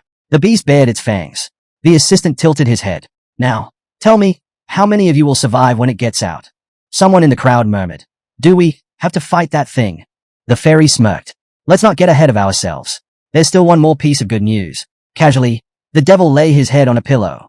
There's a way to make it fall asleep. If we do that, it won't even try to break free. Blowing a kiss to the crowd, the assistant teased. Anyone want to guess how? Silence. The survivors' expressions remained grim. The monster scoffed, tossing the pillow aside. You're all such boring actors. Then, baring his fangs, the fairy grinned. The method is very simple. The devil casually declared that feeding the monster 5 people a day was the simplest solution. The girl frowned, while the assistant quickly did the math. 3 feedings would be needed to last 72 hours. Standing before the anxious crowd, the protagonist took a quick count. Only a little over 60 people remained. That meant nearly a quarter of them would have to be sacrificed just to keep the beast asleep. With a snap of his fingers, the fairy reminded them that the choice was theirs to make. Then, to silence any doubts, he played a recording. A massive creature filled the system window, trampling buildings beneath its enormous feet. Its eyes burned with a crazed fire as terrified screams echoed through the air. People tried to flee, but one man was lifted high into the sky before being tossed into the monster's gaping mouth. Hands behind his head, the devil smirked. He explained that the footage was from another training area, one where the survivors had foolishly attempted to fight back. Their fate was clear. Hansa glanced around. The other survivors were already arguing.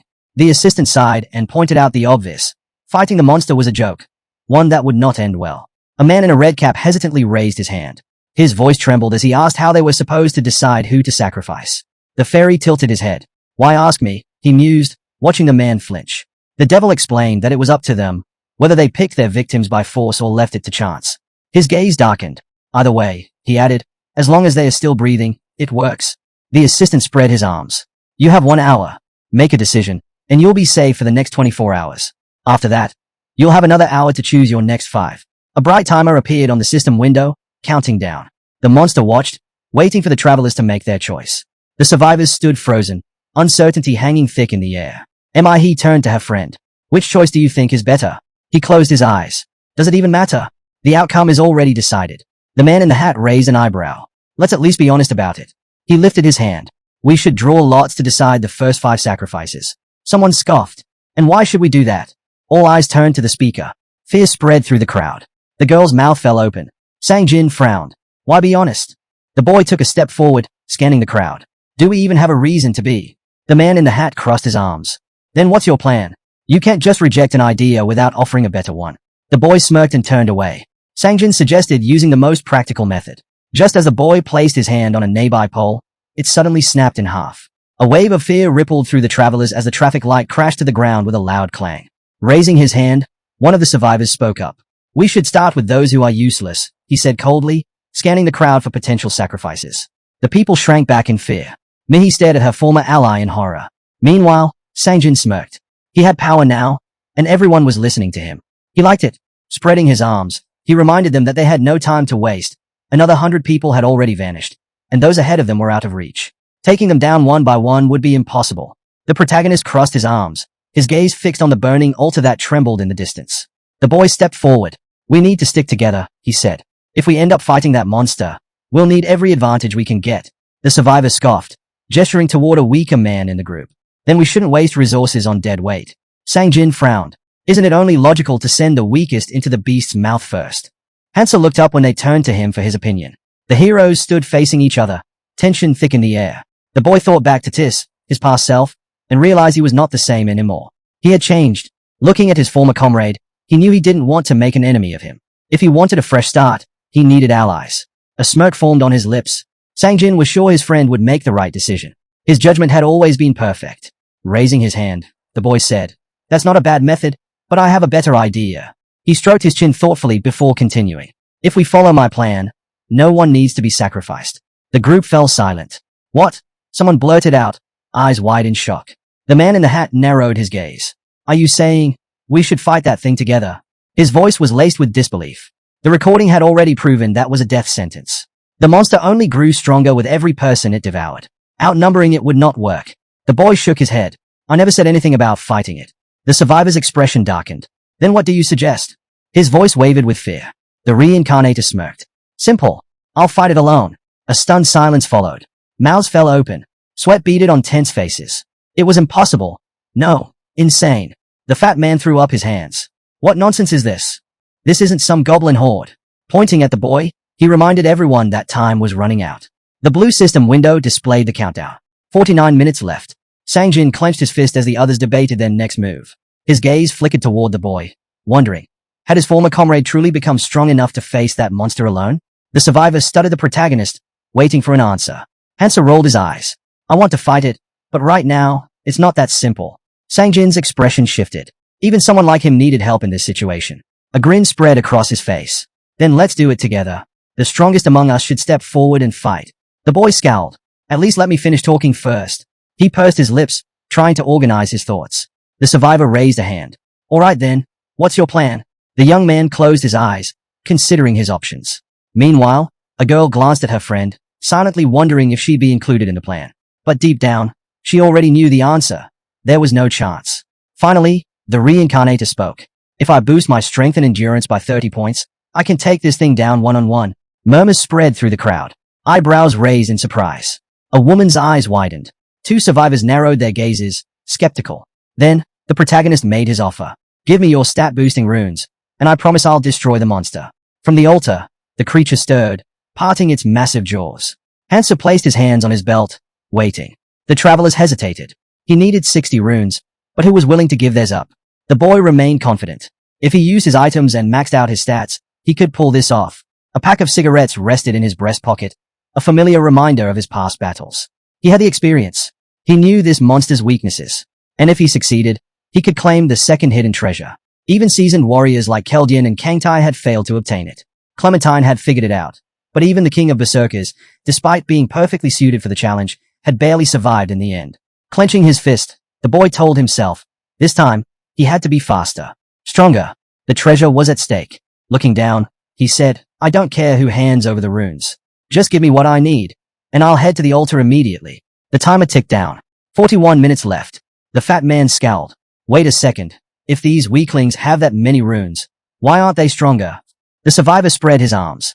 Then let's settle this. Everyone, hand over your runes. If we can't agree, we'll draw lots. The tension in the air thickened. Someone scoffed. Selfish bastard. The survivor turned sharply toward the voice. A man stepped forward, his eyes cold. Why should we just hand over our runes to you? If we start with the weakest, you'd be the first one gone. A woman approached, sizing him up. The gap between the strong and the weak was staggering. Smirking, she tilted her head. Or is it just because you don't have that many runes to begin with? Her words hit their mark. The man gritted his teeth, his brows furrowing in frustration. How dare you talk to me like that? Resting her hand on the knife's handle, the stranger warned him not to overstep his bounds, threatening to break every bone in his body and toss him into the altar. Covering his face with one hand, the survivor grasped the reality of the situation. It all came down to strength. He reminded them that elders deserved respect, his voice trembling with fear. Desperate, he asked if they didn't live in a democracy. Clenching her fist, the girl smirked and suggested they vote, since they were in a democracy. After all, her grin widened as she gave her comrade an ultimatum. Hand over the runes and live or refuse and be eaten. The mention of an anonymous vote sent a wave of horror through the crowd. Eyes widened, and a fat man raised his eyebrows in fear. Stepping closer to the young man, someone pointed out that he had the power to take runes from others. The survivor coldly added that killing strong opponents would make it even easier. Anger flared. Someone struck him across the face. A man in a hat grabbed him by the collar, demanding to know if he had a death wish. The fat man, shaking, pleaded that he had to survive. His family was waiting for him. But the crowd had already made up their minds. Voices rose, calling for him to be thrown into the altar. The protagonist checked the timer. Hansu exhaled heavily, watching as chaos unfolded. The travelers had lost control, attacking one another with no thought of stopping. It was clear, he had to intervene. As tensions reached a breaking point, Hansu raised a hand and called for order. The crowd hesitated, turning toward him. Calmly, he laid out their choices, pointing at the others as he explained that they had 5 options. This was how the week would be structured. The fat man's mouth fell open in disbelief. The man in the hat, his face pale, demanded to know if they were seriously considering sacrificing people to the monster. Parents clutched their children tightly. A voice rang out, asking if the weak were really about to be thrown to their deaths. A young man smirked. The timer showed only 30 minutes remaining. He stood before the altar's entrance, frustration clear in her stance. Behind her, a man scoffed, saying she could have joined him if this was how she planned to act. Sangjin approached his former ally, suggesting she had a chance to get closer to the boy. The girl flushed, embarrassed, and shot back, asking if he still hadn't figured out what Hansu was really like. The boy pursed his lips in displeasure. With her hands behind her back, the woman spoke up. She wanted to go with him too. He chuckled, pointing out that she couldn't just follow him around and hide behind him forever.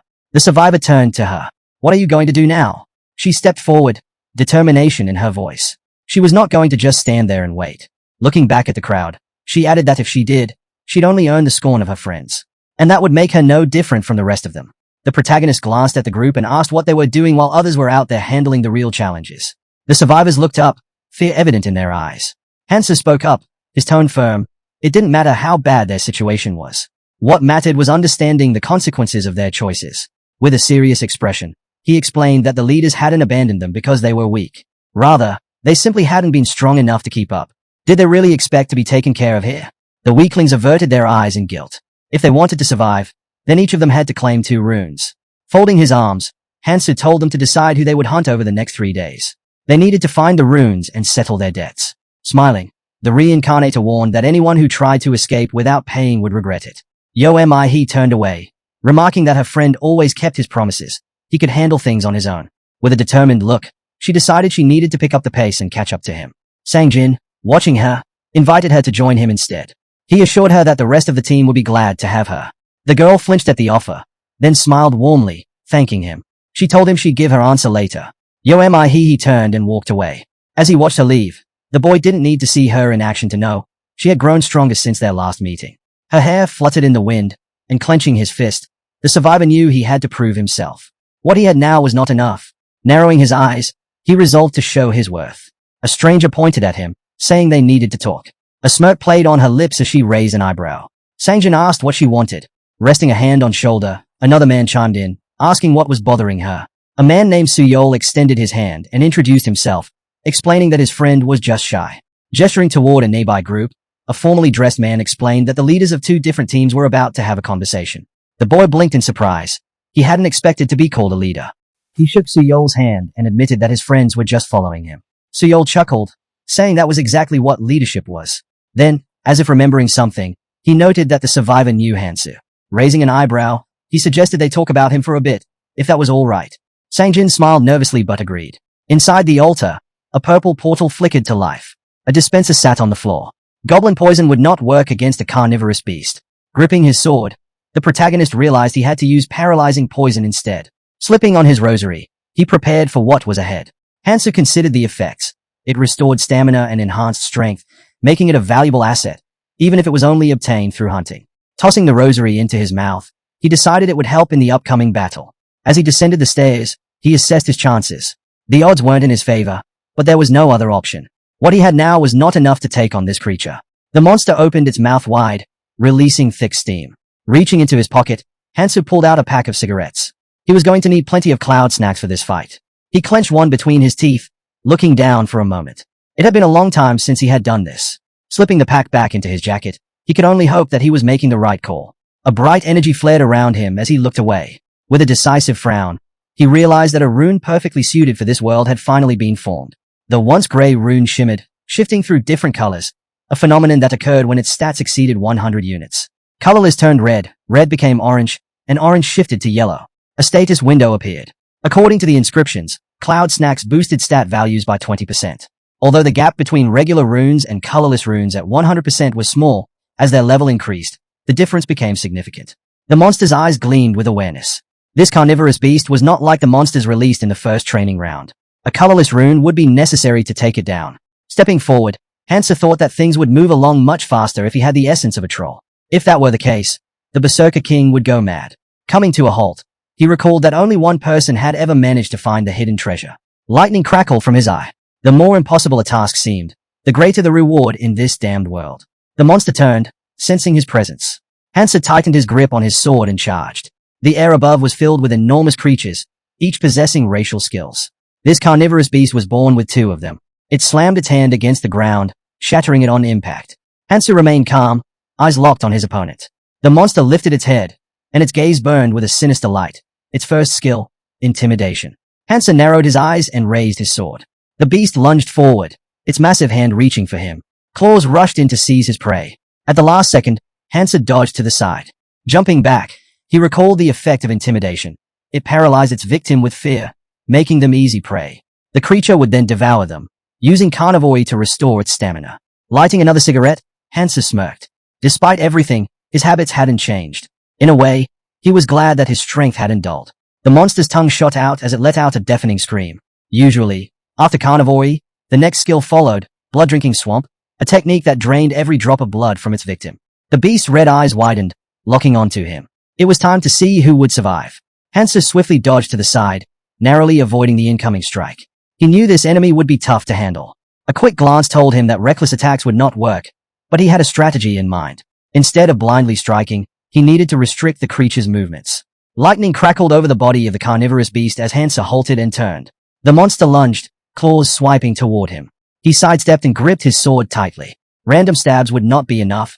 He had to target its nerves, injecting poison into the joints. With a swift motion, his blade struck, leaving small punctures on the creature's arm. Lightning surged from the sword's tip, and the beast let out a piercing roar. Hansa leaned on his weapon, watching and waiting. The poison needed time to work, 12 minutes, according to the timer. Just then, a brilliant light illuminated the altar. The monster struck again, forcing him to retreat. Dust billowed from the ground as he landed lightly on his feet. The beast snarled, locking eyes with him. But suddenly, its pupils darted wildly. Hansa lit another cigarette and took a slow drag. The monster swung at him again. His unique skill, intimidation, depended on the target's willpower, and against a weaker foe, it could be devastating. A surge of energy flared around him, his magic immunity offering an extra edge. Holding his sword before him, he scoffed. This creature was nothing compared to the real threat ahead. He exhaled smoke and flicked away the spent cigarette. Another attack came, but he dodged effortlessly. Years of experience had honed his instincts, sharpening his awareness in battle. He smirked, recalling KNGTAE's words. Anticipation is the key to survival. Pulling another cigarette from his pocket, he felt a strange sense of amusement. He could now predict every movement of his opponent. The beast twisted its head, attempting another strike. Hansa followed its gaze and instantly knew where it aimed. Looking down, he admitted that the fight was still challenging, but his increased strength and endurance allowed him to react faster. Fighting inside the altar had been a good decision. Plus, he still had time. And snacks. From a tower above, a woman crouched, watching intently. She marveled at the fact that he was fighting alone. Smirking, Seol thought he had to be crazy, or just extremely confident, to take on such a foe so casually. Meanwhile, Sangjin observed from a distance, listening to the others speculate. They believed Hansu had stolen their runes intentionally, not because he needed them, but because he simply didn't care. Turning toward the stairs, Sangjin reminded them why they had come. It was time to do their part. But before they could leave, a voice called out. A boy raised a hand to his mouth and shouted. They were here to help. Hansa turned, surprised. Looking down at the survivor, he hesitated as the boy urged him to wait while they made their way down. The group leader furrowed his brow and asked what was going on. Placing a hand on his shoulder, he reminded them to move quietly. If they made a sound, the monster would notice. Sangjin, however, insisted that their comrade needed to know they were here. Spreading his arms, Seol countered that if the boy knew, the beast would know too. The younger one scratched the back of his head, realizing his mistake. With a nervous chuckle, he admitted he hadn't thought about that. The older man laughed, shaking his head. It happens, he said before turning away and calling his comrade an idiot. The survivor looked back, apologizing. From the altar, Hansa caught the exchange and smirked. His low chuckle carried through the air. The group leader's expression darkened.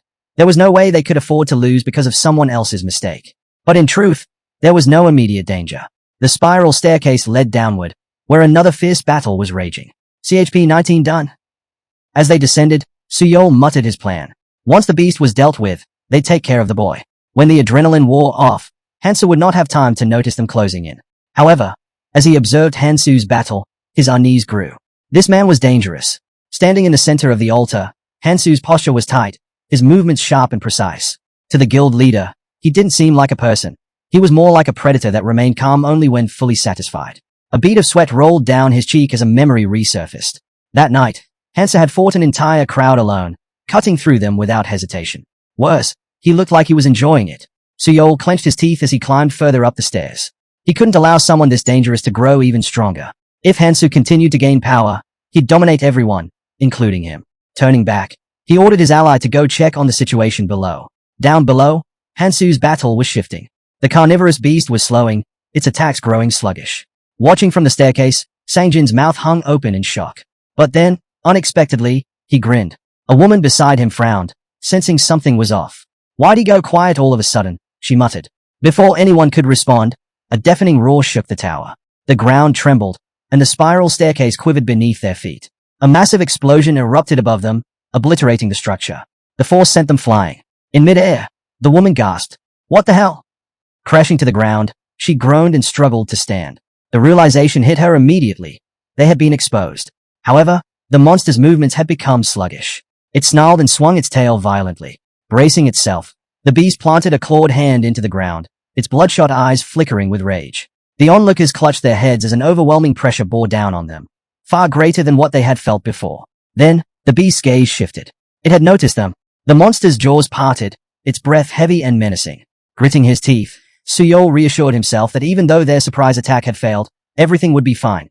Hansu was still here. From the staircase, the woman caught sight of him. What are you doing there? She called out. Turning slightly, the man shrugged. Shouldn't we focus on taking this thing down? If we work together, we can handle it. The group leader tensed, worried that their comrade might abandon the fight when they were so close to finishing it. Meanwhile, Hansu, cigarette hanging from his lips, exhaled a thin stream of smoke. His gaze shifted back toward the monster. You idiots just ruined everything, he muttered. Now it's going to recover all its stamina. His ability to dodge the creature's attacks had only been possible because of the cloud snack. But now, things had taken a turn for the worse. The group flinched at his words, their faces tightening with fear. Nearby, Suyol clenched his jaw, fingers twisting the bottle of paralyzing poison in his grip. Hansa watched them for a moment before sighing. If the beast finished dealing with these travelers, continuing the fight would only get more complicated. Hands on his hips, he decided on a new approach. Well then, he said, why don't you all try handling it yourselves? The woman's eyes widened as he turned away. Rushing toward the stairs, she snapped, are you seriously planning to run away? Her brow furrowed in frustration. Your friend is still here. Hansa didn't respond. Glaring, she turned back toward the others. Would he mind if we used his friend as bait? She muttered coldly. Descending a step, Sangjin tilted his head. Who are you looking for? Before she could answer, the boy grinned. Oh, didn't you notice? You all fell down the stairs. Her body stiffened. The realization hit her like a brick. His smug expression, the broken stares. He had overheard everything.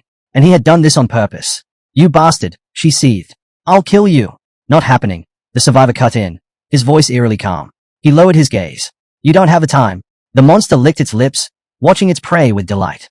The travelers stood frozen, trapped under its massive shadow. It relished their fear. Seol's voice broke through the silence. If this thing recovers, we're dead. He gritted his teeth and narrowed his eyes. They had no choice but to work with Hansu. There was no other way to survive. We need him, he muttered. Without him, we're done for. Scanning his surroundings, Hansu smirked. There was no longer any need to worry about the stairs. He turned back toward the group. Tell me, he said. Did you all come here just to sacrifice yourselves? The group leader stiffened. What? What are you talking about? Seol trembled, flashes of a past conversation flooding his mind. The fairy's grin haunted his memory. She had told him the truth. 5 people had to be sacrificed every day. A chilling scream tore through the air. The monster's tongue lashed out, dragging a stunned man into its gaping maw. The others could only watch in horror as the beast's jaws snapped shut. Hansu remained silent, watching the scene unfold. Then, he gave a small nod. Thanks for the noble sacrifice. As the protagonist made his way toward the exit, Hansu called out, demanding to know why he had done it. Squinting slightly, the boy admitted he had already figured out Hansu's intentions and warned him to be more mindful of his words. Lowering his gaze, Sangjin muttered that he had come to a realization. Then, a small smile crept onto his face as he lifted his eyes and declared that he could be useful. Hansu's expression hardened. He told Sangjin to prove it. The young man placed his hands on his hips, looking at him in disbelief. And why would I do that? He asked. Sangjin responded calmly. He knew Hansu's goals were different from others. The Reincarnator took a slow drag from his cigarette, eyes shadowed as he regarded his friend. He pointed out that Hansu was always thinking several steps ahead, never hesitating, something that had become clear in the fight against Song and the bandits. Despite their overwhelming victory, the wounded enemies lay scattered across the battlefield, alive. Hansu had chosen not to finish them off, even though it could cause trouble later. His gaze darkened as he recalled the moment when the altar loomed over the city. Hansu had the strength to eliminate every rival, yet he didn't. Instead, he had raised his hand, calling for a truce. Frowning, Hansu's voice sharpened as he questioned the logic behind it. Why spare them? He asked. It's not like you.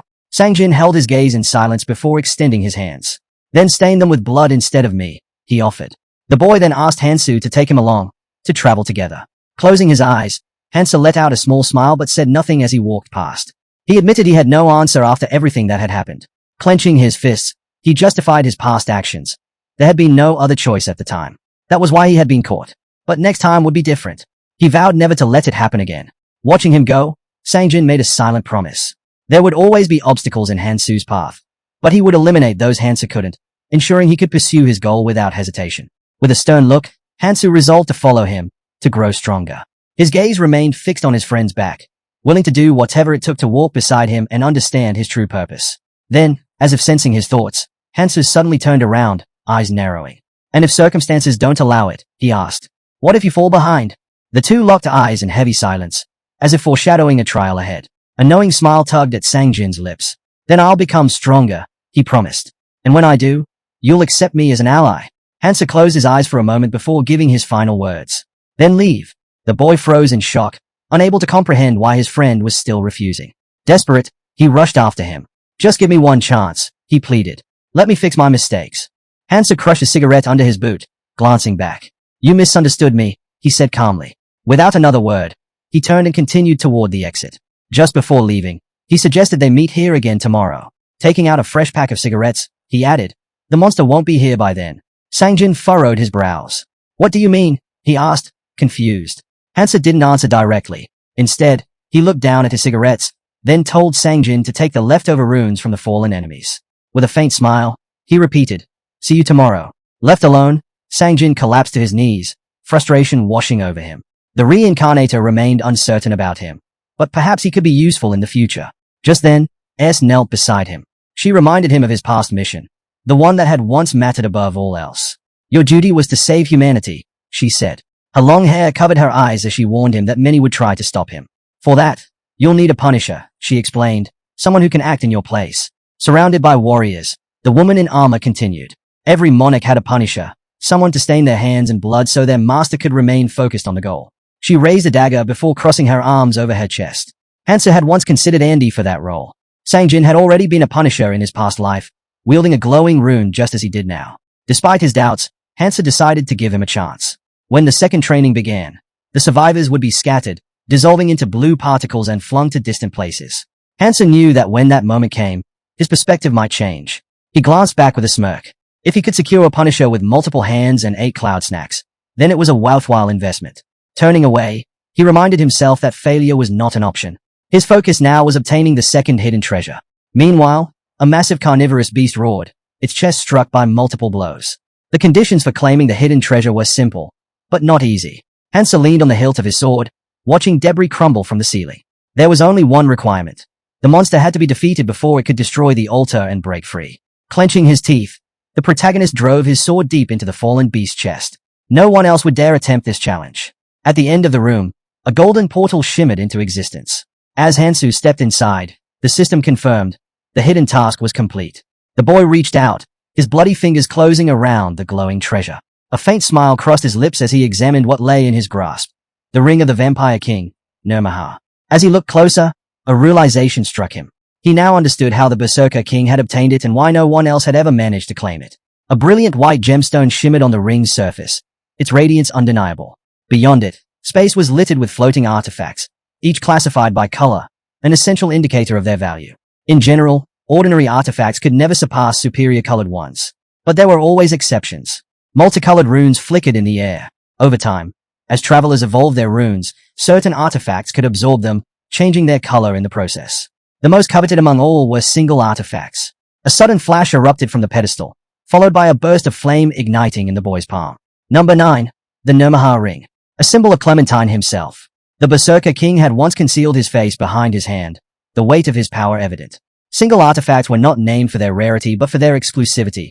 Each one had only one rightful owner. The Manhua ring had become synonymous with Clementine because, under his control, countless foes had been torn apart by its power. Holding the ring, the Reincarnator could hardly believe such a legendary artifact was now his.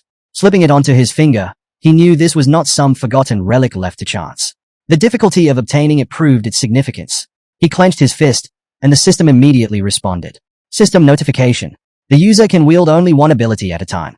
Total abilities, 8. Currently, the ring is colorless, only one ability can be activated. A sudden surge of energy burst forth. Power of destruction. This ability disabled an opponent's skills and traits, even passive ones. A red warning message flickered in the air, indicating the effect's time limit. But that didn't matter. The mere ability to nullify an enemy's power at will gave him an undeniable advantage. A status window appeared, detailing the ring's conditions. To unlock its full potential, at least one of his attributes needed to match the colorless rune. Stroking his chin, the protagonist recognized the challenge ahead. He would need a vast number of magic runes. That, however, was a problem for later. Hansa stepped through the golden portal, emerging onto the street. Ahead, she spotted him, her eyes widening in delight. Did you really kill the carnivorous beast? She asked, running up to meet him. But before he could answer, a low, guttural roar echoed through the air. The girl's expression shifted to horror as a massive shadow loomed over her. The timer had expired. The altar that once stood before them had vanished. Hansa simply looked at her, his voice calm. I thought I told you about this. A smile played on his lips as he reminded her. I promised I'd take responsibility for destroying it. A faint blush dusted her cheeks before she quickly turned away, flustered. Sang-jin looked up at the sky, reassured that he had been right to trust his decision. Then, glancing down, he said, we still have some time before the next training begins. Turning toward the gathered survivors, he made his next move. Let's go hunting, he told her. She hesitated, lowering her gaze. I was thinking of going a different way, she admitted. The protagonist glanced back in surprise but didn't lift her gaze to him. The woman spoke calmly, saying she was not good enough to stay by his side forever. Eventually, she would have to rely only on herself. Closing her eyes, she added that the boy had suggested they go together. Looking over at his team, The survivor confirmed that she could join them. Everyone would welcome her.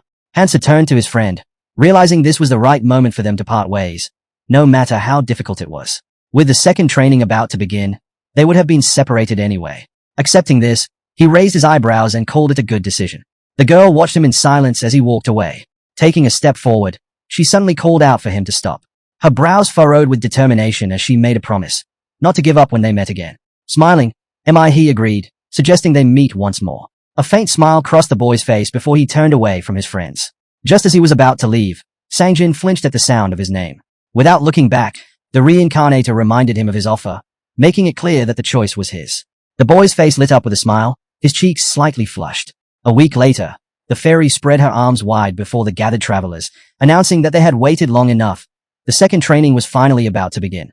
The devil covered his mouth with a hand and cleared his throat, scanning the participants. The assistant noted that there were more people than expected. With a mischievous grin, the monster declared he had been looking forward to this moment for a long time. The protagonist kept her eyes on him. Then, with a snap of her fingers, the fairy changed the scene. A sudden burst of bright light erupted from the ground. Sangjin looked down in alarm, his voice shaking as he asked what was happening. A girl clung to her father's hand. Hansu, gazing upward, understood. It had begun. The man touched the ground and found himself materializing in an empty room. People around him murmured in confusion, wondering where they were. A schoolgirl began crying from the tension. Meanwhile, the system's voice echoed through the space, confirming everything was in place and suggesting a recalculation before the training could proceed. A brunette raised an eyebrow in surprise, asking what that meant. Several men clenched their teeth in frustration.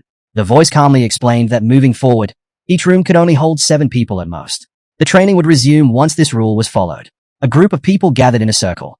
Adjusting his glasses, a man realized with a grimace. They had 8 members.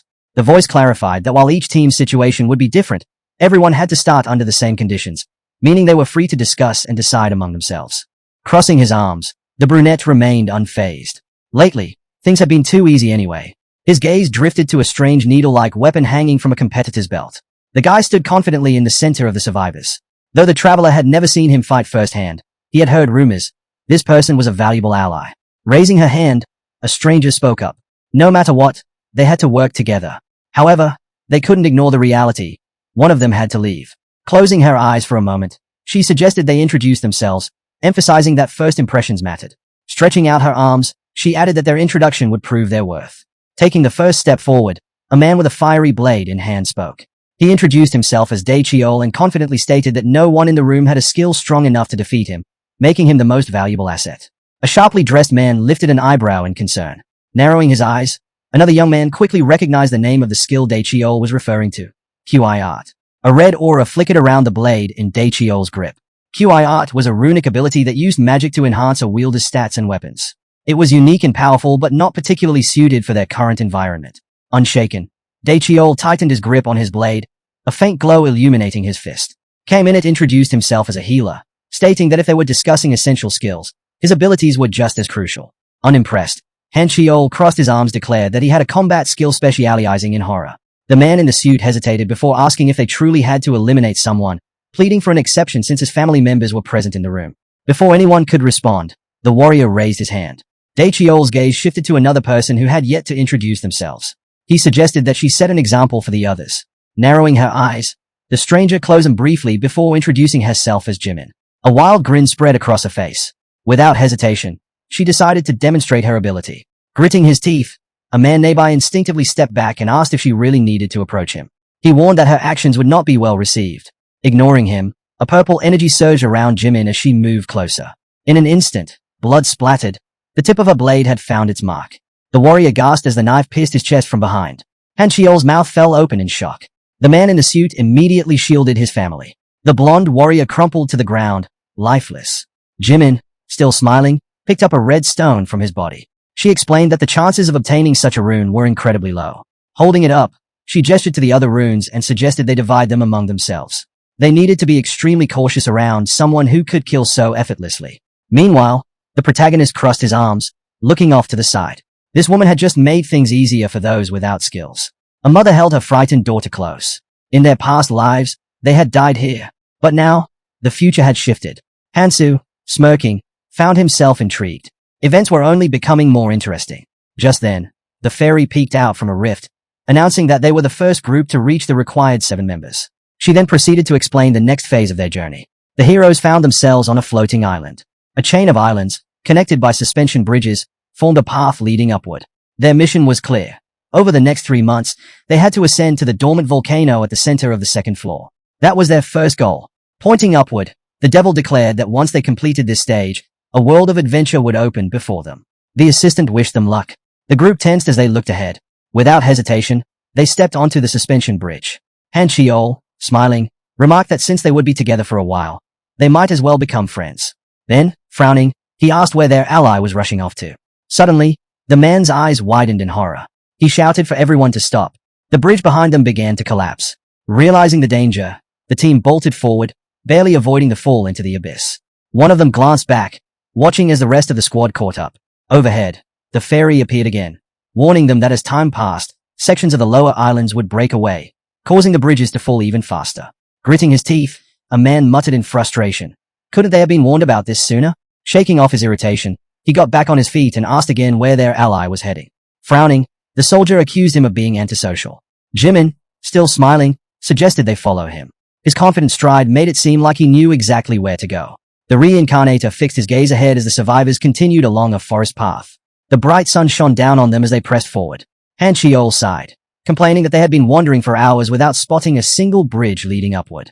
He started to doubt whether their comrade even knew the right path. A girl casually waved away a fly and admitted she had no idea. Han Chiol frowned, convinced they had passed this area before. There was nothing here. Noticing their leader chewing on something, the soldier asked what he had been eating all this time.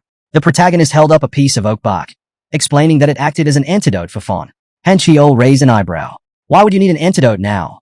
Before he could answer, a massive snake slithered along a tree branch, its tail suddenly dropping down. At that moment, Hansa grabbed his ally by the collar and yanked him back just as the serpent lunged forward, mouth wide open. Squinting, Hansa smirked. Found it. The team managed to dodge in time. Looking up at him, one of them asked how he had known the beast would attack.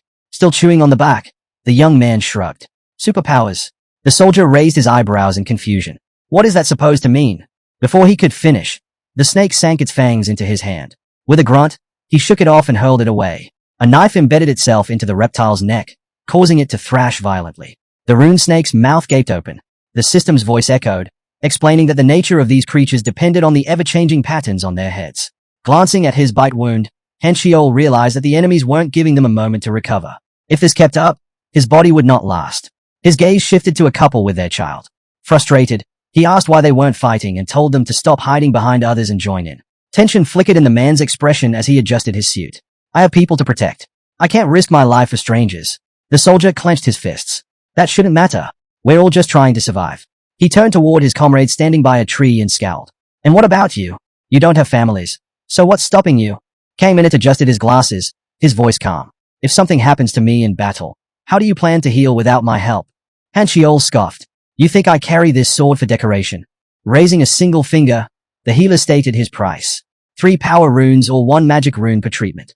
Han Chiol's eyes widened in shock. That's insane. Jimin, unimpressed, turned toward the group. Are we really just going to stand here arguing about payment while others are fighting? The soldier gritted his teeth. Was he the only one who thought this whole situation was a mess? The man with glasses raised his hand impatiently. Less talking, more moving. Han Chiol narrowed his eyes. Getting cocky just because you can heal? Huh. Before he could respond, a voice called out to them. How do you like the place? The soldier glanced down and sighed. Better not talk about it. Then, he asked, how's it going on your side? An icon of 2 machine guns flashed in the air. A voice responded, not too bad. We've got a rescuer up here. Another voice chimed in. Keep an eye out for useful recruits on your way. We need to expand our ranks. Han Chiol scratched his head in frustration, unsure of what to do. He wanted to go forward, but bringing along a man who claimed to have superpowers felt like a risky choice. Ahead of them, Jimin raised her sword, holding it steady. The cunning doctor averted his gaze, while a woman gently stroked her daughter's head. A man nervously scratched his neck as a voice echoed in his mind, reminding him that survival was the only thing that mattered. It promised they would meet again. Han Chiol turned back, noticing the symbol on his ally's hand. He thought about how little time had passed, too little for a monarch's traits to fully awaken. A golden crown shimmered in the air. Monarchs, like the king of the berserkers, all had distinct personalities that made them natural leaders. A girl stood before a crowd, raising a flag. Monarchs granted their clans a unique symbol. Some received rings, others magical marks. Those who bore these symbols shared a deep connection, allowing them to communicate telepathically. A sword plunged into a snake's body. There was a limit to how many people a monarch could mark, which was why they carefully sought out the most worthy individuals.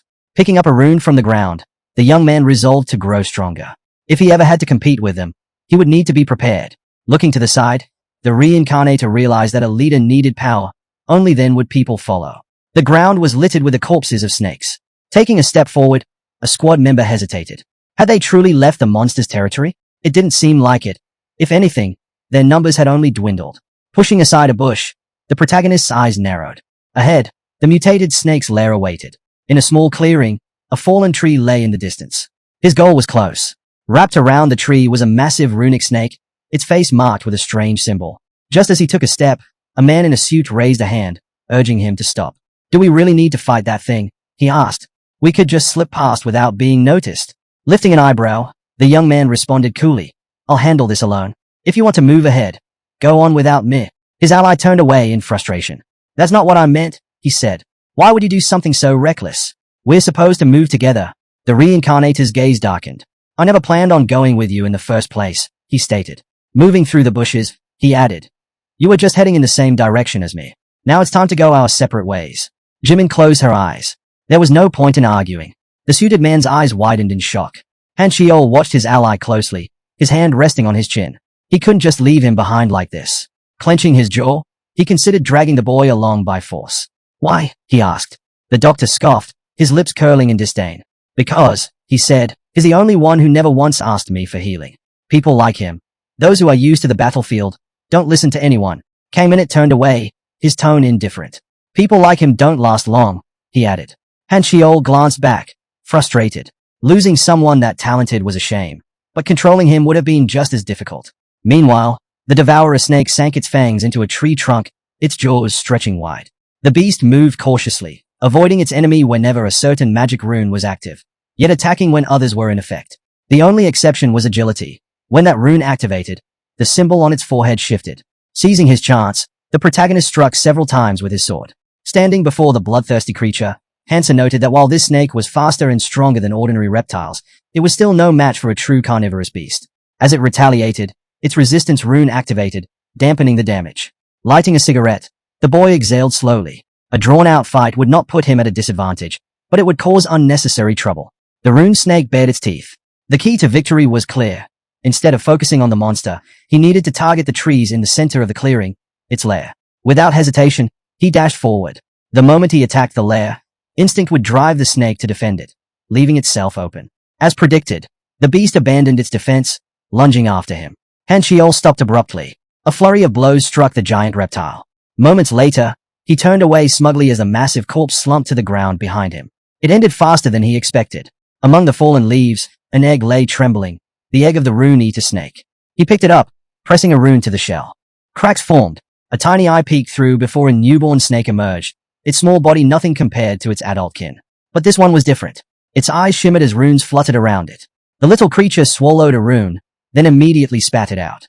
That was its ability. After consuming any 3 runes, it could spit out 2 of the owner's choice. Some might call it wasteful, trading 3 for 2. But Han Shiol didn't hesitate.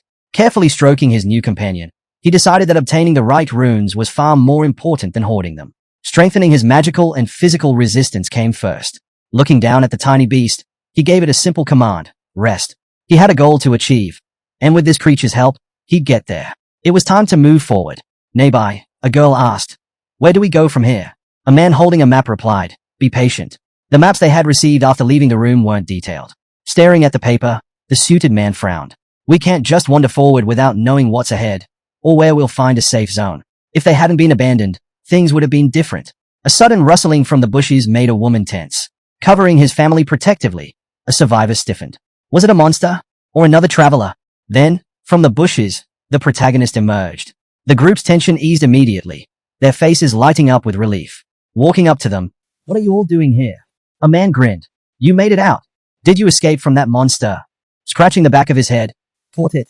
The man in the suit stared in disbelief. His friend had survived with just a single scratch? Impossible. Meanwhile, the survivor hesitated when asked about the others. A while ago, K-Minute had simply crossed his arms and urged the family to leave. The man furrowed his brows.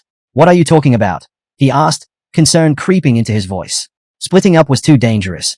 And besides, there was no reason to do so. Han Chiol smirked. So, are you planning to just hide behind us and travel comfortably? Jimin glanced back and nodded in agreement. Without a strong fighter in the group, being stuck with annoying companions would only make things worse. The healer shrugged. I don't really care who gives me runes, but I'd rather stick with the strong ones. The suited man's expression darkened. We were left behind. The rest of the squad even blocked the path to stop us from following them. Noticing their comrade turning away, the survivor hesitated. Where are you going? The boy didn't stop. We've wasted enough time. Let's go. The woman frowned, then signaled for her husband to follow. He hesitated but finally raised a hand, gesturing for his family to move. As they trailed behind, the Reincarnator glanced back. What are you trying to do? The suited man raised his eyebrows, recalling his own words.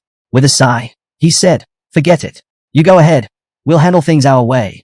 Closing his eyes, the protagonist shrugged. Do whatever you want. Does not matter. I'll be fighting alone anyway. Hansa battled several boars. The fights weren't easy, but each one strengthened his stats, keeping him in top form. Releasing the rune-eater snake onto the grass, he watched as it devoured a rune. Strengthening his resistance first had been a smart choice. Taking another stone in his hand, he thought, this should make things easier. From the bushes, his family observed him quietly. He realized they needed food. The girl blushed slightly, embarrassed at how much stronger he had become. The woman, on the other hand, was simply relieved. At least he didn't seem to care about them. The schoolgirl hesitated. Should we fight too? Her father shook his head. That would be foolish and reckless. Staying safe is what matters. The fact that we're still together, that's already a blessing. Ahead, the Reincarnator ran forward, and the others hurried after him. Where are you heading now? He stopped in front of a dark tunnel. Sunlight streamed down, casting a glow on his face. The survivor shielded his eyes from the brightness, squinting at the sight ahead. There were more people. Many more. The man stared. Wait, have they been heading here this whole time? Behind him, the family broke into smiles, relief washing over them. They had survived. Han Chiol turned around, and Hansu's expression darkened the moment he saw him. The soldier immediately understood. Judging by his condition, the rumors were true. He really had taken down a carnivorous beast on his own. Meanwhile, the fairy leaned on her hand, clearly annoyed by the commotion from the latecomers. Deciding she'd had enough, she slammed the door behind them. With that, the tunnel was sealed off by a massive stone, cutting off any way back. Not far away, the devil snapped his fingers, proposing another large-scale event. Suddenly, the scene shifted, and the survivors found themselves on the shore of a mountain lake. At the first-floor dock, the assistant welcomed them, relieved that about 75 people had made it this far. Then, a monstrous figure appeared, announcing the next event, a battle for tickets. Blue tickets materialized in front of the travelers. These were their only means of escaping the collapsing island and reaching the next one. The fairy spread her arms, explaining the situation. Some islands were overrun with monsters and surrounded by lava, while others, the central and southern islands, held valuable treasures. However, getting there would not be easy. Rules were in place to make things interesting. In the lake, several boats were available, each capable of carrying 3 people. To travel, a group needed at least 3 tickets. However, if 3 people used 3 tickets, they would each end up on separate islands. A diagram displayed the distribution pattern. Some boats would reach the outskirts, while others could land in the central zones. One particular island was marked with a question mark, hinting at an unknown fate. On the other hand, if 2 people used 3 tickets, they would arrive on the same island but would not be able to choose where.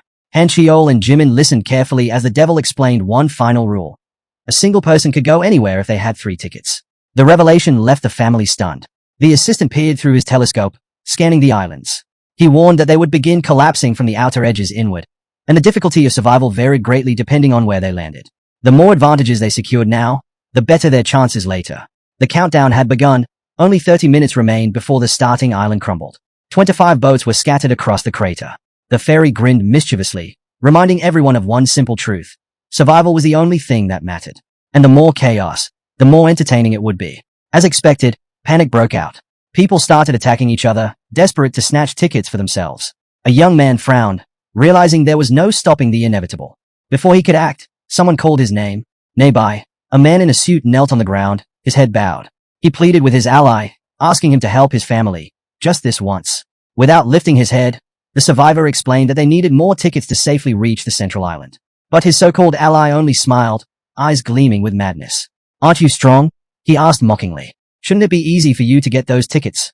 Lifting his head, the desperate man insisted that if his ally took a few extra tickets and handed them over, they could all reach their destination safely. Then, pressing his forehead to the ground, He begged him to spare the innocent. The Reincarnator averted his gaze, unimpressed. It's time you took responsibility for yourselves, he said coldly. Mind your own business. The survivor scoffed, asking if his so-called ally had no sympathy at all. Before he could say more, Han Shiol stepped forward and told him to be quiet. The soldier didn't hesitate. He kicked the traveler aside, then grabbed him by the collar. Are you really going to waste time listening to this annoying fool? He sneered. I just want to grab my tickets and go. Turning to the protagonist, the soldier made an offer. He'd travel with them and even hand over his tickets if necessary. Glancing back at the group, he admitted he didn't like any of them, even though they were supposedly on the same side.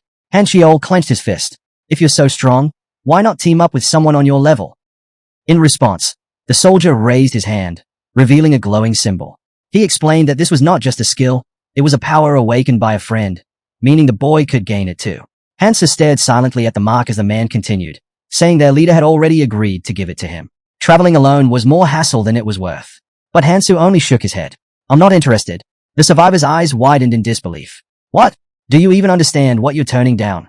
The man tried to convince him, insisting that he didn't realize the true value of the clan.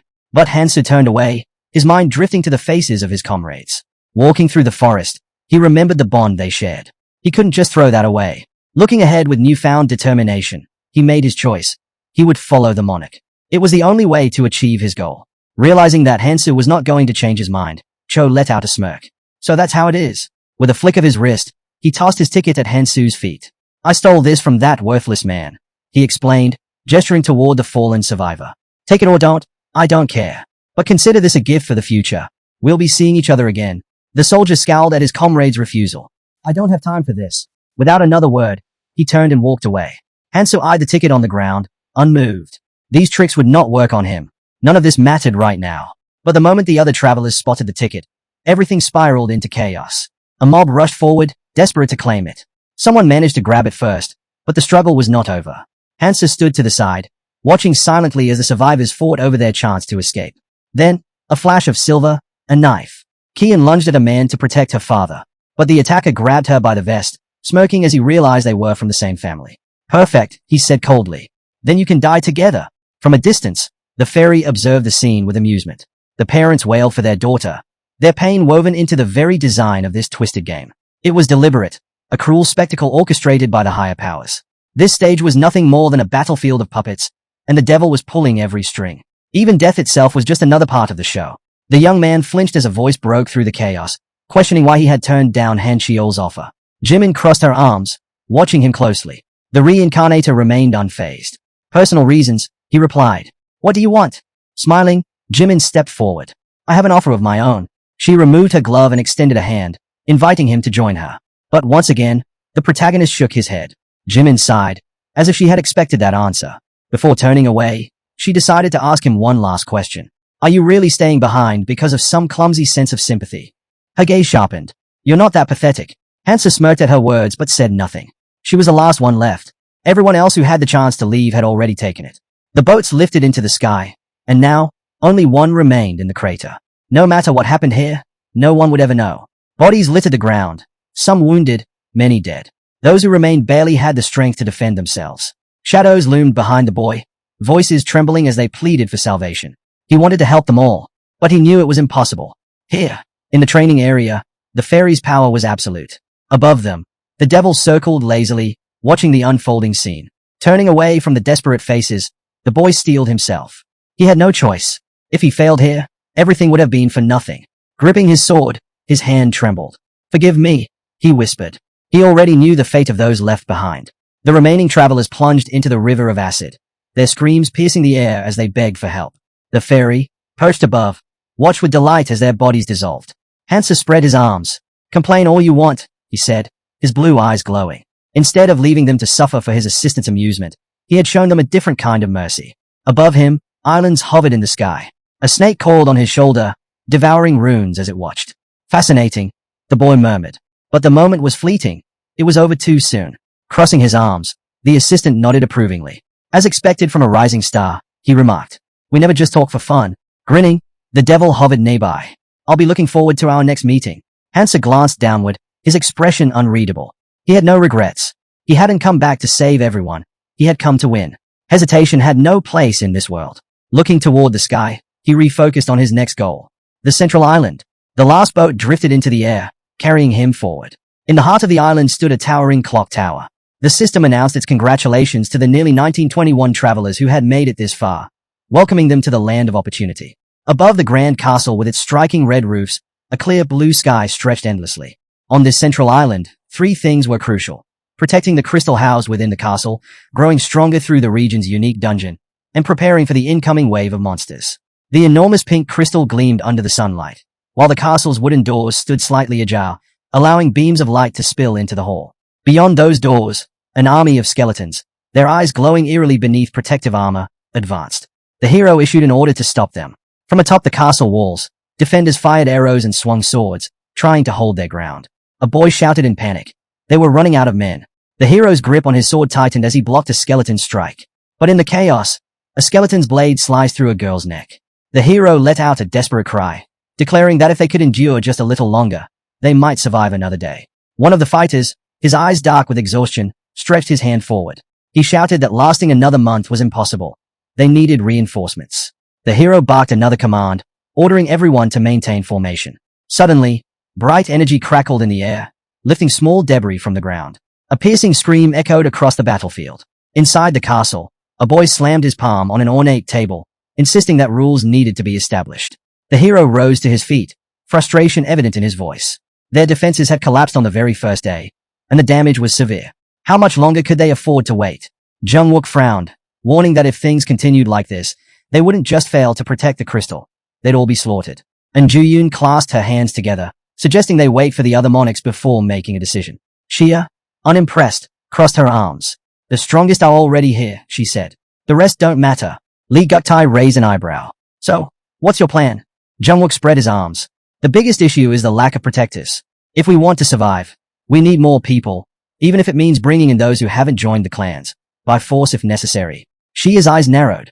And how exactly do you plan to control these unaligned travelers? The man frowned, his expression grim. We'll have to put pressure on them, he said. But I doubt words will do much in this lawless mess. Leaning both hands on the table, he reminded them that the next attack was coming in just 3 hours. And this time, survival wasn't guaranteed. The hero's voice cut through the tense silence. Are we just going to sit back and let it happen? Lee Guktai raised an eyebrow. And what if the clan alliance joins forces with us? Can you guarantee that will make a difference? The hero exhaled sharply. Sending more people into the dungeon is a serious decision. From the window, the gathered heroes could be seen seated around the table. A voice noted that with their growing numbers, they now matched the clan alliance. A new faction had formed, a ragtag group calling themselves the Basement Alliance. They were unpredictable, operating outside anyone's control. The real question was whether the clan alliance, which had focused solely on defense until now, could actually handle them. A vision formed in his mind. Rows of people standing before a wooden gate. Jungwook turned away, visibly displeased. Send the clans from the front lines into the dungeon, he suggested. And Ju-yoon immediately shot up. Then who's going to defend the castle? A girl spoke next. If we're doing that, then the smaller clans should go first to minimize losses. Shia closed her eyes, frustration creeping in. This discussion was going in circles.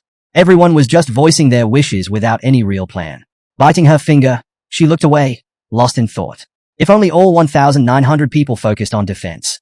At first, survival had been a shared goal. But that changed when someone returned from the dungeon wielding powerful artifacts. One by one, the clans abandoned their posts, seeking strength instead. Near a large sword, a group of battered and bruised warriors stood. A girl clutched a precious stone, while a boy gripped a golden necklace. Shia absently bit her nail. How are we supposed to protect the crystal for an entire month? Just then, the door swung open. A girl entered the room. Shia tensed, grinding her teeth as she raised a hand. I don't have time for your games. Jimin smirked. Not here to mess around. I got news. Shia narrowed her eyes. This better be good. Jimin's voice was urgent. Some lunatic is fighting the Basement Alliance right now. Shia's eyes widened. What? How is that even possible? A distant voice yelled for help, his words frantic. I never promised I wouldn't go. The heroes turned in surprise. A young man collapsed to all fours, panting as he lifted his head. I'll hunt for 2 more days, he muttered, struggling to his feet. Then I'll come back. I will join you. But first, I need to get stronger. Around him, the others froze. Their eyes locked on the shimmering energy trailing through the air. A sudden impact. The guy staggered backward, gasping. His shoulder burned where he'd been struck. His mouth opened, but no words came out. From across the room, a hero exhaled a thin stream of smoke, cigarette in hand. You're done. Starting tomorrow, everyone fights upstairs. No more sitting around. The young man instinctively stepped forward. The hero raised a hand. Don't come any closer. But the dark-haired boy took another step. Something wasn't right. He could feel it. The hero's raw strength, his art characteristics, were lower than his own. And yet, there was no way he could beat him. His fingers twitched as he stretched out a hand. I need my weapon. A ripple of unease spread through the onlookers. Someone frowned. Who does this guy think he is? The hero answered with action. A flash of silver. His knife cut through the air, glowing with streams of energy. He lunged straight at the young man, his blade deadly. The boy spun, his thoughts racing. That knife, it has a skill that enhances its cutting power. He opened his palm. The dark-haired guy extended his palm, analyzing the blade in front of him. Not bad for a colorless rank artifact. Without warning, he lunged forward, gripping the hero by the throat. The surrounding crowd erupted into shouts, urging him to finish the hero off. But he frowned, teeth clenched. The knife skill hadn't activated. The blade hadn't pierced him. Does he have some kind of defense? The dark-haired hero smirked. Is it my turn now? A sharp impact. His fist slammed into the guy's face, leaving bruises and scrapes. Fighting without killing them was exhausting, but he had no choice. These people were valuable resources. The guy crashed to the ground, his vision blurring. Around him, the onlookers stared in shock. He sighed, realizing there was no point in talking. They wouldn't listen to reason. The dark-haired hero raised an eyebrow, then smirked. Guess I've got one last cigarette left. That should be enough. Meanwhile, Jungwook and Shia stepped outside, only to freeze in place, their expressions shifting in surprise. Who is that guy? A voice muttered. Inside, an unknown figure sat at the table, facing the other monarchs. Shia and Njuyun exchanged wary glances. The hero furrowed his brows. So this is the guy Han Shiol mentioned. But what was that magical beast on his shoulder? The dark-haired stranger crossed his arms. Starting tomorrow, the Basement Alliance and the Clan Alliance will merge. We'll alternate between defense and hunting. If anyone has a problem with that, speak now. Hansa scanned the room, his gaze settling on the assembled leaders. You can't expect people to follow orders without being part of the system. We need to bring in as many capable individuals as possible. If they refuse, we'll make them join. Outside forces will follow our commands, no exceptions. Shia's eyes widened. This benefits us more than it does him. What's he really after? Lee Guktai raised an eyebrow. And what do you want out of this? The guy smirked. Funny, a man with this much power stirs up chaos, yet claims he has no personal motives. The protagonist exhaled, his expression unreadable. As long as the basic rules and systems are in place, I have no reason to interfere. Lee Guktai narrowed his eyes. You say that. But what happens if you change your mind? What if one day you decide to take out the alliance? Hansa stood abruptly. I don't have time for pointless arguments. His lips curled into a grin. But since you're all so paranoid, his body shimmered. Then, in an instant, he vanished. Jungwook stiffened. He's gone. The heroes instinctively reached for their weapons. Shia's voice cut through the room. Stay alert. He's probably planning an attack. Lee Guktai scowled, drawing his sword. It's just a basic invisibility skill. He can't have gone far. A sharp presence. Hansa reappeared behind him, pressing a blade against the boy's throat. His voice was calm, but laced with amusement. Did you really think I couldn't attack if I wanted to? Lee Guktai's eyes widened in disbelief. Was this really just a trick? Or had the boy actually summoned a dragon strong enough to shatter his senses? He couldn't wrap his head around how easily he'd been deceived. Meanwhile, the protagonist recalled something he had gained just before arriving here. Since the pattern had continued so far, he saw no reason to break it now. Lee Guktai dropped to his knees, his hands braced against the floor. Hansa closed his eyes and told everyone to calm down. He had no ill intentions. Now was the time for unity. Each of them had a role to play, and if they focused on their part, they could make this work. That was the plan. Lee Guktai slowly rose, pressing a hand to his throat as if still processing what had happened. Hansa walked down the castle corridor, lost in thought. They had been at odds for so long that forming an alliance wouldn't be easy. But there was still time. He wouldn't force it. This was just the beginning. There were bigger matters to handle later. Just then, Jimin appeared in front of him, stopping him in his tracks. She told him to wait. She didn't like being ignored. Hansa frowned. Jimin raised an eyebrow, reminding him of their previous conversation. This time, she expected a different answer. Soft particles of light flickered in the air between them. She had asked before if he wanted to join their alliance, but now, she was extending a real invitation. Stepping closer, she placed a hand on his shoulder. What do you think? She asked. Traveling alone must be lonely. Or, do you already have someone? Hansa's expression darkened, and he turned away without answering. Jimin studied him carefully. I heard you were with a girl named Mi at Gangnam Station, she said, watching him closely. His reaction told her everything she needed to know. With a small smile, she brushed past him. Well, it doesn't really matter, but it'd be nice if you joined our clan. Hansa froze, weighing his options. Jimin turned back, raising an eyebrow. You're not even going to pretend to listen, she scoffed. Then, with a smirk, she called him an annoying bastard and walked away. From a castle window, Hansa could be seen sighing. Outside, on the crumbling castle walls, injured fighters sat scattered across the battlefield. A commanding voice ordered the bodies to be gathered. There were still vital supplies they needed. Those with support abilities were told to step aside. Hansa raised an eyebrow as he turned to the sergeant. The southern wall is holding up? More or less. The man nodded. Good. I've ordered the wounded to be taken below. The rest can get some rest. Then, looking at Hansu, he asked, how's your clan holding up? Hansu exhaled. This time, we managed to put up a proper defense. Every post is secure. The battlefield was littered with skeletal remains, their skulls punctured by sharp blades. Initially, the Basement Alliance members had been hesitant to work together, but they had done their part well. The exhausted warriors sat in silence, catching their breath. Hansa gazed at the destruction before them. Thanks to them, we avoided major losses. The sergeant gave a weary smile. Still, we can't afford to get careless. His gaze drifted to the mountains of shattered bones. If we're up against something worse next time, do we even have a choice? The protagonist stood atop the castle wall, wiping the sweat from his face as he turned away. Incredible, a nearby hero remarked. You fought all those enemies on your own. The sergeant chuckled, imagining himself asking Hansa directly, but he already knew the boy would just dodge the question. If only the kid had some proper manners, he might have even considered inviting him to join the clan. But, well, that was between him and whatever gods were watching. Still, looking ahead, the sergeant had to admit, at this rate, they might actually be able to fend off attacks time and time again. Suddenly, the boy's voice cut through the moment. Sergeant, there's something in the air. A figure emerged from behind the white clouds. The fairy assistant. She smiled as she stepped forward. Waiting for me? She asked playfully. The group tensed. Her sudden arrival couldn't be a good sign. Have you all enjoyed your rest these past 2 days? She continued. The heroes exchanged uneasy glances.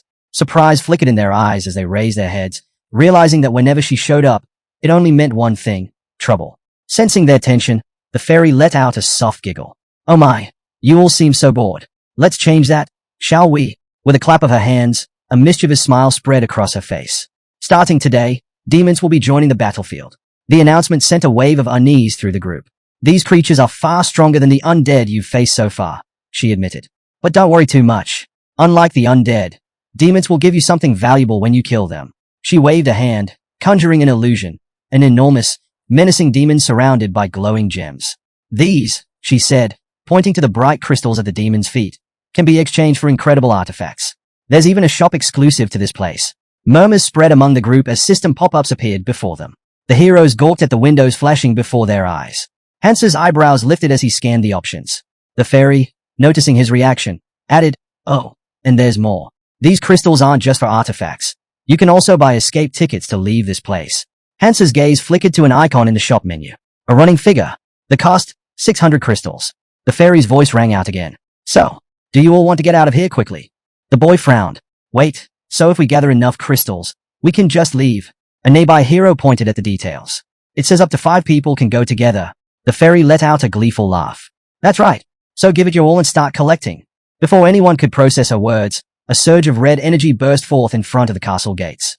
A demon's hand, long, black claws glistening under the light, emerged from the swirling portal. Then came the smile. Twisted, inhuman, unsettling. The creature arched its back and let out a deep, eerie laugh. Incoming, a hero shouted as the demon took a step forward. The crowd stiffened. No one moved. Someone had to face it first. But how strong was this thing?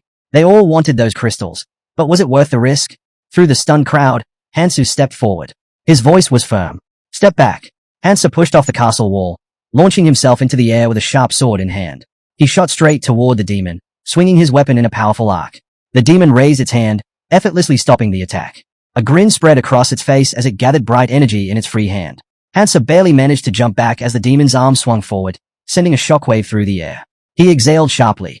This was expected, even if the creature was a degraded version of a true demon. He narrowed his eyes. Normal attacks won't be enough. And worse, he was out of cloud snacks. His defenses were solid thanks to the rune-eater snake, but his attack power was lacking. The demon's grin widened. Bright streams of energy surged from behind its back. Hansu suddenly felt power surging around his feet. He glanced down as a system notification popped up. Light boots of a scoundrel. Speed increased for 1 minute. A smirk crossed his face. Speed? Ha! He could work with that. In a flash, Hansa moved. A zigzagging trail of light followed behind him as he accelerated toward the demon. He appeared behind the creature in an instant, blades swinging. The demon reacted fast, spinning around and raising both hands to block. The air crackled as Hansu's sword struck over and over, leaving bright slashes hanging in the air. With a sharp swing, he finally sliced across the demon's chest, leaving a glowing wound. The creature's bright eyes widened. Its hand shot forward, releasing a blazing energy attack. Hansu braced himself, gripping his sword and blocking the incoming blast. A brilliant explosion erupted across the battlefield, sending stone fragments flying. From behind his sword, he frowned. His Namaha's ring of destruction had activated. Any skill or power that touched his weapon was instantly neutralized. From the castle walls, the soldiers looked on in shock. Is he really fighting that thing alone? One murmured. The sergeant's brows furrowed. Just how much stronger has he become? Next to him, a soldier turned to Han Chiol. We can't let this chance slip by. Han Chiol looked up. You're saying we should join the fight? He hesitated. Is that really a good idea? Jung Wook frowned. If we don't, others will. Do you really want to sit back and watch? As if on cue, warriors leapt from the castle walls, shouting. There's only one demon. We're not standing around for this. Jimin raised an eyebrow. Not really my style, she muttered. Then she turned to Xia. What about you? Xia folded her arms. We wait. Jimin's brows rose. Oh? So you do want to see what Hansu can do? Down below, a group of heroes rushed toward Hansu, weapons drawn. He turned his head, glancing at them. His eyebrows shot up. Impudent. This wasn't a normal fight. The demon could activate its racial skill at any second. If they interfered now, they'd only make things worse. He didn't have time to deal with reckless travelers. The protagonist stood firm before the towering demon, its glowing eyes piercing through the darkness. Observing closely, he suspected something was off. The creature hadn't used any abilities yet. That meant either hesitation or a hidden limitation. The demon arched a brow, watching intently. The hero recalled that demons possessed unique racial skills, unpredictable and varied. His mind raced. Did this one have an area of effect attack? As if to answer, streams of bright energy gathered in the demon's palm. Without hesitation, the protagonist turned to his allies. Fall back. You won't survive if you stay too close. A bespectacled man hesitated, brows furrowed. I got a bad feeling. Should we just stand back and let you handle this? The hero raised an eyebrow. What are you saying? We need to be close enough to land the final blow. The demon grinned, power surging in his hand. Without warning, he unleashed his racial skill, Hellfire. A blazing arc carved through the air, leaving a trail of searing destruction. The hero swiftly raised a shield, calling out, I have an artifact. This should protect me from minor flames. Another fighter scowled. If I deal the final hit, the reward is mine. But before anyone could act, the hero's voice rang out. Run! Flames erupted, engulfing everything in their path. As the fire spread, terrified screams filled the air. The group scattered, fear overtaking them. The demon strode forward, relentless. The protagonist stood his ground, resting his sword on his shoulder. He tightened his grip, then let out a low chuckle. Hellfire! Ha! Nearby, Hansa tightened his hold on his gleaming sword. It was time to unleash the full power of the ring. He swung his weapon, slicing through the inferno, leaving a streak of light in its wake. A powerful surge of energy burst forth, destruction slash. Gasps echoed around him. What was that? He cut through the flames. Hansa narrowed his eyes. The battlefield was scarred with deep craters, fire still smoldering on the scorched earth. A shiver ran through him. This wasn't just any enemy. Right here, right now, he was the only one capable of fighting this monster. The demon stretched out a clawed hand, flames spiraling around him. His grin widened, his burning eyes locked onto the protagonist. He lunged forward, his razor-sharp talons slashing through the air. Hansa's eyes widened, his breath hitching. His hands trembled as he took in the sight. The hero standing firm, sword planted in the ground. He clenched his fists. Is he really just a traveler like us? They had all started this journey together. So why was the gap between them so immense? Hansa swung his sword, cutting through the incoming stream of fiery energy. They needed a strategy. If this dragged on, they'd lose every advantage they had. Jung Wook frowned, scanning the battlefield. Behind him, Sergeant Xia covered her mouth in shock, while Jimin smirked. The demon let out a guttural roar, raising its hands as streams of energy crackled around its body. The protagonist lifted his gaze, locking eyes with the monstrous figure before him. A man in a cloak raised his hand, signaling everyone to prepare for the next wave. The clan members had to regroup. The shift in battle had begun. Jimin leaned against the wall, arms crossed. A voice cut through the silence. If you're waiting for him, you're wasting your time. She turned away. What are you talking about? Han Chiol sighed, rubbing the back of his head. I'm saying it's pointless. I've waited here before, and it never led to anything. Jimin glanced at him. Who exactly are you waiting for? Han Chiol's eyes narrowed. Hansu. Who else? Han Chiol closed his eyes. So, were you sent here by the monarch? The hero's expression shifted. Be honest with me. We're alone here. You know as well as I do that the clan alliance is on shaky ground. His gaze sharpened, and I'm sure you know why. Jimin studied him for a moment. Why are you telling me all this? Han Xiao gave a small shrug. Isn't it obvious? I wanted to present you with an offer from our side. Before he could say more, his eyes flickered to the side, suddenly on edge. He turned away sharply. Jimin raised a brow. What's wrong? I thought I was being watched. Li Guktai stood by the window, observing the city below. It's been a while since Hansu monopolized the demons. And yet, he hasn't made a single move. A boy standing nearby narrowed his eyes. No reports either. We've had the clan members keeping tabs on him. But something doesn't add up. A girl beside him nodded. Aside from defending the fortress, hunting demons, and occasionally diving into dungeons, he barely does anything else. Thanks to him, our defenses have improved, but... She turned to Guktai. There's still another problem. The independent fighters, those who refuse to join any clan, are constantly clashing with the clans. Guktai stroked his chin in thought. I figured this would happen. With someone like him refusing to align with any faction, trouble was inevitable. His expression darkened. Even the clan alliance is forced to follow his lead. He exhaled sharply. That's why I made preparations. A group of people stepped forward. Li Guktai smirked. If our power weakens, we'll lose control. And if that happens, our future plans fall apart. We cannot let that happen. Among the gathered crowd, a hero in a red robe stood tall. Li Guktai glanced at the newly arrived warriors, his eyes gleaming. You came just in time, he said, spreading his arms. Let's talk about the future of the clan alliance. Meanwhile, on the battlefield, swords and spears jutted from the fallen monster's corpse. The protagonist stood motionless, gripping his sword tightly. He lowered his head. This was meaningless. The spear clattered to the ground. Hansu exhaled slightly, stretching out his hand. The white snake coiled around his neck flicked its tongue as he counted. This was the 60th. He had finally gathered the amount he needed. High-level artifacts were available in the crystal shop. In the glowing display, icons of a shield, potion, sword, and axe flickered. Most were exclusive to clans, each with incredible effects. If the clans got their hands on these crystals, fierce competition would break out. Hansa couldn't let that happen. He had to act before things spiraled out of control. His eyes flicked to the system window before him.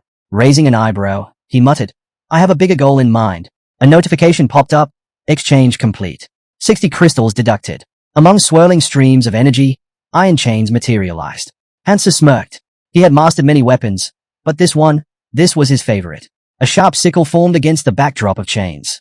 Gripping the twin blades, he admired their sleek, deadly design. The system identified them as judgment of the Decrados. Hansa's gaze hardened. This should make the next fights much easier. He spun one blade in his hand, eager to test it out. The ground was covered in dirt and debris. But suddenly, skeletal figures began emerging from below. Undead. Hansa grinned. 10 days remained until the siege ended. He was eager to see who would make a move in the final stretch. In his mind, he pictured Li Guktai's wild eyes and manic grin, along with a group of shadowy figures waiting for their chance. Then, it happened. A small figure appeared. A fairy assistant. Her eerie smile sent a chill through the crowd. This round has been quite entertaining, she mused, floating above them. For those of you who have survived the longest, we've prepared a special event. Before anyone could react, the ground trembled violently. A surge of unknown energy spread beneath their feet. Panic set in. This wasn't the start of a new wave. A dark force enveloped the battlefield. The corpses of slain monsters stirred. Gasps rang out as the lifeless demons' eyes snapped open. Their broken bodies were being pulled together, their remains glowing with an eerie purple light. Inside the fortress, the grotesque fusion continued. The pieces merged into a single mass, shifting and twisting into something new. From the grotesque pile, a figure emerged. A girl. Her horns protruded from her head, liquid dripping from her face. The demon had arrived. The fairy assistant's voice rang out, laced with amusement. And so, your next challenge begins. The demon unfurled her wings, ready to strike. The assistant chuckled, crossing his tiny arms. If you were human, I'd suggest staying far away from the fortress walls. Not that it would help. There's no escape. He raised a finger. That leaves you with two choices. 1. Stay and fight against the undead swarm that's heading your way. 2. Escape using a crystal. His grin widened. But be warned, these undead aren't like the ones you've fought before. He hovered in the air, his voice dripping with excitement. So I'd wait for them eagerly if I were you. But, if that doesn't sound appealing, he paused dramatically. You have one more option. His eyes gleamed. Face the demon herself. Inside the fortress, one of the boys was shocked to hear about the Demon King. Another quickly responded that no one had mentioned her before. Meanwhile, the fairy helper casually filed his nails and remarked that he hadn't brought it up because most travelers never lived long enough to meet her. Since few survived that far, it didn't seem worth mentioning. The crowd tensed as they learned that the crystal would activate only 30 minutes after the undead attack began, and it could only carry 500 people. That meant half of them would be left behind. But there was another option. If they managed to defeat the Demon King, everyone could escape. A timer suddenly appeared, and the fairy helper, in an unusually patient tone, explained that since this was a special event, he would wait for their decision. One man cursed, realizing they weren't just holding out for a month as they originally thought. A sudden clap drew everyone's attention. Lee Guktai stepped forward, clenching his fist, and declared that all they had to do was survive for half an hour and escape with the crystal. He urged everyone to hold on and prepare, then ordered the clan alliance to head toward the crystal while the rest defended the front lines. A guy with glasses looked at Lee Guktai in outrage, seeing right through his intentions. He sneered, realizing Lee Guktai and the clans were planning to save themselves while leaving the others behind. Their eyes locked in a tense standoff. Lee Guktai defended his strategy, arguing that survival was more important than reckless action. But the glasses-wearing man shot back, mocking Lee Guktai's words as befitting a clan monarch, someone who only cared about saving those under his control. Lee Guktai, unfazed, turned to him with a threatening look and demanded to hear a better plan. He reminded everyone that even the demon from the first day had wiped out dozens in a single attack. So how exactly did they plan to defeat the Demon King? His expression darkened as he posed the question to the entire group. Would they rather escape together and reach the next island or throw themselves in a certain death like moss to a flame? The glasses-wearing man hesitated. Meanwhile, Ju-Yun smirked, thinking the argument was already settled. Their alliance with the Smog clan ensured their safety. But then, a voice rose from the crowd. Someone stepped forward and declared that the only way for everyone to survive was to defeat the Demon King. Ju-Yun tensed up, his body's rigid with unease. Meanwhile, Hansu remained calm, stating that if they managed to defeat the Demon King, everyone who survived would be able to escape. Ju-Yun scowled, irritated that Hansu was interfering yet again. Lee Guktai stepped forward, eyeing Hansu skeptically. Are you sure you'll survive? He challenged. Hansu simply shrugged. Who knows? He said indifferently. Then, he pointed out the harsh truth. If they made a run for the crystal, far more than 500 people would die. Maybe even all of them. A girl in the crowd smirked and said that in that case, she'd rather follow him. She added that trusting the so-called clan leaders was out of the question, so siding with them made no sense. Turning to Hansu, she asked for his thoughts. People around them started raising their fists in support, eager for a way out that didn't rely on abandoning half their group. Seeing this, Ju-Yun and his clan quickly decided to join in. Soon after, Shia announced that they would also fight alongside Hansu. Ju-Yun's expression darkened. If things kept going this way, Hansu would have to be dealt with, by force if necessary. He glanced at the convoy, realizing that they needed to break their morale now. If a battle erupted, everyone would fight for their own survival, making it the perfect moment for an ambush. But before he could act, Hansu shot him a menacing glare. Save your plans to kill me for later, he warned. In a flash, Hansu attacked. His weapon crashed into the ground beside Ju-Yun, the impact sending a tremor through the floor. Then, with a swift motion, he pulled it back, the blade gleaming. You sure you can handle the consequences? He asked. Ju-Yun flinched, realizing he had just barely escaped death. Lee Guktai quickly intervened, suggesting they bide their time and wait for the right moment. There was still time. After all, he thought to himself that, for now, they would have to follow Hansu's lead. But the chance to escape would come later. The decision was made. But before moving forward, Hansu stepped toward the crystal. Let's make sure we're all committed, he said. With a powerful swing of his weapon, the chain wrapped around the crystal. He yanked hard, and cracks splintered across its surface. A moment later, the crystal shattered into countless shards. And Ju-Yun and Lee Guktai froze, their faces pale with shock. A panicked cry erupted from the crowd, demanding to know what Hansu had done. He turned to them, his voice firm. We're heading to the fortress. We don't need the crystal anymore. The thought of escape will only make us weaker. The words sank in, and murmurs of agreement spread. The hesitation in people's eyes faded, replaced by a single, focused determination. Raising their hands high, they shouted in unison, follow Hansu. Kill the Demon King. But Hansu held up a hand to stop them. Don't follow me, he said. Look ahead, for your own sake. As the timer hit 0, the massive doors to the fortress groaned open. A thin strip of light spilled into the hall, illuminating the path forward. One of the men muttered in disbelief. This fortress didn't feel like the same place they had seen before. The atmosphere had completely shifted. As they walked through the dimly lit hall, flickering candles with eerie purple flames cast long shadows on the walls. At the far end, the light faded into an unsettling darkness. The group hesitated, glancing around warily. Then, at last, he appeared. The Demon King's voice dripped with amusement as he lamented how long it had taken them to arrive. You've come all this way for some fun, she teased. I can't just let you leave now. Before anyone could react, the massive doors behind them slammed shut.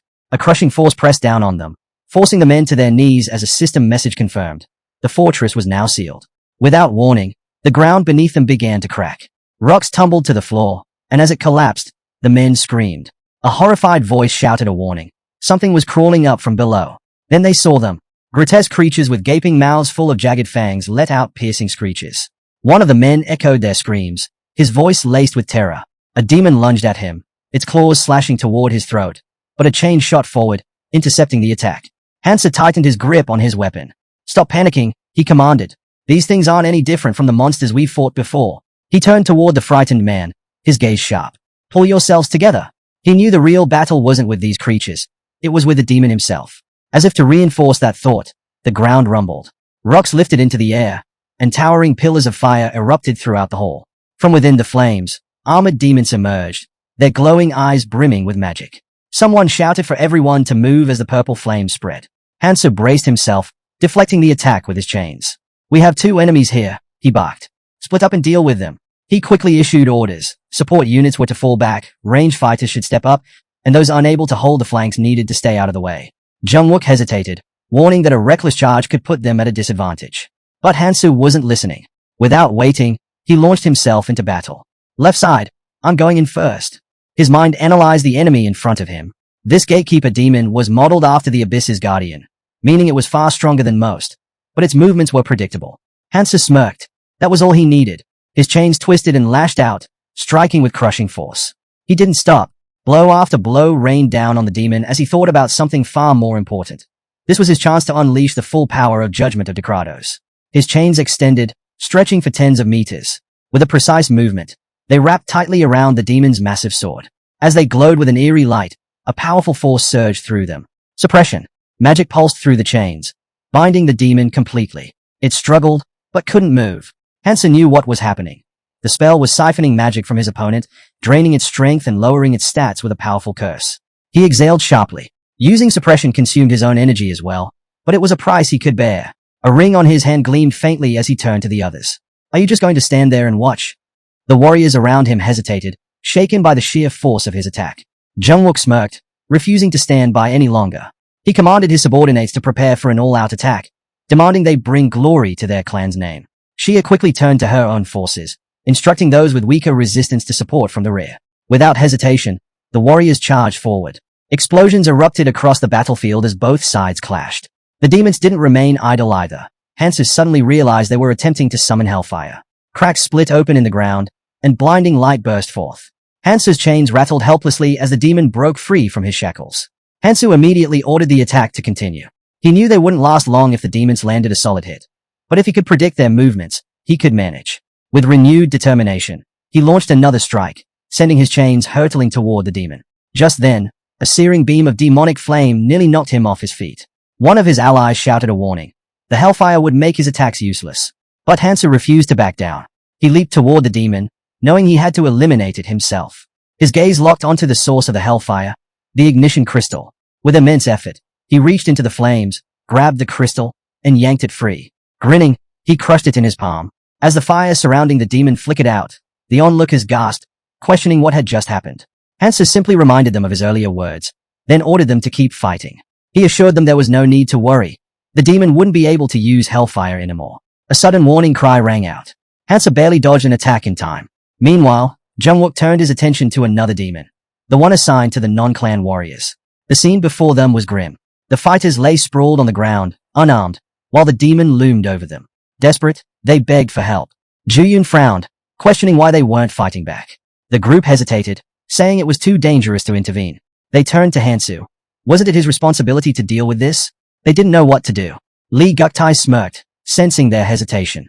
To him, this was an opportunity. Stepping forward, he called out to Hansu, accusing him of sending people to their deaths. It was all his fault things had reached this point.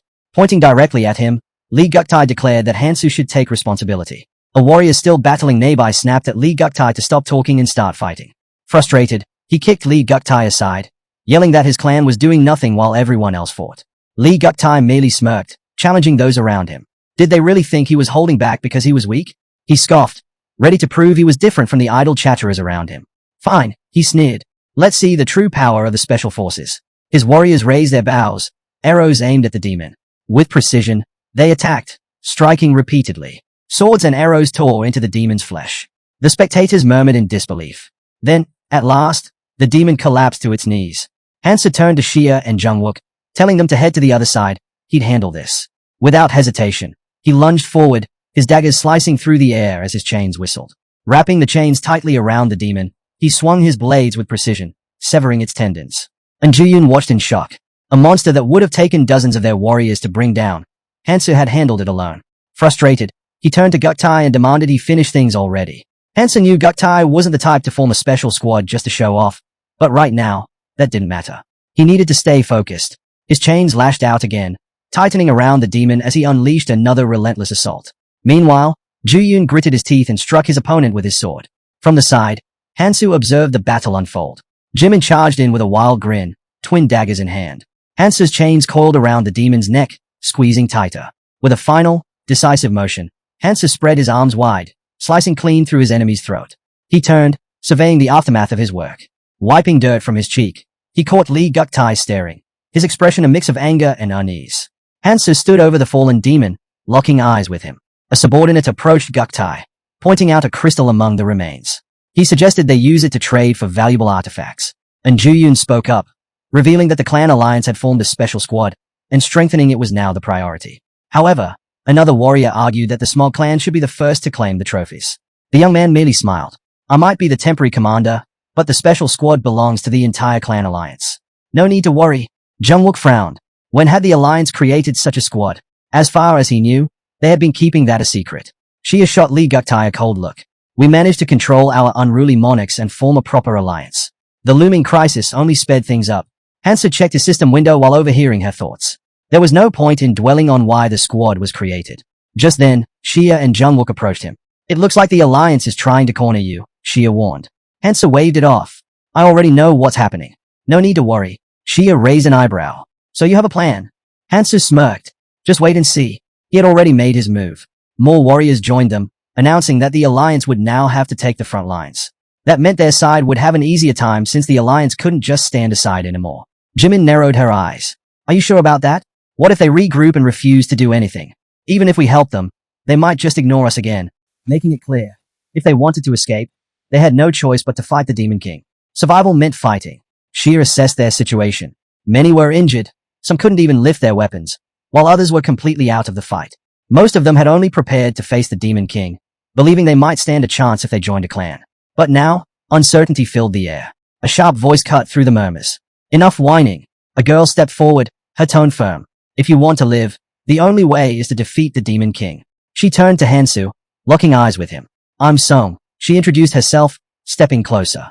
Her hand reached for his chest, but before she could make contact, Jimin nearly exploded in fury. Only Xia managed to hold her back. Hansu smacked Song's hand away, glaring. What do you think you're doing? She tilted her head, feigning innocence. Oh, so heartless. I wasn't trying anything. Just wanted to introduce you to someone. Turning away, she tossed him a smirk. Let me know if you're interested. Then, as if enjoying the chaos she caused, she added. After all, someone is certainly interested in you. Jimin cursed under her breath. What is wrong with her? Xia pulled Hansu aside. Just ignore her. Jimin scowled, muttering about how Song had refused to acknowledge them earlier. She only interacted with the clanless, shutting out anyone else. No matter how they tried, she had ignored them completely. Hansu exhaled, clearly unimpressed. If you're done, let's move. Juyun groaned. Ignoring me again. Huh. With that, the group set off. They arrived before a massive wall, voices rising in debate about what lay beyond. Are we really going to fight the Demon King? Someone asked, their voice filled with doubt. A fairy helper wiped away tears of laughter. Travelers these days are amusing. But don't worry, I've got good news for you all. The crowd fell silent as the fairy continued. You don't actually need to defeat the demon to open the portal to the next island. Gasps echoed through the chamber. All you have to do is hold out for half an hour, the fairy explained. Once that time passes, the crystal on the throne will activate. Wait, so we just have to survive? Someone asked in disbelief. The fairy nodded. That's right. Once the crystal activates, the portal will open, allowing you to travel freely between islands.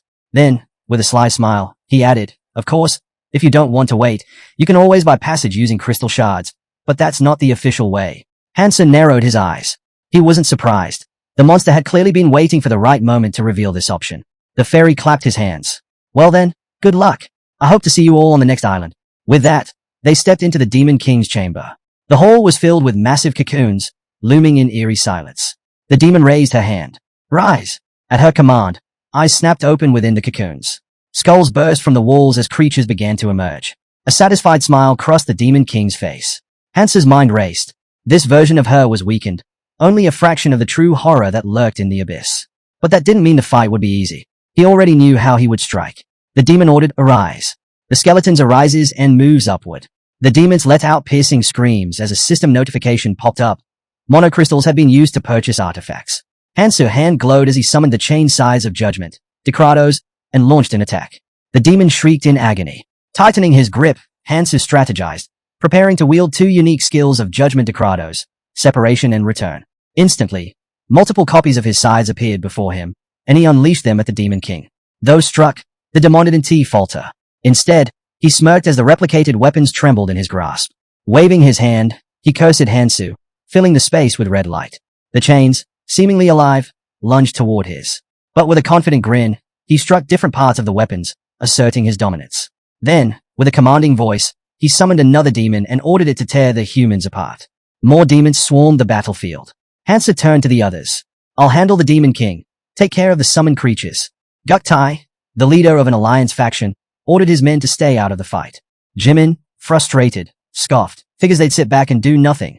Hansu understood their hesitation but needed all the help he could get. At least hold the demon off for a bit. Jimin bristled. And how exactly are we supposed to do that without you?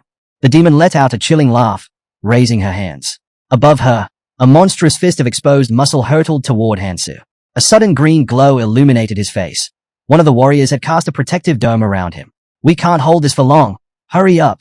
Meanwhile, another alliance warrior observed the chaotic battlefield. There are too many of them. I can't even tell what's happening. Should we be helping somehow? Another asked, coughing up blood mid-sentence. And Juyun turned in shock as one of their own collapsed. He stared at the attacker and demanded, "What are you doing?" Guktai, with a sinister smirk, replied, "The perfect time to strike is when everyone's distracted." His faction had no intention of fighting the demons. Instead, they were eliminating their own. And Juyun's face twisted in horror. "You think we'll just let this slide? Why aren't you fighting the real enemy?" The answer was chilling. No one could move as a special squad launched a surprise attack. And Juyun, defiant, yelled, "This battle isn't over. We'll wipe you out too." But Guktai only sneered. "You were just disposable pawns, willing to throw yourselves away for the monarch." And Juyun froze. "What monarch?" Before he could process it, Guktai roared, "Time for you to disappear, Juyun," and swung his blade. But before the strike could land, and Juyun collapsed, overwhelmed by fear. Hansu arrived just in time, his gaze locking onto Guktai. "So, you've finally shown your true colors," he muttered. It seemed the boy's underhanded tactics hadn't changed one bit. Guktai, startled by Hansu's presence, questioned why he wasn't still fighting the Demon King. But it didn't matter. He was convinced Hansu was too late. The special squad surged forward to attack, but Hansu quickly pieced everything together. The Monarch of Disguise had finally revealed himself. These were clear traces of the Black Monarch, a discarded pawn that needed to be erased. Meanwhile, Guktai calculated his odds. Even if they couldn't defeat Hansu outright, they just had to keep him busy long enough for the demon to finish off the rest. He was willing to sacrifice himself if it meant taking Hansu down with him. But Hansu smirked. "You're mistaken," he said. "I'm not here to stop you. I have an offer to make." Guktai hesitated, his mind racing. Explosions shook the tower as tension hung thick in the air. The waiting fighters grew restless, wondering when Hansu would return. Cursing under his breath, Hansu realized he'd lost sight of them. With a powerful push, he launched himself off the floor and struck a demon mid-air. His chains wrapped around the creature's face, and in the next instant, the linked demons were torn apart. She had turned to him. "Where have you been?" she demanded. "Preparing," Hansu replied simply. Before she could question him further, a sudden explosion sent Jimin flying. The demon sighed. "This is getting boring," she said, clenching her skinless fist. Hansu dodged her incoming strike, crafting a scythe mid-movement. With precise control, he sent his weapons soaring toward her. Chains coiled around her, scythes swirling in the air. The demon thrashed, her screams filling the space as she struggled against her bindings. "How dare you!" she roared. But no matter how she fought, she couldn't break free. Shia watched in shock, but Hansu waved her off. "Stay back," he warned. Han Chiol frowned. "Why are you stopping us?" Before Hansu could answer, a purple flash illuminated the room. A powerful bolt struck Hansu, sending black smoke spiraling into the air. The onlookers gasped, unable to see through the thick haze. "I can't see him. Is he dead?" Shia's breath caught in her throat. "There's no way he went down that easily." Then, Jimin's voice rang out. He's up there. Above them. Hansu had climbed higher, his focus sharpening. More copies of his size materialized, and without hesitation, they hurtled toward the enemy, slamming directly into the rings. The chains tightened around the Demon King, forcing her to her knees. Hansu struck again, drawing another agonized scream from her. With a swift motion, he severed one of her arms. Looks like that worked, he muttered. But instead of despair, the demon erupted into laughter. Her voice rang out, wild and, suddenly, her horns pulsed with energy. A massive demonic hand formed, reaching toward her. Hansen narrowed his eyes, wondering if she was preparing to unleash a new power. He yanked his scythe back. He wasn't about to let this drag on. Clenching the white stone, he focused. It had enough energy to finish the fight. The demonic hand trembled, and then exploded. Hansa leaped back as Hansa charged forward. Without hesitation, Hansa swung his chains again, binding the demon tighter. The demonic hand clenched into a fist. And now, Hansa called out, a great sword, now. The weapon was thrown to him just in time. The demonic hand nearly crashed into him. But before it could strike, it collapsed to the ground. The entire battlefield froze. The earth beneath the fallen hands crumbled into dust. Hansa suddenly appeared nearby, shocking the Demon King. She had no idea how he moved so fast. But there was no time to react. Hansa swung his sword, striking her. She let out a furious scream, unleashing magic from her mouth in a desperate counterattack. Hansa didn't flinch. He drove his sword into her, and blood splattered onto the floor. The Demon King's head lowered, her voice trembling. How dare you? Someone hesitated. Is it over? But the crystal remained still, unmoving. Hansu, breathing heavily, shook his head. No, it's not. Just then, the demon twitched, and then straightened up. It's been so long since I felt pain like this, she murmured. Spreading her arms, she unleashed a powerful force, sending Hansa flying. An explosion followed, and as the dust settled, she formed a dark sphere in her palm. For you, Hansu, she sneered. I'll use my full strength. Before she could launch her attack, a blade sliced through the air, striking the sphere and shattering it instantly. She froze, eyes narrowing. With a frustrated mutter, she turned her attention elsewhere. No matter. There are still some loose ends to deal with. She pointed at Jimin and sent one of her demons after her. Jimin braced for impact, but Shia was already moving. She intercepted, praising Jimin for stalling long enough. We should fall back, she suggested. The demon smirked. You can try to escape, but soon, none of you will exist. Then, locking eyes with Hansu, she pointed at him. Now, it's time for your reward for entertaining me. Hansu, now near one of the columns, tensed. A massive beam of energy crashed down on his position. The shockwave alone sent people flying, their screams echoing through the dust-filled air. Junyun staggered back, eyes wide. That was just a shockwave. He could hardly believe the sheer power of the blast. Did Hansu even survive that? The smoke refused to clear. But then, a blue spark flickered in the haze. From behind the smoke screen, Hansu's side shot forward, slicing through the battlefield, heading straight for the Demon King. The demon scoffed, surprised that Hansu still had the strength to attack despite his injuries. Hansu waved her off, relieved that things were finally settling down. But the king wasn't done. Drawing her weapon, she sneered, cursing the restrictions placed on her and the time constraints that limited her true power. As tension filled the air, the crystal finally reacted, glowing intensely before opening a portal. The people erupted in celebration. Hansu had defeated the Demon King, and now they could all move on to the next island. However, just as the demons' bodies began to shrink, flames erupted without warning. Hansu tensed, realizing the Demon King's hearts were in danger. But then, to his shock, her body began to shift. With a twisted grin, she declared that she was just getting started and had no intention of stopping now. Even if it meant paying the price, she vowed to take them all down with her before her body burned out. Before she could act, the fairy assistant appeared, cutting her off with a laugh. Grabbing hold of the king, he reminded her of the rules. Using true power in a training area was forbidden, and there would be consequences for breaking the conditions. A massive hand reached down, enveloping the demon as the entity declared that she would be removed. Furious, she lashed out, blaming the fairy assistant for interfering and preventing her from unleashing her full power. She swore revenge, but before she could do anything more, her body dissolved into black flames. The onlookers stood in tense silence as the fairy assistant let out an awkward chuckle. Brushing off the moment, he assured everyone that it was just a small misunderstanding and that he had already taken care of it. Now, it was time for their reward. With a wave of his paw, he congratulated them on their victory, emphasizing that few ever got the chance to participate in such an event. Finally, he turned to Hansu, announcing that there was only one reward for defeating the Demon King, and it would go to the one who contributed the most. Hansu reached out and took the purple runestone. A system window appeared, informing him that once activated, all his rune stats would be locked at 99.99% for 24 hours. However, there was a catch. Once the effect wore off, his boosted stats would drop straight to 100%. The fairy assistant assured them he'd handle the rest and explained how to use the crystal. Just by thinking of their desired destination, they could travel there. With that, he left, saying he'd be waiting for them on the next island. Hansa glanced at the runestone, feeling a sense of accomplishment. He had achieved everything he came to the central island for. But something still lingered in his mind. The energy he had sensed earlier was unmistakably from the abyss. Twirling the stone between his fingers, he reminded himself that his journey was far from over. Hanal let out an exasperated sigh, complaining that after all their effort, they only got one reward. Jungwook reassured Hansu that no one was foolish enough to try and take it from him, especially since everyone knew he was the reason they survived. Hanal agreed, adding that it wasn't like anyone here had the strength to challenge him anyway. Shia ran a hand through her hair, skeptical. The Smug clan had been suspiciously quiet throughout the battle, and she doubted they'd stay silent for long. She suggested checking in with their clan members who hadn't emerged during the fight with the Demon King. Jimin, clearly irritated, questioned why they didn't just deal with the problem now. Hansa shot him a glance over his shoulder and said flatly, "It's probably already over," sensing something was off. "What do you mean, over?" Shia echoed the question, equally curious.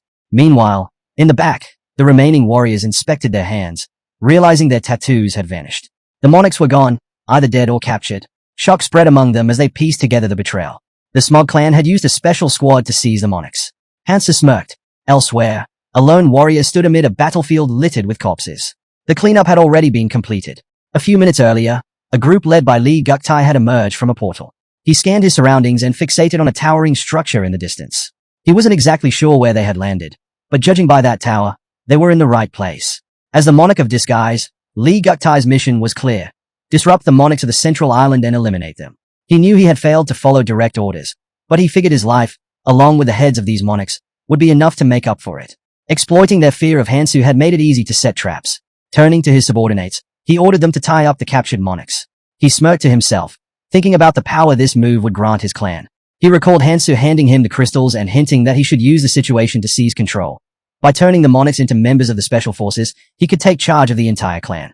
But Lee Guktai had already understood that long ago. After all, the special forces were already in motion. Hansa told Lee Guktai that as long as they didn't cause trouble here, he'd turn a blind eye to whatever happened next. Lee Guktai scoffed internally. Hansa was a fool. Their deal had only been made to avoid unnecessary conflict in the middle of a crisis. Now that things had settled, that agreement meant nothing. Still, he suggested his people stay in contact, given their current situation. Just then, one of his warriors shouted, "There was someone else here." Before Lee Guktai could react, he saw a blade slice into his comrade's side. Alarmed, he demanded to know who was there, but he couldn't sense anyone. A voice echoed in the darkness, making Lee Guktai whip around. Whoever it was, they had actually come. He had his doubts, but it seemed his precautions weren't in vain after all. Lee Guktai shouted for his men to stay sharp. Whoever was hiding couldn't have brought many people, which meant they still had the advantage. But just as he prepared to fight, his body froze. His legs wouldn't move. He was sinking into the ground. The unseen voice calmly explained that it was a temporary effect triggered by a buried trap artifact. A figure stepped out from the shadows, revealing that the trap had a delayed activation. It ensured they were exactly where they needed to be. Panic flickered in Lee Guktai's eyes. How are they known? He wanted to demand answers, but before he could speak, a crushing blow landed on his back. And Juyun, another of Lee Guktai's men, begged for mercy, swearing to do anything to survive. The voice didn't hesitate. It denied him outright before delivering another devastating strike. The unknown warrior slammed Juyun's head into the ground, muttering that he had nothing of value. Letting go of the broken body, the warrior whispered to himself about waiting for the Central Island's people to arrive, so he could kill them all. Then, the warrior removed his mask. He mused that when he first heard about the Central Island and the tower, he hadn't known what to make of it. But, as always, things had a way of working out. At that moment, Hansa spoke. Since this warrior had asked to use him, Hansa decided to share something important. If the warrior could endure what Hansa had to say, he would grow far stronger than others who started under the same conditions. With that, Hansa sent him to the place he had mentioned, leaving the choice up to him. Looking back, the boy realized that trusting Hansu had been the best decision of his life. Now, all he had to do was wait. The full moon shone brightly above as the transition crystal pulsed with energy. Elsewhere, deep in a forest, a man cursed under his breath. He was dead. The woman beside him asked if he was referring to Lee Guktai. It seemed the Central Island had made a critical mistake. The man frowned. The last time he had made contact, it had been from the Demon King's fortress, so that was likely where he had died. But the man had expected this outcome. Lee Guktai's death wasn't important. What mattered was the irritation that still remained. Clenching his fist, he declared that they had come to Tower Island because it offered the best rewards among the remaining islands. However, there was only one way in, through the transition crystal. As soon as they activated it, warriors formed a tight ring around it, ensuring that no one passing through would escape unscathed. The Ascension Pass island map displayed hundreds of islands, divided into 3 stages. The first group marked the beginning of the journey, followed by the second group, which included the central island. The third group signified the final stage of training, where the most valuable rewards were hidden. Among them, Tower Island stood out as the most coveted. Naturally, anyone seeking strength would rush there without hesitation. Inside the throne room, a massive yellow crystal loomed over them. A voice broke the silence, questioning his statement. Without looking up, the protagonist casually took a bite of his snack, replying that if they were heading to Tower Island just for the rewards, they should think twice. He finished chewing and added that otherwise, they'd meet the same fate as those who rushed blindly to the central island. Hansa narrowed his eyes at the group, offering a sincere warning. Surviving Tower Island would be far more difficult than the central one. There was no point in risking death without a real chance to grow stronger. His words stirred unease, and people began murmuring, asking what they should do. She stepped forward, stretching out her hand. "So, you're not going?" she asked. As they debated, unseen eyes were watching from the shadows. The protagonist, unfazed, stated that there was always a way to claim any reward, no matter the island. Hearing this, she had turned away, deep in thought. This was unexpected. She had assumed he was the type to chase risks. Had she been wrong? A sudden voice interrupted her thoughts. "He's right." A man stepped forward, gesturing to everyone in the room. He explained that their clan had grown by persuading the remaining travelers to join after the monarchs vanished. But their people were exhausted. Finding a safer place to recover was the smarter choice. Turning to the protagonist, he extended his hand. "Since we're planning to leave, I just wanted to say, thank you, Hansu. We survived because of you." The protagonist let out a small chuckle. "If I'm still alive, I'm sure we'll cross paths again." With that, he stood up, and Junyun called for Hansu to leave. Meanwhile, Jimin, who had been standing behind Shia, leaned in. "Should we pack up too?" Shia placed a hand on her chin, contemplating. "He warned us not to go to Tower Island, so maybe we should take his advice." Just then, a portal opened near the massive yellow stone. The room filled with murmurs. Were they really about to leave? After everything, had they grown tired of this endless cycle? The crowd exchanged uneasy glances, whispering among themselves. If even Hansu wasn't confident about Tower Island, wasn't it foolish to go? Hearing their murmurs, the protagonist addressed them loudly. "Go on. I still have things to take care of." Jungwook shrugged, spreading his arms. "Then we'll go first." He and Cho approached the portal. Before stepping through, he turned back. "I hope we all make it out of this." Shia glanced at her partner. "If you want to say goodbye, now's your chance." Jimin lifted her chin proudly. "No need. I'll just go ahead." With that, Shia shifted her gaze toward the protagonist. "I'm not one for goodbyes, but we'll meet again." As the last few people prepared to leave, Hansa walked toward the portal. But just before stepping in, he turned back. His eyes landed on Song. "Why are you still here?" She raised a hand and countered with a question of her own. "Why shouldn't I be? I want to check something." Hansu exhaled lightly and turned away. "Suit yourself." As his form began to fade, his voice lowered to a whisper. "See you on the next island." The moment he disappeared, Song tilted her head. "See me where?" She tucked a strand of hair behind her ear, mumbling to herself. She wasn't sure where everyone was going, but at least someone would be heading in the right direction. A red mark glowed on the back of her palm as she conveyed the message. Sometime later, a long-haired man stood before the portal. He sighed, muttering to himself. "It's been a while since I got the message. Is anyone even coming?" Suddenly, the portal flared to life. His instincts kicked in. Gripping his sword, he took a defensive stance. Another man, holding a spear, motioned for his men to prepare. "Stay sharp," he barked. Then, without hesitation, he lunged toward the portal, closing the distance with alarming speed. The portal pulsed with energy, casting a bright glow across the forest. But as the light settled, his expression twisted in confusion. Instead of an enemy, Sung stood next to the portal. "Down!" the man shouted. A sudden explosion erupted from the side of the portal, launching her forward. She hit the ground, catching herself with one hand. Her eyes darted to the side in shock. "Well, that was quite the welcome," she muttered, dusting herself off. The man narrowed his eyes. "Why are you alone? Where's the rest of your group?" Sung straightened, unfazed. "I waited until they all left before coming here. Has anyone else arrived?" His frown deepened.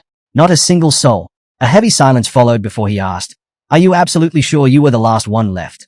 The man turned away, and Sung spoke firmly. "I watched them all leave.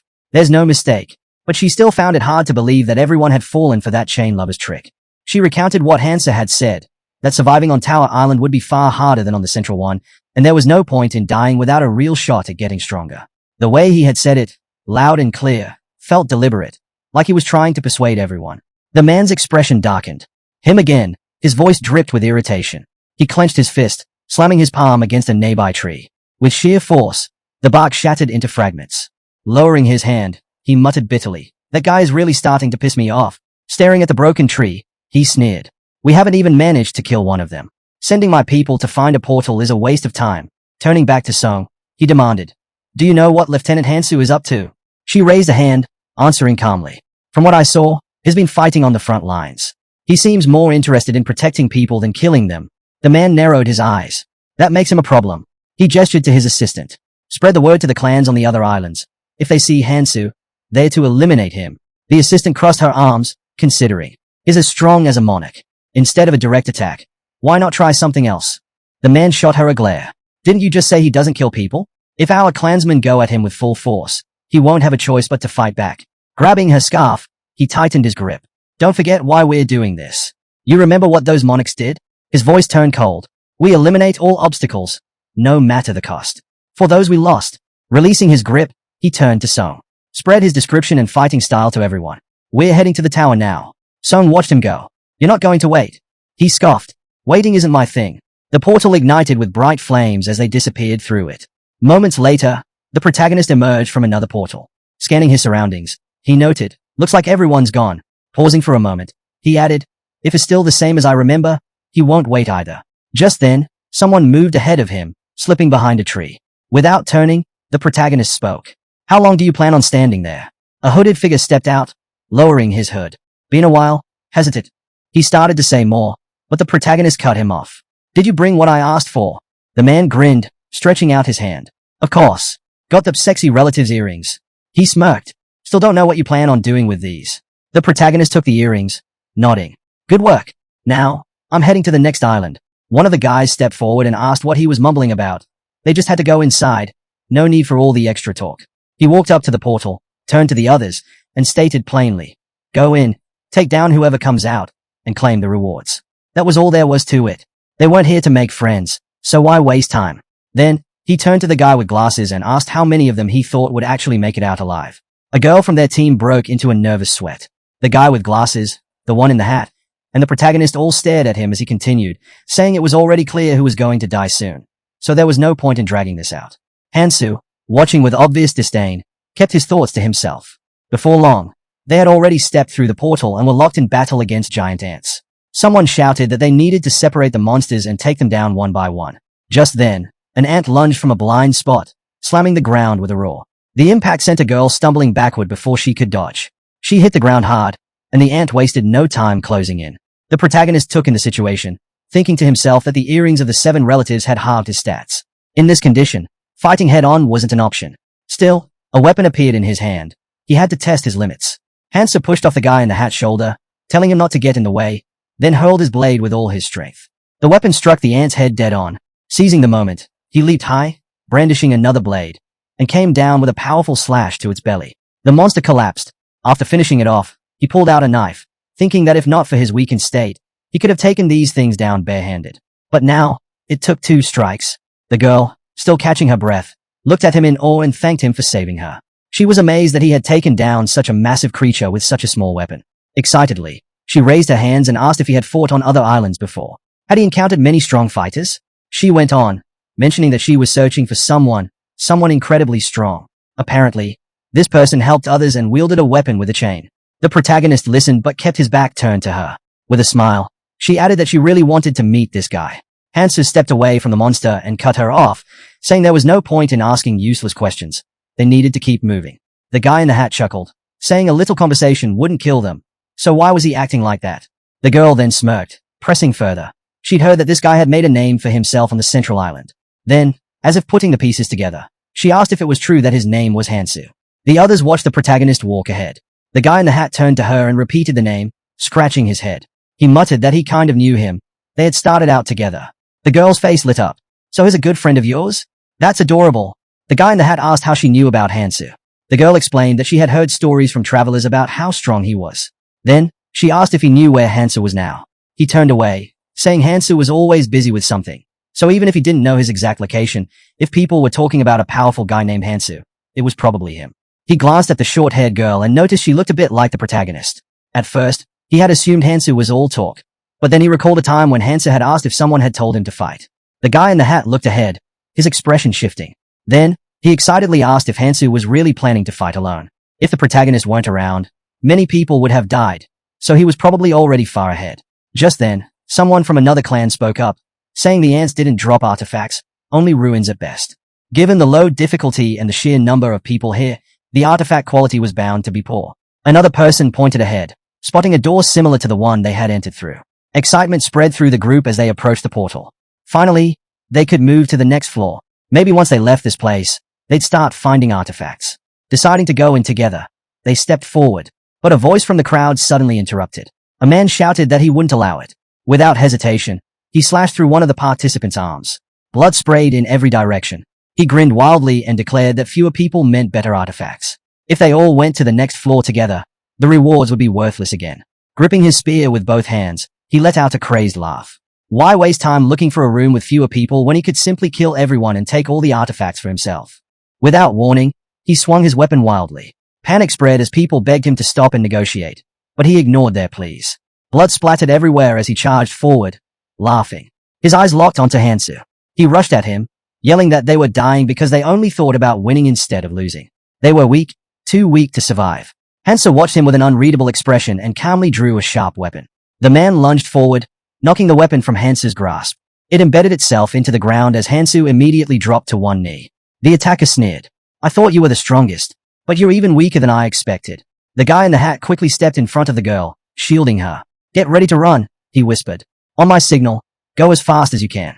But the girl didn't move. Instead, she snapped, stay where you are. The guy's eyes widened in confusion.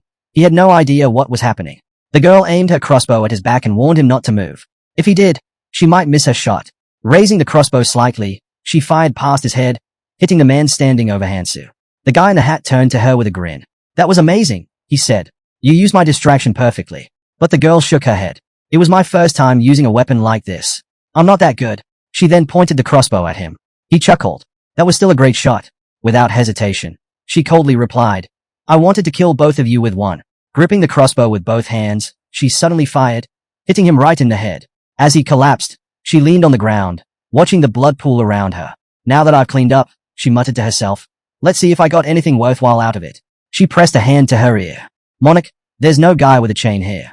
I checked 10 rooms on the first floor. Then, she smiled. But as a consolation, I took care of everyone else. If I do catch him, though, that would make a great gift. I'll let you know if I find him on the next floor. A voice interrupted her. Are you looking for me? Her entire body tensed. She spun around in horror. But before she could react, a chain shot toward her. The moment it wrapped around her, it tightened, locking her in place. The protagonist stood before her, smirking, a weapon pressed to her throat. So, you were looking for me. Bound in chains, the girl's face paled. But before she could finish, Hansa bound her even tighter, ensuring there was no way to escape. A knife glinted against her throat. Trembling, she gasped. I saw you. You definitely fell unconscious. Hansa looked at her with pure disdain. His voice was mocking. Guess my acting skills weren't so bad after all. Her breath hitched. And don't even think about calling your monarch, he added. He raised a finger to her lips. Her entire body froze in shock. In the blink of an eye, his appearance shifted back to normal. Be quiet now, he whispered. Then, in one swift movement, he killed her. The chains unraveled and fell to the ground beside a growing pool of blood. Hansu exhaled, surveying the scene. Looks like she was the only one sent here. He glanced to the side and spotted a snake devouring white stones. A thought crossed his mind.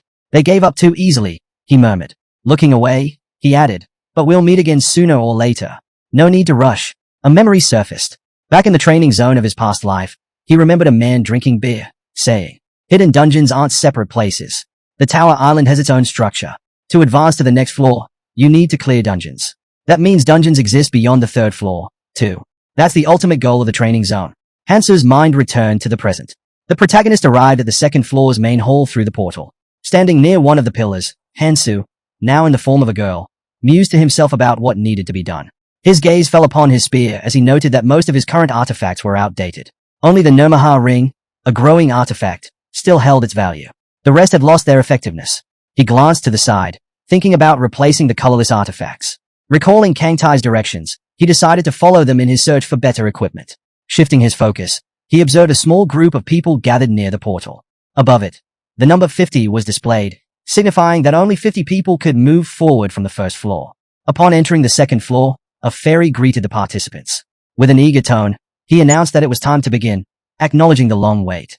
Flashing a smile, he welcomed them to Treasure Island, explaining that their insight had brought them to the right place.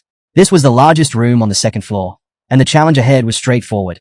They had to defeat the Guardian protecting the treasure and then bring the treasure to the island center to exchange it for artifacts. Holding up a small golden ball, the fairy continued, stating that they had only 2 weeks to complete the task. Of course, if things were that simple, it wouldn't be much of a challenge. He then revealed the crucial rule. Only those who successfully exchanged the treasure for artifacts would be allowed to leave. The participants remained silent, listening carefully as he elaborated. Those without artifacts would not survive. There was only one treasure, which meant they had 2 choices. Either obtain 50 artifacts to ensure everyone's survival or take a lesser amount, potentially dooming some of their companions. He spread his arms wide and declared that the fewer artifacts obtained, the higher the individual ranking. It was up to them to make a wise decision. The fairy then revealed a map, marking the locations of all 128 guards. The protagonist watched the fairy intently, considering the daunting task ahead, defeating 128 guards within 2 weeks. His eyes shifted to a girl with short green hair, pondering how she planned to handle such a difficult scenario. Just then, a voice cut through the tension. A girl suggested forming 5 groups, each consisting of 10 people. She spread her arms, explaining that each group would need to take down 2 guards per day. Smiling confidently, she turned to the others and asked if they believed they could handle it. Murmurs spread through the crowd. People began questioning the green-haired girl's suggestion. Was she really expecting the clans to work together? And were there really only 10 people per team? Those without a clan would be at a clear disadvantage. The protagonist listened to the whispers and thought to himself that, strategically, her plan wasn't bad. Behind him, a yellow-haired girl tapped a boy's shoulder. The boy turned, pointing toward the people behind him, and stated that they were on board. 2 guards per day sounded reasonable, and if someone messed up, it would be on them. Their clan had already split into teams. Hansu observed them and concluded that these 2, who seemed to be among the strongest, were the ones calling the shots. More whispers followed, and people reluctantly agreed that, for now, they had no choice but to follow their lead if they wanted to survive. The boy then spoke loudly, saying that once they found the treasure, they would notify everyone and immediately head to the center. With that, the crowd began dispersing. The protagonist remained still, listening to the surrounding conversations while analyzing the map. The guards were scattered across the entire dungeon, which was quite large. It was time to move. Just then, the yellow-haired girl turned to the protagonist and asked where the woman had gone. Meanwhile, Hansa carefully stepped forward, focused on his own objective, finding the hidden treasure. He thought about the Philosopher's Stone and what it would take to obtain it. At that moment, Kangtai pointed at himself, claiming that no one else could succeed, so the protagonist should listen carefully. He explained that among the orbs dropped by the guards, none stood out except for one that shone brighter than the rest. Most people were too focused on the treasure to care about ordinary orbs, discarding them as worthless. Kangtai crossed his arms and smirked, saying they weren't useless at all. He then extended a hand toward the protagonist and declared that collecting 32 orbs would allow him to exchange them for an artifact cleverly disguised as the Philosopher's Stone. Grinning excitedly, he added that finding hidden events was his specialty. Keldien, adjusting his glasses, sighed and remarked that Kangtai was far too talkative for someone who simply gathered discarded orbs out of pity. The protagonist, meanwhile, gripped a chain in his hands and continued moving forward, deep in thought. Though this artifact wasn't the same fake Philosopher's Stone that Ambi had consumed, it had a similar effect, making it worth obtaining. He reminded himself that the dungeon was challenging, and the number of chances to acquire something like this was limited. Suddenly, he tightened his grip on his weapon. Hansu reverted to his original form, deciding that he should handle things alone to move faster, and to ensure no one else got in his way. Just then, the ground trembled. Rocks shifted and fell as a massive creature emerged, its enormous hands pressing against the ground as it struggled to rise. A blue crystal embedded in its head glowed faintly. Nearby, the clans turned their heads toward the noise, hearing the rumbling sounds echo through the dungeon. At the same time, the fairy's assistant announced, "The second guard has been defeated. That's 2 down today. At this rate, things will move quickly." One of the participants shouted at the green-haired girl, warning her not to lose focus. Annoyed, she snapped back, saying she already knew that. She barely dodged as the monster's gaping mouth lunged toward her, then leaped into the air. With a powerful kick, she sent the creature flying backward. An arrow shot past her, piercing the monster's eye. The archer behind her, bow still raised, remarked that she had dodged the attack without even looking in his direction. So why was he even helping her? The girl glared at him and yelled that he should have just fought the thing alone. Frustrated, the boy muttered that they hadn't even found a single guard yet, while somewhere else, 2 had already been taken down, and all they had run into was a weakling. The girl gazed into the distance and firmly stated that those 2 guards weren't defeated by a group. Someone had taken them down alone. She could just feel it. The boy put a hand to his chin, deep in thought, before turning to Monarchy and saying, "So, it's true then?" The girl immediately turned away with a sharp exhale and shouted at him not to call her that. That title, and the abilities tied to it, irritated her. Instead of arguing, she ordered him to move. The presence ahead of them had vanished, meaning they needed to change direction. They would turn right. Just as they moved, she suddenly stretched out her arm, signaling the group to stop. A powerful and ominous aura was approaching, the same feeling she had sensed at the very beginning. Meanwhile, another clan was making its way through the dense bushes. Their leader spoke up, saying they wouldn't bother hunting the guards. Even if they found the treasure, there was no guarantee they could deliver it to the altar. A clanmate protested, saying they couldn't just sit around and do nothing. The leader frowned but remained confident. While the others wasted time looking for guards, they would focus on getting stronger. He smirked, explaining that simply hunting the monsters lurking around would be enough to upgrade their equipment. And once they were stronger, they'd ambush those returning with the treasure.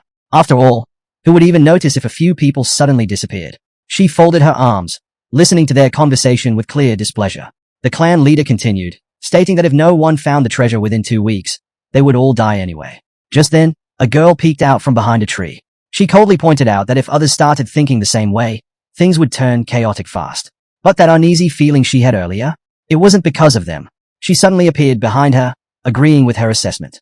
He crossed his arms and added that in situations like this, maintaining order was everything. Before they could continue, a voice suddenly shouted from the other clan, "Who is she?" She turned to look and saw the girl properly for the first time. Her entire body was covered in bruises. For a moment, she wondered, why was this girl traveling alone? She frowned, uneasy, and then it hit her. She was the source of that strange feeling. The protagonist quickly turned to look at the girl. The man immediately pulled back his bowstring, demanding to know why she had approached them from behind. He asked what she wanted, pointing out that she seemed to be alone, so she had better answer honestly. The protagonist remained still and replied calmly, saying it was nothing special, just a proposal. Hearing this, the man frowned in disbelief.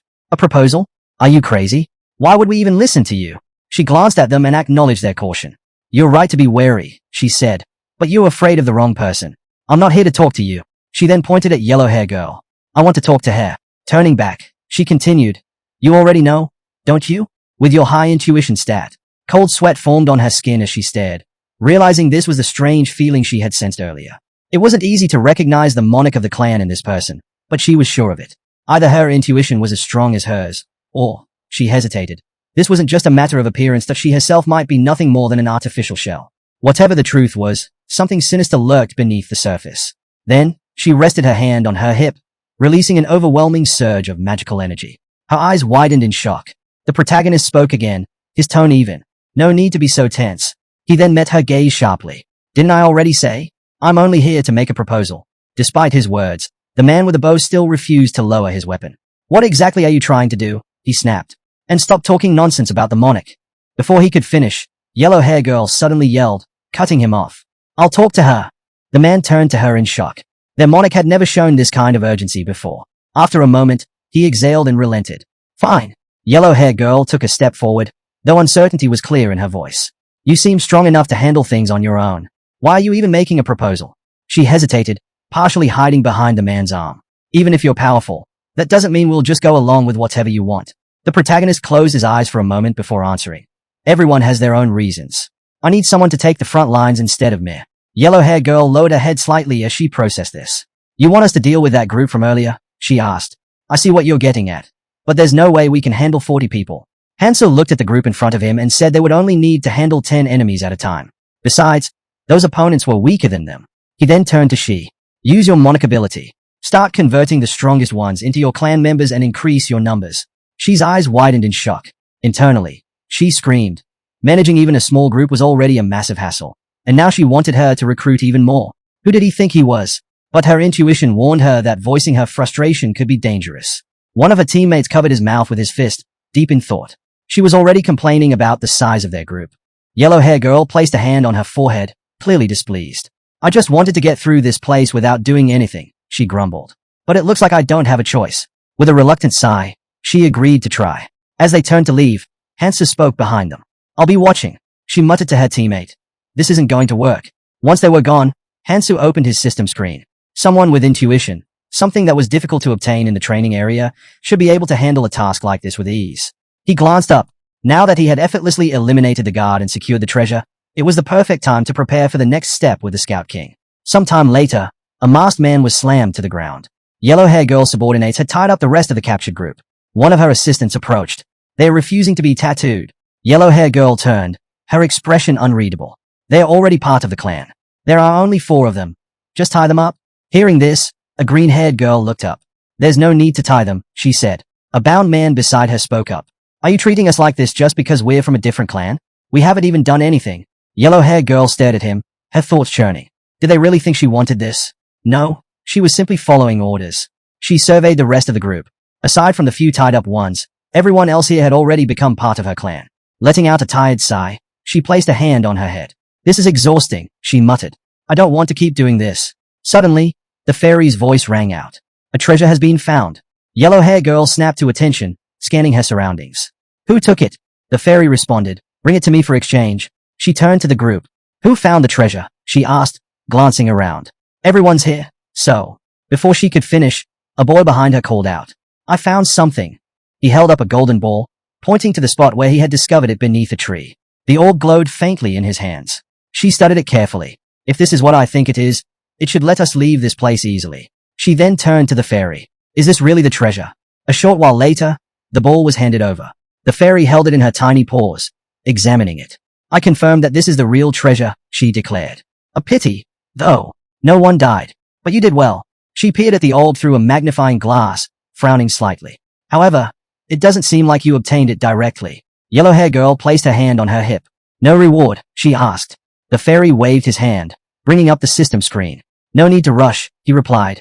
I'll give you plenty of time to choose. He then turned to her. Since you're the leader of this clan, you get to pick a number. A single golden cape floated past her as he spoke.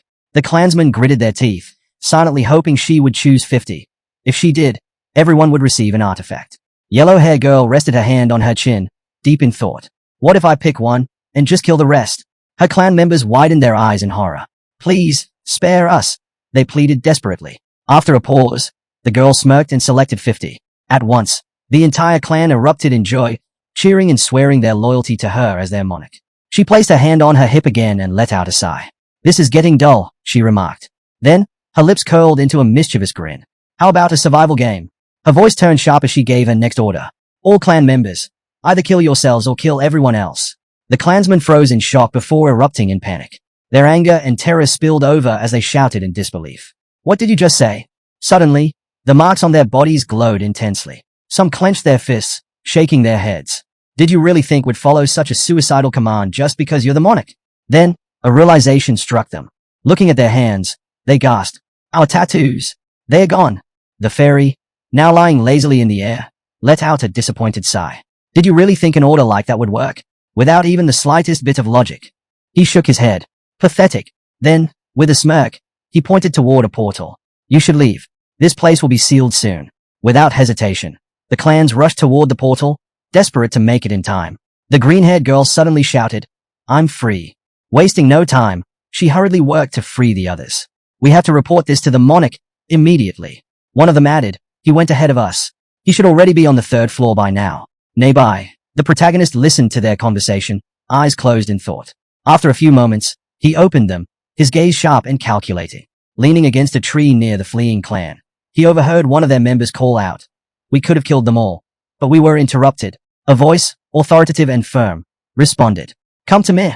The girl's voice rang out again, urgent and determined. Getting to the monarch is our priority now. Everyone, to the 3rd floor. The monarch is in danger. Hansa smirked. They're playing right into my hands, he thought. They'll lead me straight to their leader. As the clan hurried toward the portal, Hansu considered his next move. The 3rd floor and its entrance were both vast. It was a dungeon, after all. Finding one person in such a massive area would be nearly impossible. But he had one plan left. A memory surfaced. Keljien's warning. If we don't capture the Dark Monarch in the training area and they make it to the red zone, everything we've done will be meaningless. Hansa's eyes narrowed. There's only one way to ensure that doesn't happen. Keljien had also said something else. We need to block off all exits and force him into one direction. With that in mind, Hansu steeled himself. It was time to execute the plan. Hansu and Kang Tai stood in silence as he looked at them and stated that the island of the tower was the perfect place for this plan. Ayres agreed, explaining that it would be impossible to pull off on the first 2 floors, but the 3rd floor was a different story. She elaborated. There were hundreds of entry points there, but once he arrived, he'd need his clansmen's help. Raising a finger, she turned to the protagonist and emphasized that this would be his only opportunity. She went on to explain that the 3rd floor marked the true gateway to the otherworld. It mirrored the next red zone, not identical but close enough, especially since the creatures lurking there were on an entirely different level. Kang Tai lifted his finger and revealed their strategy. They would lure the monarch out. The moment he sensed danger, he'd go into hiding, and that was when they had to strike. The monarch was careful, always calculating, but Kang Tai was willing to bet that he'd try to guide his real forces straight into the red zone. Kang Tai admitted the monarch was strong, just not as strong as him. Still, he wouldn't be an easy opponent. Stepping closer to the protagonist, he pointed directly at him and asked if he wanted to know how to take him down. Then, he pulled out a nearly flawless imitation of the Philosopher's Stone, a prize from his recent treasure hunt. Hansa took this as confirmation. His final preparations were complete. But before dealing with the crazed Dark Monarch, there was only one thing left to do. Without hesitation, Hansa dashed toward the portal, determined to finally lay eyes on the monarch. He moved quickly, pressing forward as yellow-haired girl leaned in toward her clan and suggested the 3rd floor was suffused with an overwhelming magical energy. The air carried the echoes of monstrous roars. In the distance, the male monarch barked orders to his subordinates, demanding they summon every available clan member to the 3rd floor immediately. Meanwhile, he and his allies found themselves surrounded, heat and poison thick in the air. Before them, a massive, dinosaur-like beast opened its jaws, splitting them into 3 separate parts. This was a land of endless monster spawns. Watching the carnage unfold, the monarch lowered his gaze and murmured that this was nothing more than preparation for another world. His comrades continued fighting, yet he noted to himself that the so-called higher forces had decided not to interfere. Perhaps they didn't need to. The ground shook violently as the monster stomped down with terrifying force. Lifting its head high, it let out a deafening roar. But the monarch didn't stand idle. He struck back with immense power. The beast clamped down on his weapon, exerting tremendous pressure, forcing him back under the sheer force of its might. Gritting his teeth, he fought against the immense force pressing down on him. Then, with a final burst of strength, he swung his weapon, slicing the monster's head clean in 2. Just as he caught his breath, his subordinates shouted. More monsters were closing in. Standing atop the slain beast, he roared for his comrades to hold their ground. Retreat wasn't an option. If they wanted to survive, they had to stay close to him.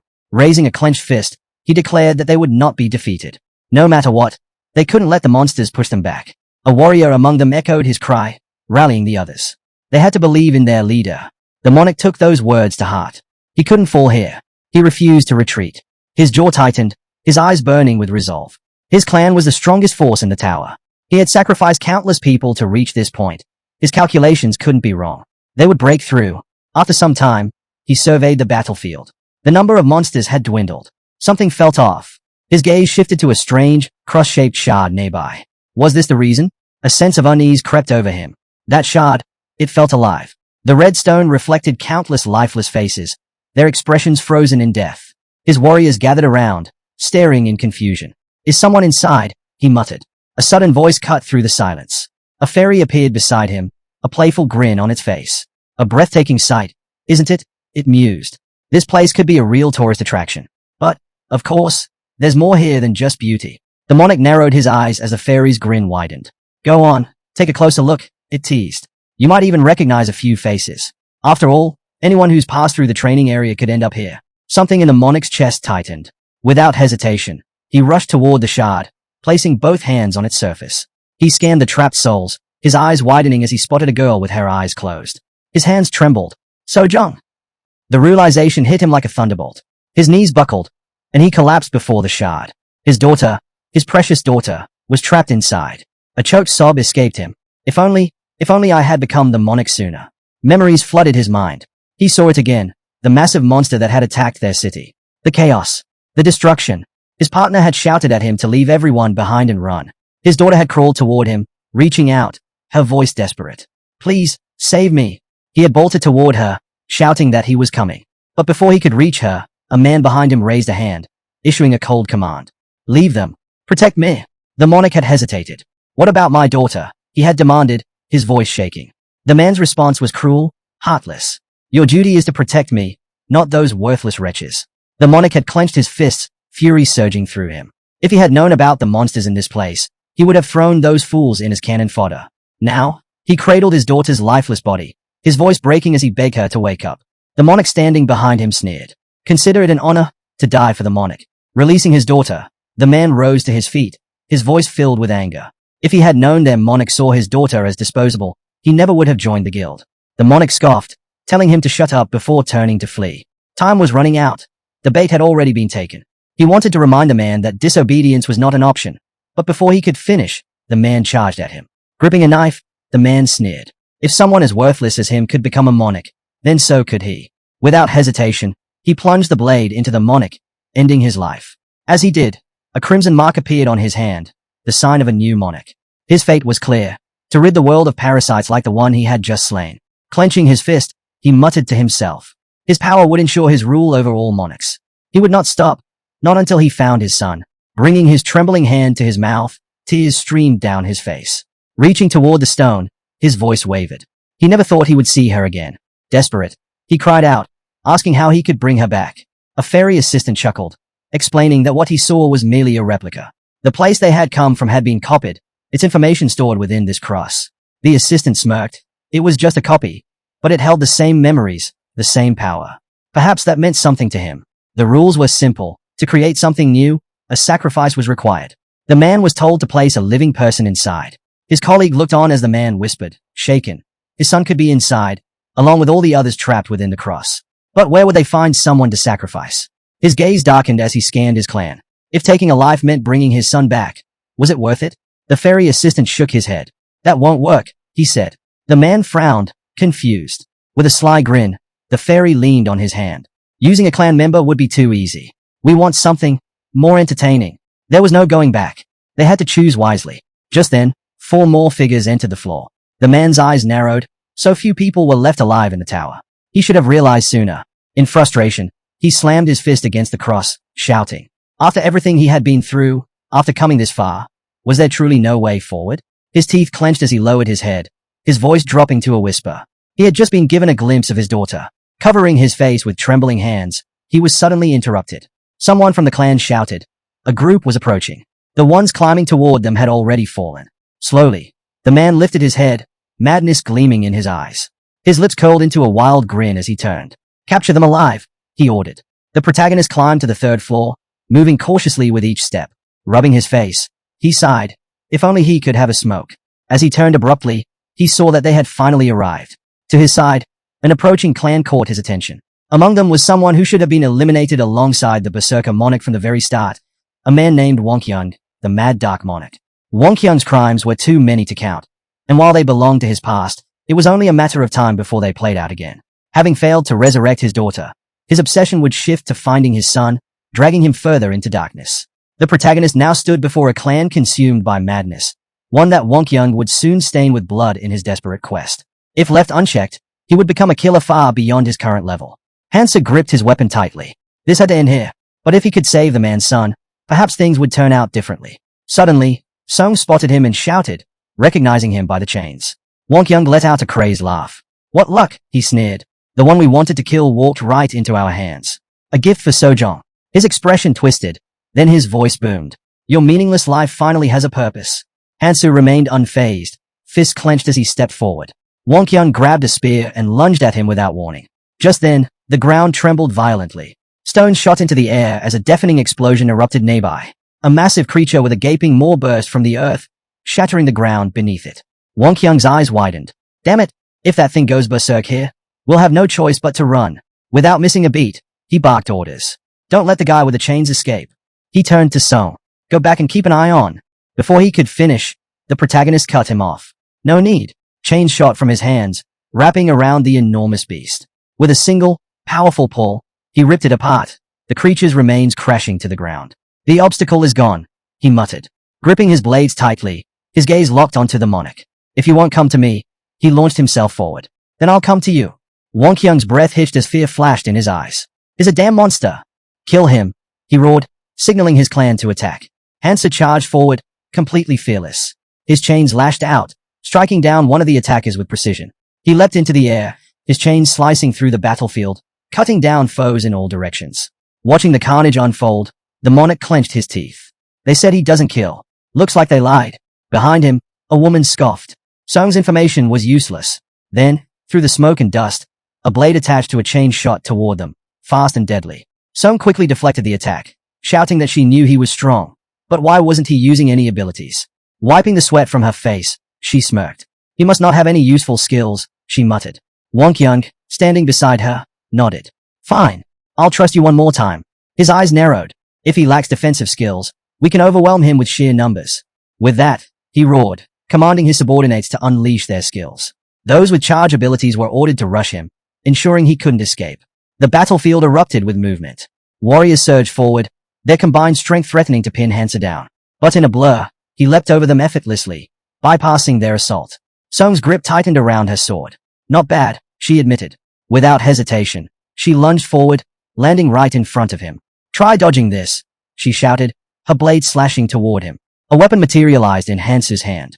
His mind raced. If dodging wasn't an option, then he'd counter. Steel clashed as he blocked her strike. A burst of lightning exploded upon impact, sending sharp pain coursing through his body. Blood splattered as the force sent a tremor through him. That hit hard, he thought, grimacing. Trading blows like this would only get him injured. Wonkyung barked another order. Keep up the pressure. Don't let him recover. At that moment, 3 warriors dropped down from above, weapons ready to strike. Hansu reacted instantly, his chains whipping through the air. A single precise strike took down all 3 attackers, their bodies collapsing in a heap. Grey stones scattered from the fallen. A small snake darted forward, its senses sharp. Pushing off the ground, it snatched a rune in its teeth before leaping onto Hansu's shoulder, offering the rune to him. Gasps erupted from the enemy ranks. Wait, is he carrying a monster? One of them exclaimed. That thing, it eats runes. Wonkyung's face darkened. Stop it! Don't let that creature absorb any more runes. His voice was laced with urgency. If Hansu was using them to power himself up, things would get out of control. Before anyone could act, a surge of mana flared nearby. A powerful explosion erupted as one of Wonkyung's allies raised a hand, releasing a devastating blast. The ground beneath Hansu shifted. Seals appeared at his feet, locking him in place. Vines coiled around him, tightening with every second. Looking up, he saw Sung descending from above, her weapon poised for a lethal strike. Reacting fast, Hansu raised his chains, intercepting her blade just in time. The impact sent a shockwave rippling through the air. Wonkyung's voice boomed once more. Don't stop. We've come too far. His eyes burned with fury. We will have our revenge on the clans that crushed us. We'll destroy every parasite in our way. The warriors roared in response, their rage fueling them. For our fallen comrades. For our families. Hansu gritted his teeth, still trapped, as the circle of enemies around him tightened. His grip on the chain hardened. The mark on his hand pulsed with power. The monarch's hand blazed with light as he declared that his words would shape their lives and fuel their revenge. The protagonist watched him, realizing that the man would push his people into battle no matter their condition. It was a contradiction, claiming he didn't see them as expendable, yet forcing them forward regardless. Glancing at his opponent, he could tell the man was holding back, waiting for the right moment to strike after Hansu had weakened. But there was no time to dwell on that. If he dragged this fight out any longer, the damage he'd take would only increase. Wongyung's eyes burned red with fury as he lunged. Hansu dodged sharply, knowing he couldn't afford to let his guard down now. He had to end this. Suddenly, a voice rang out. One of Wongyung's allies. She called out that she'd hold Hansu down. But Hansu wasn't about to let that happen. Gripping his mana-infused weapon, he shot back that it was out of the question. With a powerful leap, he swung his dagger through the air, leaving a shimmering trail of magic in its wake. The woman gasped, stumbling back. My skill. It's not working, she cried. Hansu wasted no time. He blitzed through his opponents, taking them down one by one before closing in on a girl standing near the clan. She smirked, stretching her arms forward as a surge of purple mana flared around her. You fell right into my trap, she shouted. A sudden pull on his leg made Hansu glance back. Seals and traps were everywhere. Crouching slightly, he realized she had anticipated his charge. From behind her, Wongyung appeared. It doesn't matter how much you struggle, he said coldly. You're just one man, and you can barely breathe. With a raised fist, he lunged at Hansu. Dark mana surged around Hansu's body. The monarch's grin widened as he let out a triumphant laugh. He pressed his massive sword onto Hansu's shoulder, declaring that his daughter would live again. This is the first step toward my goal, he shouted, reveling in victory. But Hansu's voice cut through his laughter. You done talking? His hand clamped down on the sword resting against his shoulder. Blood trickled from a deep wound, but he didn't falter. Instead, he lifted his gaze, a sharp grin stretching across his face. It's you who walked into my trap, he said. Scanning the battlefield, he reached for his weapon. There was no one left to protect Wongyung now. Hansu's eyes locked onto him, his smirk unwavering. Let's see if you can escape from this distance, he taunted. Wang Yang clenched his teeth in frustration, while Hansu's grin only grew wider. Out of nowhere, a deafening impact sent Hansu reeling. Wang Yang quickly pulled a combat knife from his pocket, his voice sharp with defiance. You really think I wouldn't have a backup weapon, he barked. I've seen through all your tricks. They won't work on me anymore. Hansu scoffed, amusement flickering in his eyes. Is that so? He mused. A blade materialized in his hand. I never said this chain was my only weapon, he added before launching the dagger straight at the monarch. What the hell? Wang Yang barely had time to react before the blade struck deep into his stomach. Blood gushed from his mouth as his body jerked in shock. His subordinate let out a terrified scream. Get away from the monarch, she shrieked. I won't forgive you. But Hansu remained calm, rising to his full height as he loomed over Wang Yang, who had collapsed to his knees. The monarch lifted his head weakly. So, you used yourself as bait, he muttered before shouting. Kill him now. Don't give him time to recover. His soldiers obeyed without hesitation, charging toward Hansu. Hansu exhaled slowly, his gaze cold. If you want to take a life, he said, you should be ready to lose your own. His eyes bore into the defeated monarch. Do you even have the resolve for that? He asked before turning his gaze toward the chaos. Go ahead. Watch your people die, just like you always do. Minutes later, Song knelt before him, trembling. Hansu held her by the chest before letting go, then turned his attention to Wang Yang. Why? Wang Yang muttered under his breath. Then, his voice cracked, and he lifted his head, screaming at the top of his lungs. Why are you going this far to stop me? He roared. What have I done to deserve this? Is it because of those damned rules you made? Hansu stood over him in silence. Is it that stupid rule about not killing travelers? Wang Yang spat. Hearing this, Hansu lowered his head slightly. His mind drifted back to a familiar scream, back to Wang Yang's voice crying out, asking if it was all because they had broken the rules. For what reason? Wang Yang continued, his voice desperate. Why have you been chasing me for so long? To kill me? To take revenge? Hansu looked at him with nothing but contempt. Behind him, a furious Kang Tai stepped forward. His voice thundered through the battlefield. Do you even know how many people you've killed? Hundreds? Even your own clan members? Wang Yang sucked in heavy breaths, his eyes dropping to the ground. Kang Tai turned to Hansu. Step aside, he ordered. Let me crush this bastard's skull myself. Wang Yang let out a strained chuckle, his body pierced by both a spear and a sword. And what would that change? He asked bitterly. This world is what it is. Those people would have died regardless, with or without me. Despite his words, he couldn't lift his head. His voice cracked again. But why? Why did Sojong and Minatai have to die first? His grief turned into rage as he screamed. What did they do to deserve that? Kang Tai's expression darkened. You say you save people, he snapped. What right do you have to say that? You couldn't even save your own son or daughter. Wang Yang's body tensed. His gaze lifted, and his bloodshot eyes locked onto them. All of this. His voice trembled, but his fury was undeniable. It's because of you, because of the hypocrites, because of those vile monarchs. His voice reached a fever pitch. It's because of this damned world. His body shook as he let out one final, furious cry. That's why. I'll destroy everything. The people. The monarchs. The world itself. Wang Yang collapsed to the ground, his voice raw with frustration. Why? Why do I have to follow these damn laws? His glare locked onto Hansu. Look around you. You're no different. You're just a crazed maniac. His voice dripped with venom. Or what? Are you not a hypocrite? Do your own rules not apply to you? Hansu remained still. Then, with a calm voice, he answered, I'm not killing you because you broke my rule. He closed his eyes for a moment before continuing. Do you really think I have that much free time to waste? His eyes snapped open as he sat down next to the fallen monarch. There's only so much strength you can gain just by hunting, he said. His mind drifted into memories. Keldian's voice echoed in his head. We're just stepping stones on your path, aren't we? Keldian had once asked. Hansu had been serious then, his focus unwavering. It wasn't just about unifying humanity. He shut a book with a firm snap. Beyond the 3 trials, we have to prepare for what's coming, he had said. By any means necessary. Lowering his head slightly, his voice had turned cold. If that means wiping out everyone in the training area, so be it. His gaze shifted toward S, who stood silently near the wall. You have objections, don't you? She glanced at him from the corner of her eye but said nothing. Suddenly, Kang Tai stepped forward, scratching the back of his head. No need to stress over it, he said casually. I'll handle this personally. With a wide grin, he declared, I'll kill everyone in our way, take their treasures for myself, and become a legendary hero. And, of course, a hit with the ladies. Before he could say another word, a fist shot out in front of his face. Air struck him with incredible force, sending him stumbling back. Sacrificing the few for the many, she shouted. I won't agree to that. She flexed her fingers before adding, we do need to get stronger, but but we don't even know what's waiting for us in the hidden dungeon. There has to be another way besides slaughtering everyone. Kang Tai rubbed his bruised face. Keldian, back me up here, he huffed. Kang Tai shut his eyes briefly before sighing. Honestly, there's no one better suited for this job than me. Just as he finished speaking, a beam of magic shot past him, making him flinch.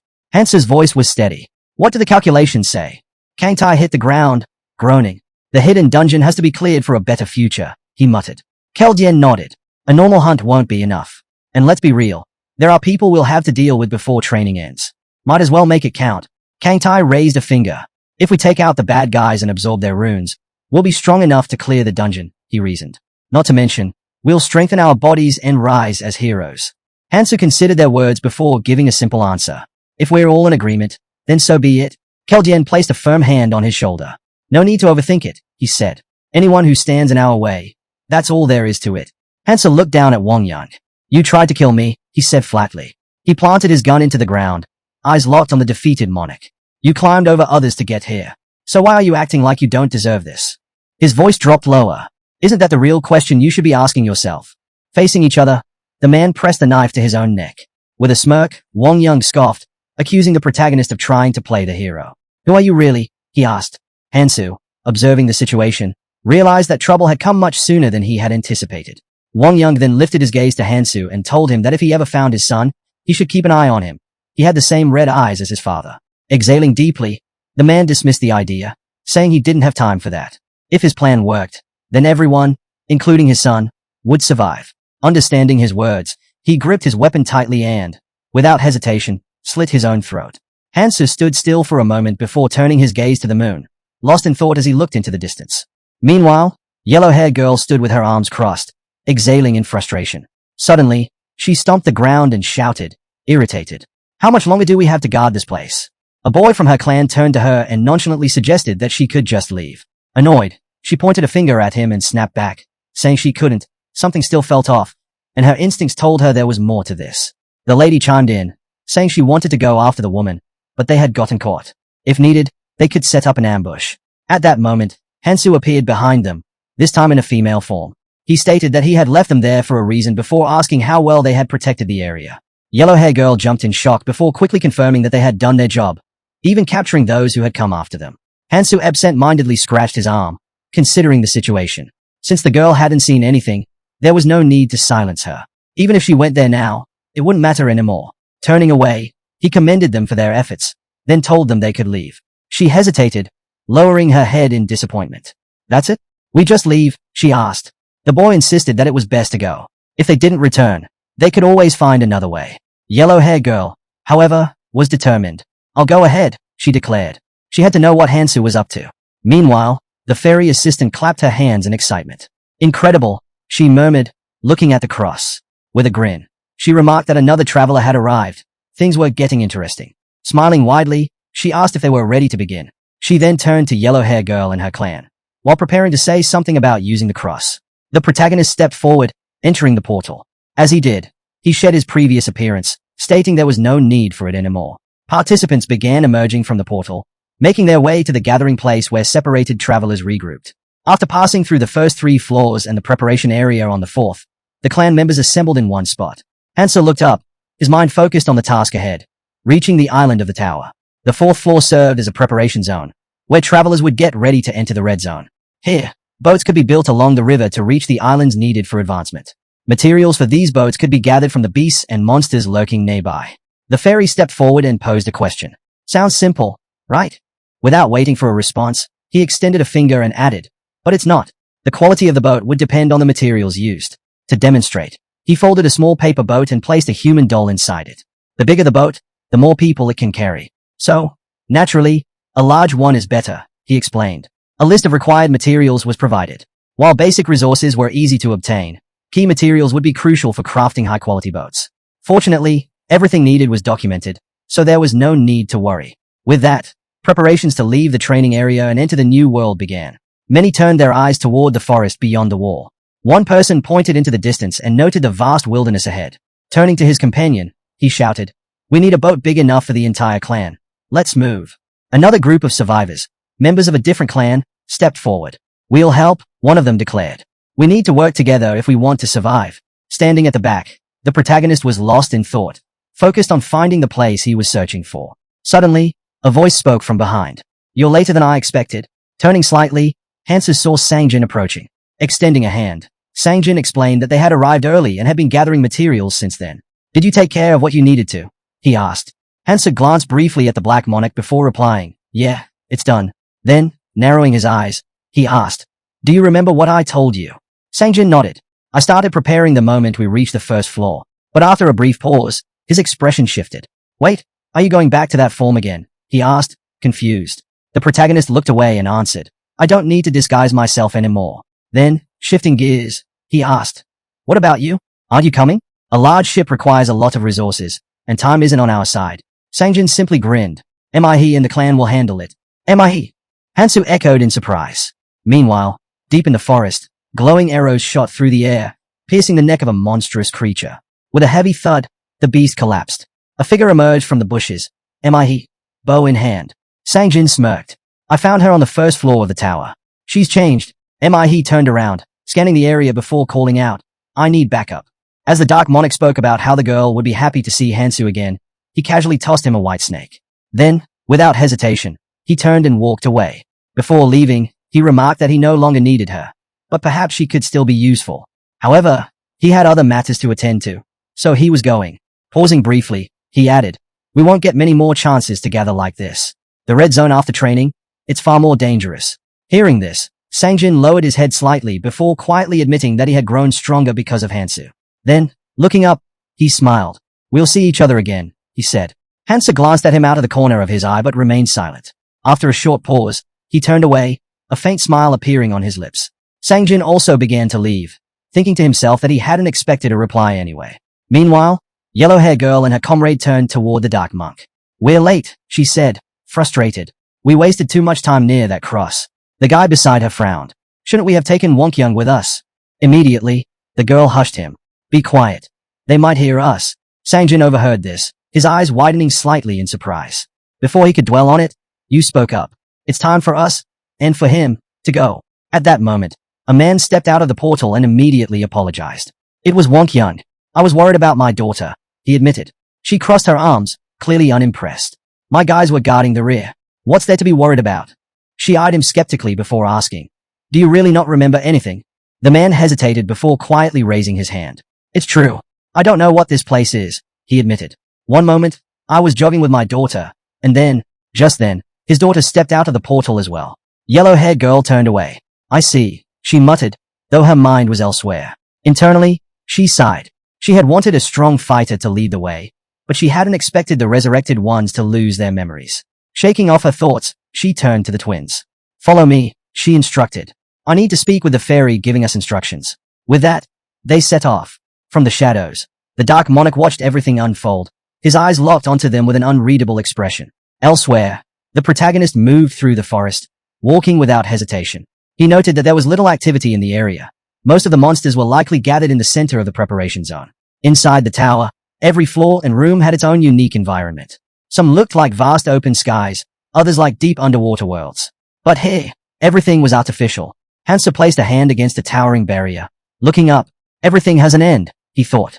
But he didn't lower his hand. Instead, he narrowed his eyes. They wanted to look like the tower ends on the fourth floor. But in reality, there's a fifth. A hidden dungeon with a treasure inside. Gripping his weapon, Hansa prepared himself. Under normal circumstances, reaching that place wouldn't be easy. But he wasn't planning to take the normal route. He swung his weapon, cutting through the air with powerful, magical force. Traces of energy lingered in the wake of each strike. Nirmaha ring authority, destruction. With each swing, cracks formed in the floor's barrier. He continued his relentless assault, breaking the wall apart piece by piece. Finally, with a deafening explosion, the structure gave way. Without hesitation, Hansa pressed his hand against the fractured surface and climbed through to the other side. His gaze settled on what lay ahead. "If I can't climb from the inside," he murmured, determination in his voice, "then I'll do it from the outside." As he moved forward, leaves from the surrounding trees drifted gently to the ground, carried by the wind. Hansa turned toward the wall, watching as it sealed shut almost instantly. Without the ring, getting through in time would be nearly impossible. He exhaled sharply, running a hand through his hair before glancing down. Checking his stats, he realized he had only increased them by 40 using the runes he had gained after the Black Monarch's attack. It wasn't enough. He hadn't even reached the minimum threshold. Frustrated but determined, he sprang up, grabbing the ledge with one hand. Everything now hinged on his ability to hold on. His grip tightened as he pulled himself up, managing to get both hands on the ledge. Sweat dripped down his face as he finally climbed over. Standing up, his eyes locked onto the newly forming entrance to the 5th floor dungeon. Hansa gripped his weapon. According to Ralph Lauren, there was no telling what awaited inside. Suddenly, countless sharp swords stabbed into the ground around him. He leaped aside, using his weapon to deflect the attack. His jaw clenched. He had no choice but to win. A blinding light burst from the portal, illuminating everything. Hansa looked up, his breath hitching as a monster began to take form. His memories as an invader resurfaced. A creature just like this had once spewed rivers of lava before him. His eyes widened, a drop of sweat trickling down his face. Elsewhere, Keldian clutched a book, shouting in frustration. Humanity was buying time, but it wasn't enough. Kangti yelled that they could no longer hold their positions. They had to go through the crystal ball. Without hesitation, he handed over command to Anvi before turning, calling out Hansa's name. Meanwhile, Hansa sat on the ground, holding Kiriel in his arms. Her body was covered in bruises, completely still. His voice trembled as he looked into her eyes, demanding to know why she had done it, why she had sacrificed herself to protect him. The memory of her rushing forward flashed in his mind.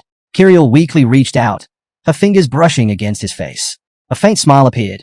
Thank God, she whispered, relieved that he was alive. Her hand gently traced the wound on his face as Hansa pleaded with her not to stop fighting. Not here, not now. She tried to make him promise something, but before she could finish, her body went limp in his arms.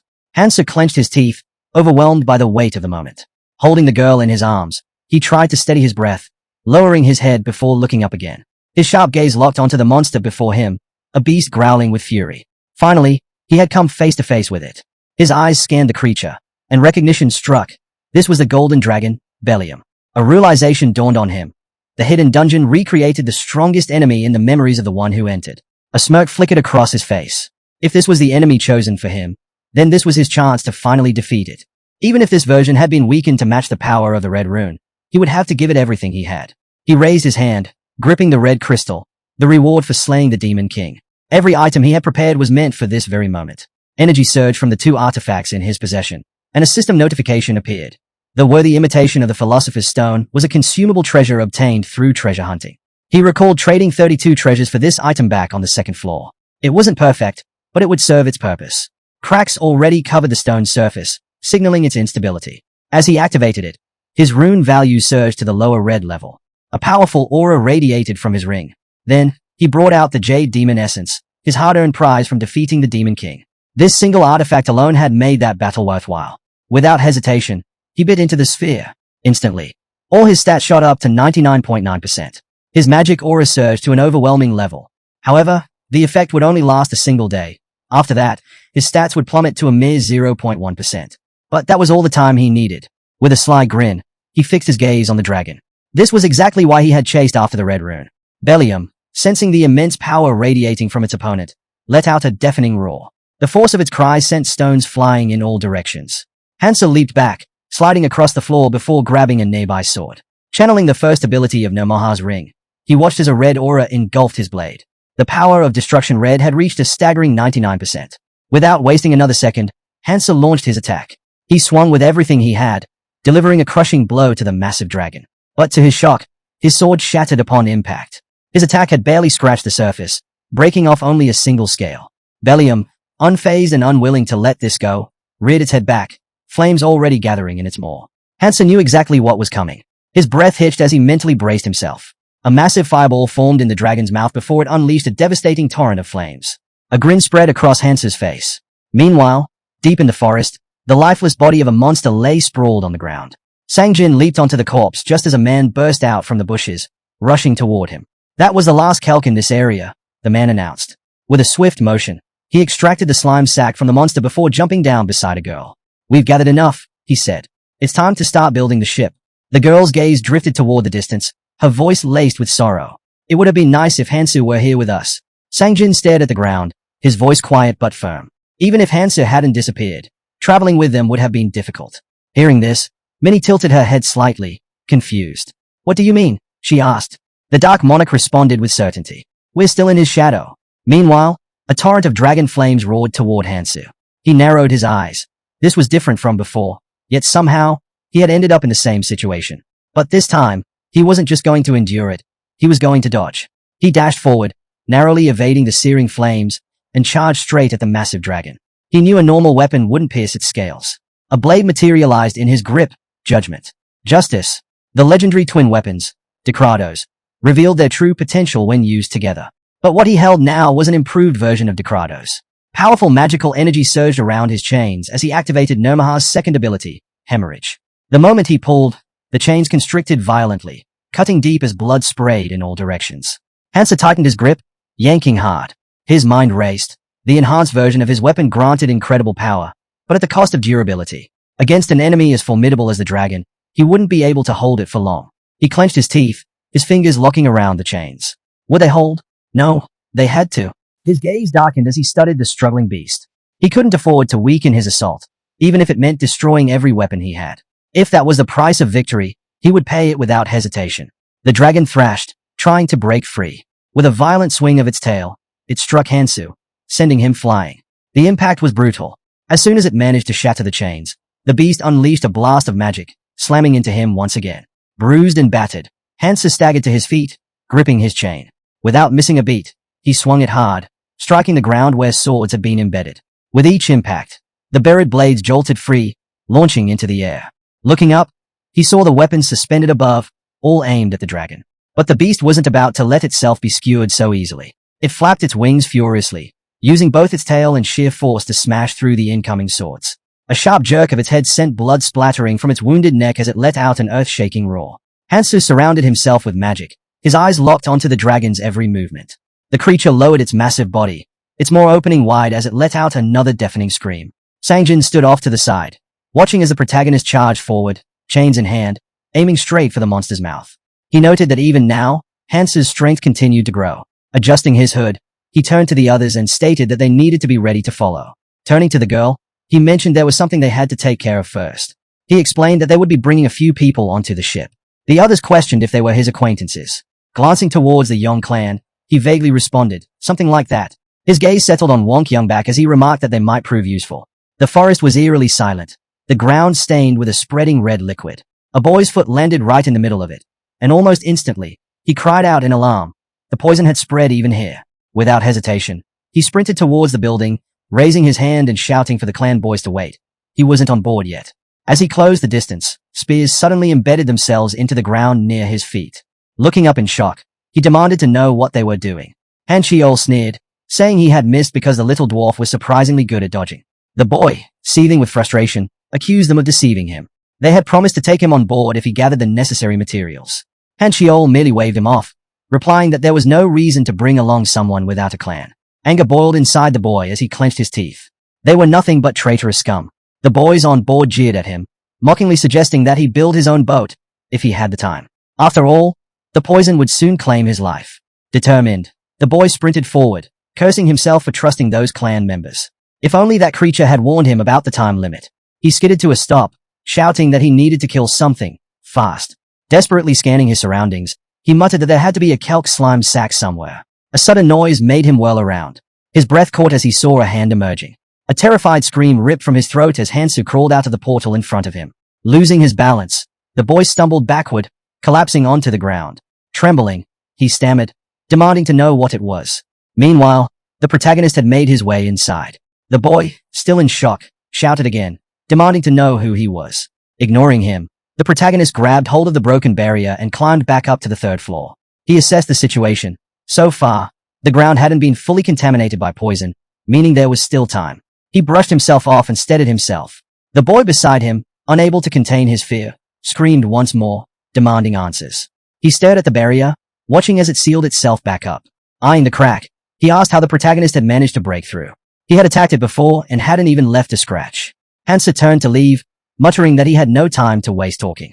He needed to hurry. The boy, still reeling from what he had just witnessed, scrambled after him, exclaiming that he could tell he was in a rush. The guy stared at the protagonist, baffled. Walking around naked. Is that your thing? Without hesitation, the main character ripped off the tattered remains of his shirt. I got a ship to build. No time to waste. A powerful gust of wind followed, forcing the guy to shield his face with his hands. Wait, you're just starting now? You can't do this alone. But the protagonist wasn't listening. Instead, he suddenly leaped high into the air, leaving the guys staring up in confusion. Meanwhile, chaos unfolded nearby. One of the survivors was struck with tremendous force, his body crashing into a tree. His teammates turned in horror as a monstrous, crocodile-like beast advanced on them. "Get it together! You can't pass out now!" One of them yelled desperately. The Galapagos crocodile loomed over them, and the boys began to retreat. "We can't handle this thing," someone shouted. Just then, the protagonist shot past them. "If you're not gonna fight, I'll take care of it myself." Before anyone could react, he charged the crocodile at full speed. The boys gawked in disbelief. Did he seriously just go at that thing barehanded? Then, with a brutal punch, Hansu's fist slammed into the beast, sending blood flying. The survivors could only watch, stunned. "What the hell? Who is this guy?" The guy who had met Hansu at the wall came running toward them. Seeing him, one of the survivors asked, "Are you with him?" He wiped the sweat off his forehead. "No, I just met him." After a pause, he added, something like that. Meanwhile, Hansu relentlessly pounded the enormous crocodile, tearing into its flesh with his bare hands. When he was done, he stood up and examined the materials he had ripped from the monster's body. Catching this thing was just a coincidence, he thought. I don't even need the Galapagos. Just then, one of the Earth survivors called out, "Hey, why don't we pool our resources and build a ship together?" The guy who had been chasing after Hansu clutched his chest. "I'll add my materials, but only if you let me on board." One of the survivors gave him a pointed look. "You know the Galapagos crocodile parasite can only build about 20 ships, right? There's no extra space." The guy frowned. "I need it. I'll trade if I have to." While they argued, Hansu jumped down from the dead monster, barely paying them any attention. Then, without warning, he tossed the parasite toward them. "I don't need it," he said casually. The others froze as he glanced at them from the corner of his eye. "I'm making a 500-seat ship. Do whatever you want with that thing. The key material for that? The heart of a rockstone lizard. And the difficulty of gathering materials for larger ships only increased exponentially from here." The guy chasing after Hansu knew things were only going to get harder. Hansu gritted his teeth. The fourth floor was filling with poison at an alarming rate, and there was no telling how much time they had left. Was he really going to build a 500-seat ship while hunting down an elusive monster alone? Before he could dwell on it, the protagonist pointed to the side. "Tell everyone left here. If they bring materials as payment, I'll let them board." The guy hesitated before stepping forward. "Wait, seriously? We can really get on." Then, as if trying to confirm, he asked again, "You'll take us with just the materials we have?" A short while later, the fourth floor preparation area was packed. Fighters lined the riverbank, each carrying the materials they had gathered. The guy who had followed Hansu glanced down at his own supplies. "I brought everything he asked for. This has to be my last gamble." He clenched his fists, silently hoping he wouldn't be betrayed again. Suddenly, a deafening crash echoed from the forest. Everyone turned toward the sound, eyes wide with alarm. "What was that?" someone shouted. Before they could react, a massive shadow loomed above them. The guy's blood ran cold as he stared up in horror. "No way! It's coming down on us! Scatter!" Hansu's voice rang out. With a thunderous impact, the enormous rockstone lizard crashed to the ground in front of the panicked survivors. Screams filled the air as people ran in terror. But standing on top of the fallen beast, completely unfazed, was Hansu. "Well, looks like everyone's here," he remarked. Then, without hesitation, he leapt off the lizard and gave a simple command. "Get ready to leave." The guy who had been following him stared, still in shock. Did he take that thing down by himself? Meanwhile, Hansu approached the ferry, dragging the colossal heart of the rockstone lizard behind him. "I've got the heart. Let's trade." The ferry guardian glanced at the timer.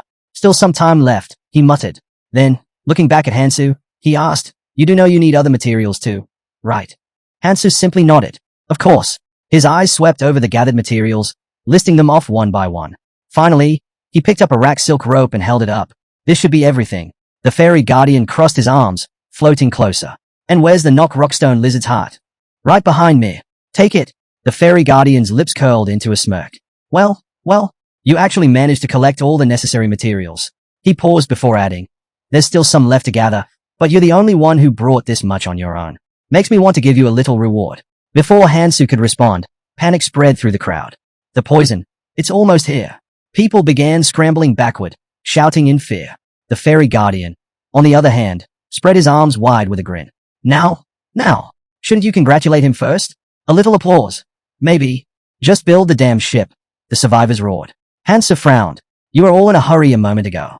It was better when you were shaking in fear." A few minutes later, he turned toward the crowd. "There, that's the ship you'll be sailing on." Everyone's eyes locked onto the massive structure forming in the air. A ship of enormous size began to take shape, its sheer scale leaving many in awe. The boy beside Hansu gaped. "Is that a 500-seater ship?" Hansu nodded. "There's enough space for everyone. Go ahead. Bring all those who gathered materials. At his words, the crowd erupted into movement, rushing toward the ship. Voices rose in excitement as people eagerly climbed aboard, some shouting that they would gratefully follow Hansu wherever he led them. Once everyone was settled, the boy reassured the passengers. Don't worry about steering.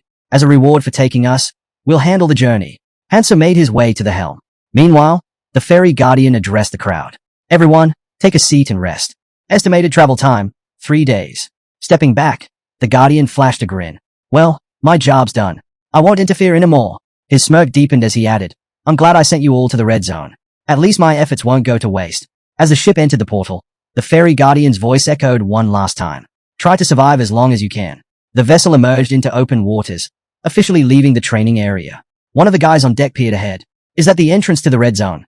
His eyes scanned the horizon, taking in the countless other ships in the distance. Then, looking down at the sea, his expression darkened. Wait, this isn't just ocean.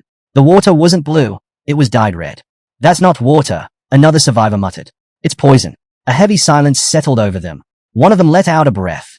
Honestly, we should be grateful. If we weren't taken aboard, we wouldn't be seeing this.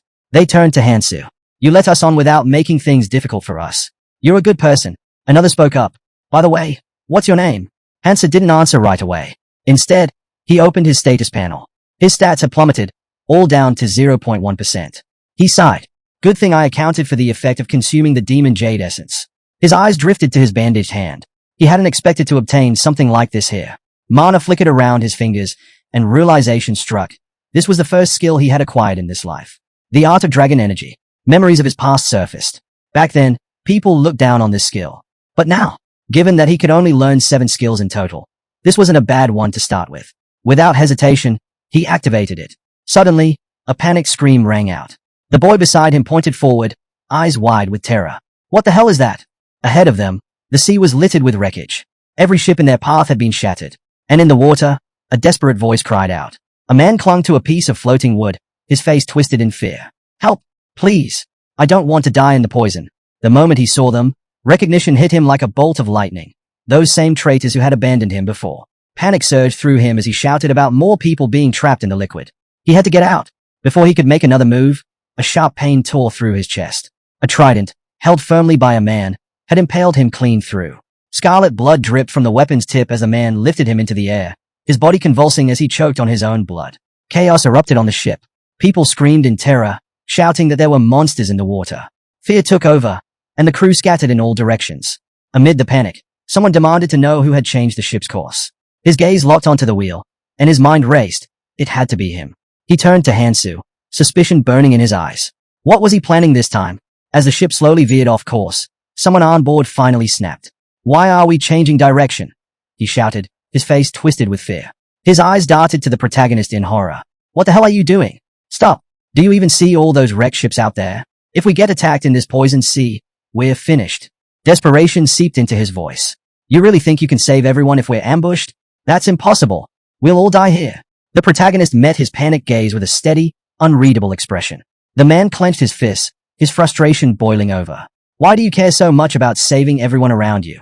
At that moment, Hansu's mind drifted to the words of his old friends, reminders of his true goal. He let the memories fade, remaining silent.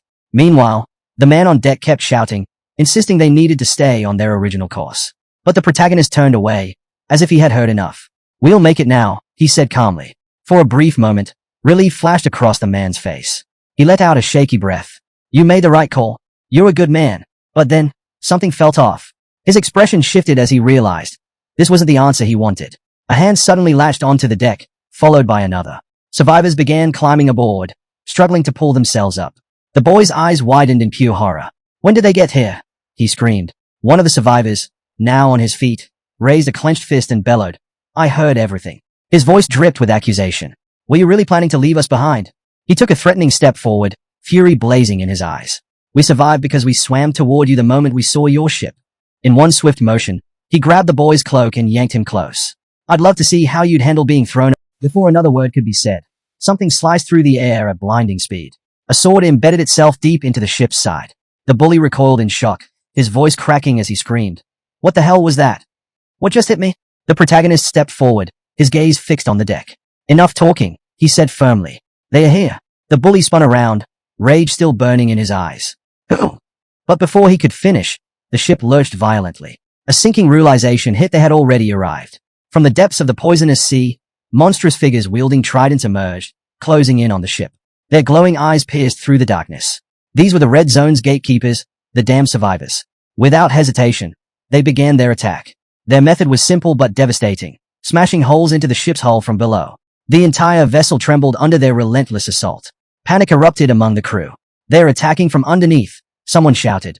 "They're trying to sink us." The survivors rushed to the edges of the ship, frantically searching for a way to fight back. "We need to stop them before they get too close," one of them yelled. "Use long-range weapons. We can't let them near the ship." But the creatures deflected every attack. They needed more firepower. At that moment, the protagonist approached the ship's railing, his expression unwavering. "If they won't come to us," he murmured, gripping the edge, "then I'll go to them." Without another word, he leaped overboard. Gasps and shouts filled the air as the crew watched in horror. As he lost his mind, Hansa plunged into the sea with a loud splash. The toxic waters swirled around him. From the deck, someone stammered. He jumped in, without any equipment. "He's as good as dead." But deep beneath the surface, Hansa remained calm. The monstrous sea creatures immediately took notice, their glowing eyes locking onto him. "The poisonous waters?" he mused, easily repelled by the art of dragon energy. Raising his hand, he summoned the ancient power within him. Dragon energy surged through his veins, wrapping around his arm like a living force. His body pulsed with raw magic. "With my magic stat at red, I can handle this." Clenching his fist, he prepared for battle. The creatures lunged at him, their tridents poised to strike. But in that instant, Hansa's body transformed. Scales formed over his skin, his limbs strengthened. His presence radiated something beyond human. This was the power of the art of dragon energy, an ability that didn't just grant its user immense strength, but gradually reshaped their very body into something draconic. Such legendary techniques and artifacts were known as zero numbering. Feeling the surge of power, Hansa smirked to himself. This ability definitely lives up to its name. He clenched his transformed fist tightly. "Still, I can't unleash my full strength just yet." Even so, his next attack was overwhelming. With a single devastating punch, he drove his fist straight into a sea monster's chest. The impact tore through its body, leaving a gaping hole as blood spilled into the water. The other monsters froze, stunned by the display of raw power. Hansa studied his work, satisfied. "Even like this, my piercing strength is more than enough." The battle had only just begun. The moment the monsters realized they were outmatched, they turned tail and fled. But Hansa saw through their intentions instantly. If he let them escape, they'd just wait for another chance to strike. He raised a hand behind his head, magic surging through his body. There was no time to play games. With that thought, he vanished, his speed overwhelming. In the blink of an eye, he caught up with the fleeing creatures, tearing through them with ruthless efficiency. The remaining monsters regrouped, forming a circle around him with their tridents aimed directly at his chest. Hansa barely spared them a glance. Instead, he grabbed hold of one and sensed another attacking from behind. Without hesitation, he reached out and caught the incoming trident mid-strike. Power crackled around him as he redirected the weapon's momentum, swinging it with lethal precision. The sea turned red as blood spilled from the monster's severed head, bubbles rising from its gaping mouth before it went still. Hansa took a quick look around. Corpses drifted in every direction. His job here was done, but something was happening on the ship. Turning toward it, he sensed trouble brewing above and decided to head back immediately. As soon as he surfaced, chaos greeted him. Shouts echoed across the deck. A massive hole had been torn in the ship's hull, and water was rushing in fast. One of the men spotted a nearby monster and roared, raising his weapon. "Everyone, over here," he yelled, swinging his sword with all his strength. Before the blade could land, Hansa moved. He threw himself against the breach, using his own body to block the flow of water. "Watch where you're swinging that thing," he said sharply. The man's jaw dropped. "How the hell did you get back here?" And without a scratch. Hansa ran a hand through his wet hair. "You really thought I couldn't handle it?" The crew stared in shock, but then someone pointed at the ship and shouted, "Why are you so calm? You just made the hole even bigger." Ignoring them, Hansa walked over to a wooden block and tested its strength. The others watched in disbelief. "What are you even doing? This is not the time." Meanwhile, another man yelled, "Stop standing around. We need to fight off the rest of those things." "Forget that for a second," someone else cut in. "Look at what he's doing." Hansa had already begun breaking logs into planks. The realization hit them. They needed to patch up the ship. "Follow his lead," someone shouted. "Gather as many Arun wood planks as possible." Hansa let out a breath, adding, "We'll also need kelp slime to seal the gaps." The crew scrambled into action, patching up the breach as best as they could. Someone raised another concern. "What about all the poisonous water inside?" "It'll evaporate on its own," Hansu replied. "Just don't sleep down here. The fumes are deadly." Stay topside. One by one, the crew left the lower deck, exhausted but relieved. Hansu exhaled heavily. He had pushed himself to the limit, but everything had worked out in the end. More importantly, he had found a solid replacement for his broken weapon. He examined the trident, noting its durability. If it can withstand the poisoned sea, it'll do just fine. Suddenly, Hansu spoke up. If you all look ahead, you'll see something interesting. One of the men scoffed. What could that possibly be to? He stopped mid-sentence, eyes widening. Wait, what is that? Gasps spread across the deck. Land. A chorus of cheers erupted. They had made it to the red zone far faster than expected. Excitement buzzed through the crew as they neared the island. But then, confusion set in. Why aren't we stopping? Someone asked. The ship should be slowing down automatically, shouldn't it? Something was wrong. A figure suddenly appeared behind them, his voice cutting through the air. The voyage will take 3 days. It's not time yet. Before anyone could respond, the protagonist stepped forward. This isn't land, he said, his voice steady. We're standing on the root of the world tree. The others exchanged glances, eyes widening as they took in the massive structure beneath them. One of them finally asked, what kind of tree has roots this huge? The mysterious man smirked. Is this the same tree you were talking about earlier? He asked. Hansa didn't answer directly. Instead, he gestured ahead. Just keep watching. The real show is about to begin. As if on cue, the entire route trembled violently. The ship lurched forward, crashing into it, sending everyone stumbling. A murmur of confusion rippled through the crew, until they looked ahead. Their breath hitched. The ocean split apart as something massive surged out of the water. A monster, so colossal it defied belief, rose before them, its gaping maw stretching wide. And then, boom! A second explosion of water erupted as another enormous shape burst from the depths. The crew barely had time to react before a deafening roar ripped through the air. The sheer force of it sent shockwaves over the ship. Waves crashed against the deck, knocking people off their feet. As the ship steadied, a man in the poisoned water stood up, coughing. His eyes darted toward the beast. It's not after us, he shouted. He pointed at the massive, half-bitten root. It ate that whole thing. Meanwhile, the protagonist strode toward the wheel, unshaken. The man turned to him, disbelief in his voice. That thing was just a root, and it's the size of a small island. Hansa kept moving forward, his thoughts racing. This ship, leaving the training area, was bound to encounter one of the countless routes, depending on the route set by the ferry. And here it was, the fish of disaster.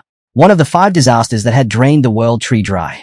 Long ago, in the deadly red zone of Fenhei, the native creatures, desperate to survive, had engineered the world tree through magic and genetic manipulation. But they failed to stop the 5 disasters. And so, Elfenheim began to crumble. These creatures weren't just abominations. They had a purpose. They existed to destroy the world tree. Hansa gripped the helm tighter. In his past life, he had failed to protect it. But not this time. A massive splash echoed through the sea. The monster had swallowed one root hole and was already shifting toward the next. The boy beside him suddenly ran up, his face drained of color. What the hell are you doing? He shouted, panic lacing his voice. You're steering straight toward that thing. He was shaking now, eyes wild with fear. Are you insane? You might be strong, but that creature. Despite his strength, the boy couldn't hold back his frustration. This isn't right, he yelled. You should have asked if everyone agreed first. Hearing this, the protagonist casually raised a hand to his chin, as if in deep thought. Huh? You might be right. Maybe some of you don't agree. The boy's mind raced. Now he realizes this. But before he could say anything, Hansa shrugged and said effortlessly, well, in that case, you can get off the ship. The boy snapped his head toward the captain, stunned into silence. Was he serious? Hansa pointed a finger overboard. I need to follow that creature, he said plainly. Anyone who wants to leave, just raise your hand. I'll drop you off right now. A heavy silence hung over the deck. The ship continued sailing after the monster. The tension thickened the air. Then, finally, someone hesitantly asked, where exactly are we going? Minutes later, the ship came to a halt. They had reached the very edge of the world tree's roots. This was where the roots truly began. Everyone disembarked, stepping onto the massive surface before them. In front of them stood a dying tree, its trunk wrapped in something sinister. One of the crew members stared in shock. I thought this was solid ground. Another murmured in awe. No, this is where the roots grow from. Those who got off the ship stood still, gazing up in disbelief. The towering structure in front of them was a true giant, stretching so high into the sky that they couldn't even tell where it ended. Hansa smirked and placed a hand on the boy's shoulder. So, he asked mockingly, is this better than being in the water? The boy swallowed hard, fear creeping into his expression. Hansa continued, his voice calm. We still have 2 weeks. As long as we keep moving up, we'll be safe. The boy turned to the captain, his tone laced with irritation. 2 weeks? What do you mean 2 weeks? The demon said we needed to go to the world tree.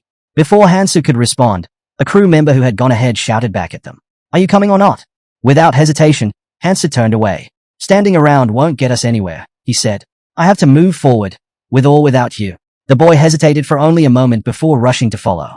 I'm coming too, he called out. As he ran to catch up, Hansu let out a slow exhale and muttered, You'd better hurry. Then, lifting his gaze, he spoke again, this time loud enough for everyone to hear. The fish of disaster will be here in 2 weeks to devour the roots. His fingers tightened around the trident in his grip. I need to find that person. But first, with a single decisive movement, he raised the weapon high. I can't let them use this ship. And with all his strength, he brought the trident crashing down, tearing through the ship's hull. A loud crack echoed through the air as the impact split the wood apart. Water surged in, swallowing the vessel whole.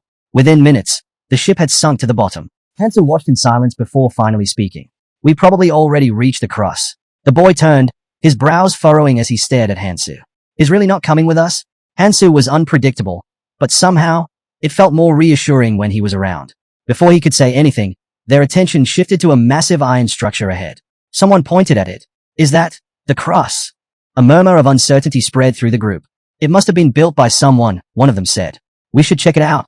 But before they could rush forward, another voice objected. Wait. The boy raised his hand, stopping them. If someone built this, it could be a trap, he warned. It's too risky for all of us to go at once. A few heads nodded in agreement.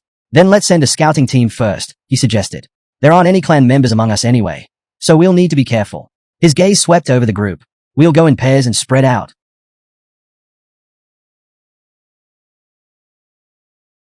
Breath caught. Someone was up there. A man sat perched on a tree branch, looking down at them with a smirk. Maybe being cautious helps with survival, he said, but it sure makes things more complicated for us. The group tensed. A few raised their weapons. Who's there? Someone shouted. The man ignored them and leapt down from the tree, landing gracefully in front of them. His sharp eyes scanned the group, counting their numbers. 148 people? I'm impressed. Didn't expect so many clanless to make it this far. He squatted down, resting his elbows on his knees, and grinned. I'm from the Valkyrie clan, a member of the Helper group. His voice was casual, almost amused. Name's Aaron. And we're your saviors. A murmur rippled through the crowd. Someone finally spoke up. What do you mean by that? Aaron rolled his eyes. You really don't know anything. Huh. He scratched the back of his head and sighed. After training, those weird-bodied fairies don't give you any guidance, right? They just sit back and watch. The crowd exchanged glances, uneasy. Aaron smirked. Yeah, they're watching you right now. But they're not gonna help. He straightened up. That's where we come in. So, you either follow us or... Before he could finish, a voice behind him chuckled. No one's following you after what you just said. A young woman stepped forward, arms crossed. My name's Beck, she said, eyes sharp as she motioned toward an elderly woman standing beside her. And this here is Pam. Beck looked around before continuing. Let's get this straight. We're from the Helper group, and we were given orders to assist travelers coming out of the training zone. Orders, someone echoed. From who? Pam tapped her cane against the ground, her expression unreadable. From S, she said, the monarch of our Valkyrie clan. That name sent a ripple of disbelief through the group. Beck continued. S left us here 20 years ago when she went to the Orange Zone. Since then, our job has been to help newcomers like you survive the Red Zone. The murmurs grew louder as people tried to process what they were hearing. One of the other helpers spoke up. This is the end of the roots. You're still a long way from the World Tree. Without guidance, you won't make it. The travelers exchanged glances. The helpers didn't seem hostile. And if anything went wrong, they had the numbers. Aaron smirked again and stretched out his hand. You newbies sure don't know how to listen. Just follow us and you'll be fine. Beck clicked her tongue in annoyance. No, you don't know how to listen. She crossed her arms. Didn't you hear me? Everything needs to be done properly. Aaron sighed. Yeah, I got it. But his smirk didn't fade. The group stood at a crossroads, the path forward uncertain. But one thing was clear, whether they trusted them or not. The helpers were the only ones who knew how to survive in this place. The moment the guy shouted that they would follow, even a stray dog would get the message faster, she scoffed. Aaron rolled his eyes and ignored her. But she wasn't done. If you're so smart, why don't you do everything yourself? He shot back. For someone weaker than me, you sure talk a lot. Before the tension could escalate, Pam stepped between them. Enough, she said firmly. We don't have time for this. We've got a job to do. Without waiting for a response, she turned to the others. We need to get these people out of here. Aaron faced the crowd. Don't even think about attacking us just because you have numbers, he warned. 30,000 helpers have been here for years. If you want to survive, don't act like fools. Then, with a smirk, he glanced ahead. The newcomers might feel confident now, But soon enough, they'd learn the truth. There were beings in this place whose names alone could make men tremble. He stopped in front of the restless crowd. The red zone has its own rules, he announced. No one touches the newcomers. A murmur spread through the group. Suddenly, someone turned to the side. What's that noise? He asked, noticing a commotion nearby. Before he could investigate, Aaron cut in sharply. Ignore it. Keep moving. But then, boom, an explosion erupted in the distance, shaking the ground. All eyes snapped toward the source. A fierce battle raged not far from them. Aaron narrowed his gaze. Right now, none of you are ready to face anyone here, he muttered. Beck's eyes locked onto the scene. Something about that fighting style seemed familiar. Why is she battling over there? She wondered aloud. Another explosion rocked the earth. The protagonist instinctively ducked, shielding his face as heat licked at his skin. His hands stung, burned. He lifted his head, trying to process what had just happened. Why did she attack? He asked, his voice strained. A sharp voice cut through the air. Shut up. A girl stood in front of him, magic crackling at her fingertips, her expression fierce. You just finished training. You have no idea what kind of place this is. Her teeth clenched. And you dare to talk like that? Elsewhere, a pink-haired girl stood motionless, staring into the distance. Her eyes fixed on a monstrous shape emerging from the horizon, a massive fish of calamity. A slow, almost satisfied smile formed on her lips. Finally, he's here. But just as quickly, her excitement faded. Her fist clenched, nails digging into her palms. Do I even have the right to seek revenge for my parents anymore? She whispered bitterly. Then, tilting her head back, she gazed at the sky. The wind swept past her as she made her decision. I have to finish this. For them, and for those who will be dragged here sooner or later. Her voice dropped to a whisper. Master, I will follow you soon. The whispers about her never stopped. She was crazy, they said. A fool to think she could kill the fish of disaster. No one wanted to throw their life away fighting a monster bigger than a mountain. But she wasn't like them. And as the sound of the departing train faded into the distance, she knew her battle was only beginning. As she wrestled with her thoughts, the protagonist approached her without hesitation. You're Sophia Varage, right? He asked. The girl whipped around, eyes wide with shock. She studied him carefully. How do you know my name? Her gaze lingered on Hansu, trying to make sense of him. His features weren't entirely clear to her. But one thing was obvious. He was new to the red zone. Her eyes flicked to the trident in his hand. No extraordinary weapons. No rare items. Nothing that screamed threat. Breaking the silence, Hansu got straight to the point. I want to talk about the disaster fish. Sophia's expression shifted. What? I need your help, he said. She narrowed her eyes. I haven't seen you here before. Hansu rested a hand on his hip. Are you a Quadrius? She asked. She was on guard. He could tell. Taking Kangtai's advice, he extended his hand toward her and smiled. This could benefit you too, he said. Then, his voice lowered, hitting her where it hurt. Or do you want to keep living in fear, wondering when your family will end up here? Sophia's breath caught. Her body stiffened. Hansu pressed on. If we kill the disaster fish, their chances of survival go up. A sudden fury ignited in her eyes. How do you know about them? She shouted. Before he could answer, she launched forward, slamming her fist into the ground. A shockwave cracked through the earth, sending dust and debris flying. But she had missed. Hansu tensed, watching her closely. What was wrong with her? Sophia gritted her teeth, already swinging again. This time, she wasn't holding back. Hansu barely managed to react, leaping into the air to dodge her strike. Just talk to me, he called out. As soon as he landed, he reached out, placing a hand on her shoulder in an attempt to calm her down. Big mistake. Sophia recoiled violently, shoving him off. Flames erupted from her hand, her eyes blazing with magic. How dare you interfere in my life? She seethed. Then, with a surge of power, she summoned an enormous magic seal overhead. The air crackled with energy, the spell aimed straight at Hansu. His eyes widened. She's already mastered this technique, he muttered. He had seriously pissed her off. 3 massive spheres of ice and light formed above her. The skill, Tri-J balls of frost light orbs. They shot toward him with deadly precision. Hansu clenched his jaw. He knew one thing. His mastery of dragon energy wasn't strong enough yet. But he had no choice. He had to fight. A small orb of magic formed in Hansu's palm, flickering like the energy inside a dragon's maw. He exhaled sharply. This is going to cost me later, but it's worth the risk. Power surged through him. Pure, untamed dragon energy. His body shifted, scales emerging along his face, his eyes glowing with raw intensity. The transformation had begun. Boom! A powerful magical explosion erupted, sending spikes of energy in all directions. Sophia narrowed her eyes, watching as her technique took effect. 3 jade balls of ice light. A skill designed to freeze everything it touched, even the air itself. Escape was impossible. As the ice encased Hansu, she let out a sharp breath. I didn't intend to kill you, she muttered. Not yet. I still need to know where you got your information. Then, sorry. Sophia's heart skipped a beat. Her head snapped toward the frozen prison. Crack! A jagged fracture split through the ice, then another. With a deafening shatter, Hansu emerged, his body no longer human, but something more. Something dragon-like. You're not the only one with impressive skills, he said.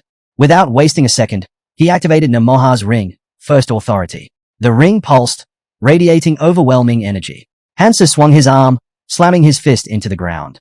Authority of destruction. The earth rumbled.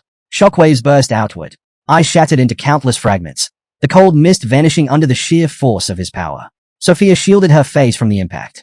Did he just destroy my 3 jade balls of ice light? She thought in disbelief. That's impossible. No one should be able to obtain such an advanced energy art from simple training. Just how strong is his mana? Her fingers curled into a fist. She couldn't afford to hesitate. Voices whispered in her mind. If you don't move forward now, you'll be left behind. Are you really going to waste your time chasing an unkillable fish of disaster? She shook her head. No, I refuse to stop here. Sophia thrust her hand forward. Impossible, she shouted. With a single leap, she soared into the air, activating monumental air path. Mana swirled around her, and in an instant, Alice's book appeared, pages flipping wildly. She clapped her hands together. Solidification activated. A massive magic weapon materialized above her, humming with destructive energy. This is why I'm still here, she yelled, glaring down at Hansu. So people like you don't look down on me. She pointed the weapon downward. Hansu's eyes gleamed red as he raised his arm. His body shifted once more, his hand transforming into something inhuman. With a single, fluid motion, he slashed through the air, leaving a burning arc in his wake. The colossal weapon shattered. Hansu landed, stabilizing himself with one hand on the ground. The remnants of his clothes were torn away by the sheer force of the battle, revealing the hardened body beneath. He turned to Sophia, his gaze steady. Are we still doing this? She clenched her teeth, her fists trembling. Then, with a sharp exhale, she lowered her head. There's no point. Hansu studied her carefully, then asked, Are you really going to back down? Sophia studied him for a moment before speaking. His special move was far from perfect. There were 3 key factors that determined the rank of an energy art. First, the scaling and reinforcement of the rune. Second, the strength and durability of the mana barrier. And third, the special abilities tied to the technique, abilities that could completely redefine how it was used in battle. She glanced at the boy, debating whether to push him to the brink of life and death. But after seeing him take her attack without so much as a scratch, she realized there was no need. By the standards of the red zone, his art was already among the best. Testing him any further would be pointless. Turning away, she acknowledged his strength but quickly shifted the conversation. So, how do you plan to kill the fish of disaster? She scoffed. The people gave up after it devoured over 1,000 lives. Do you even understand what it's like to face a monster that can swallow an entire ship whole? Her fists clenched as her voice grew bitter. That thing isn't just a monster, it's a calamity.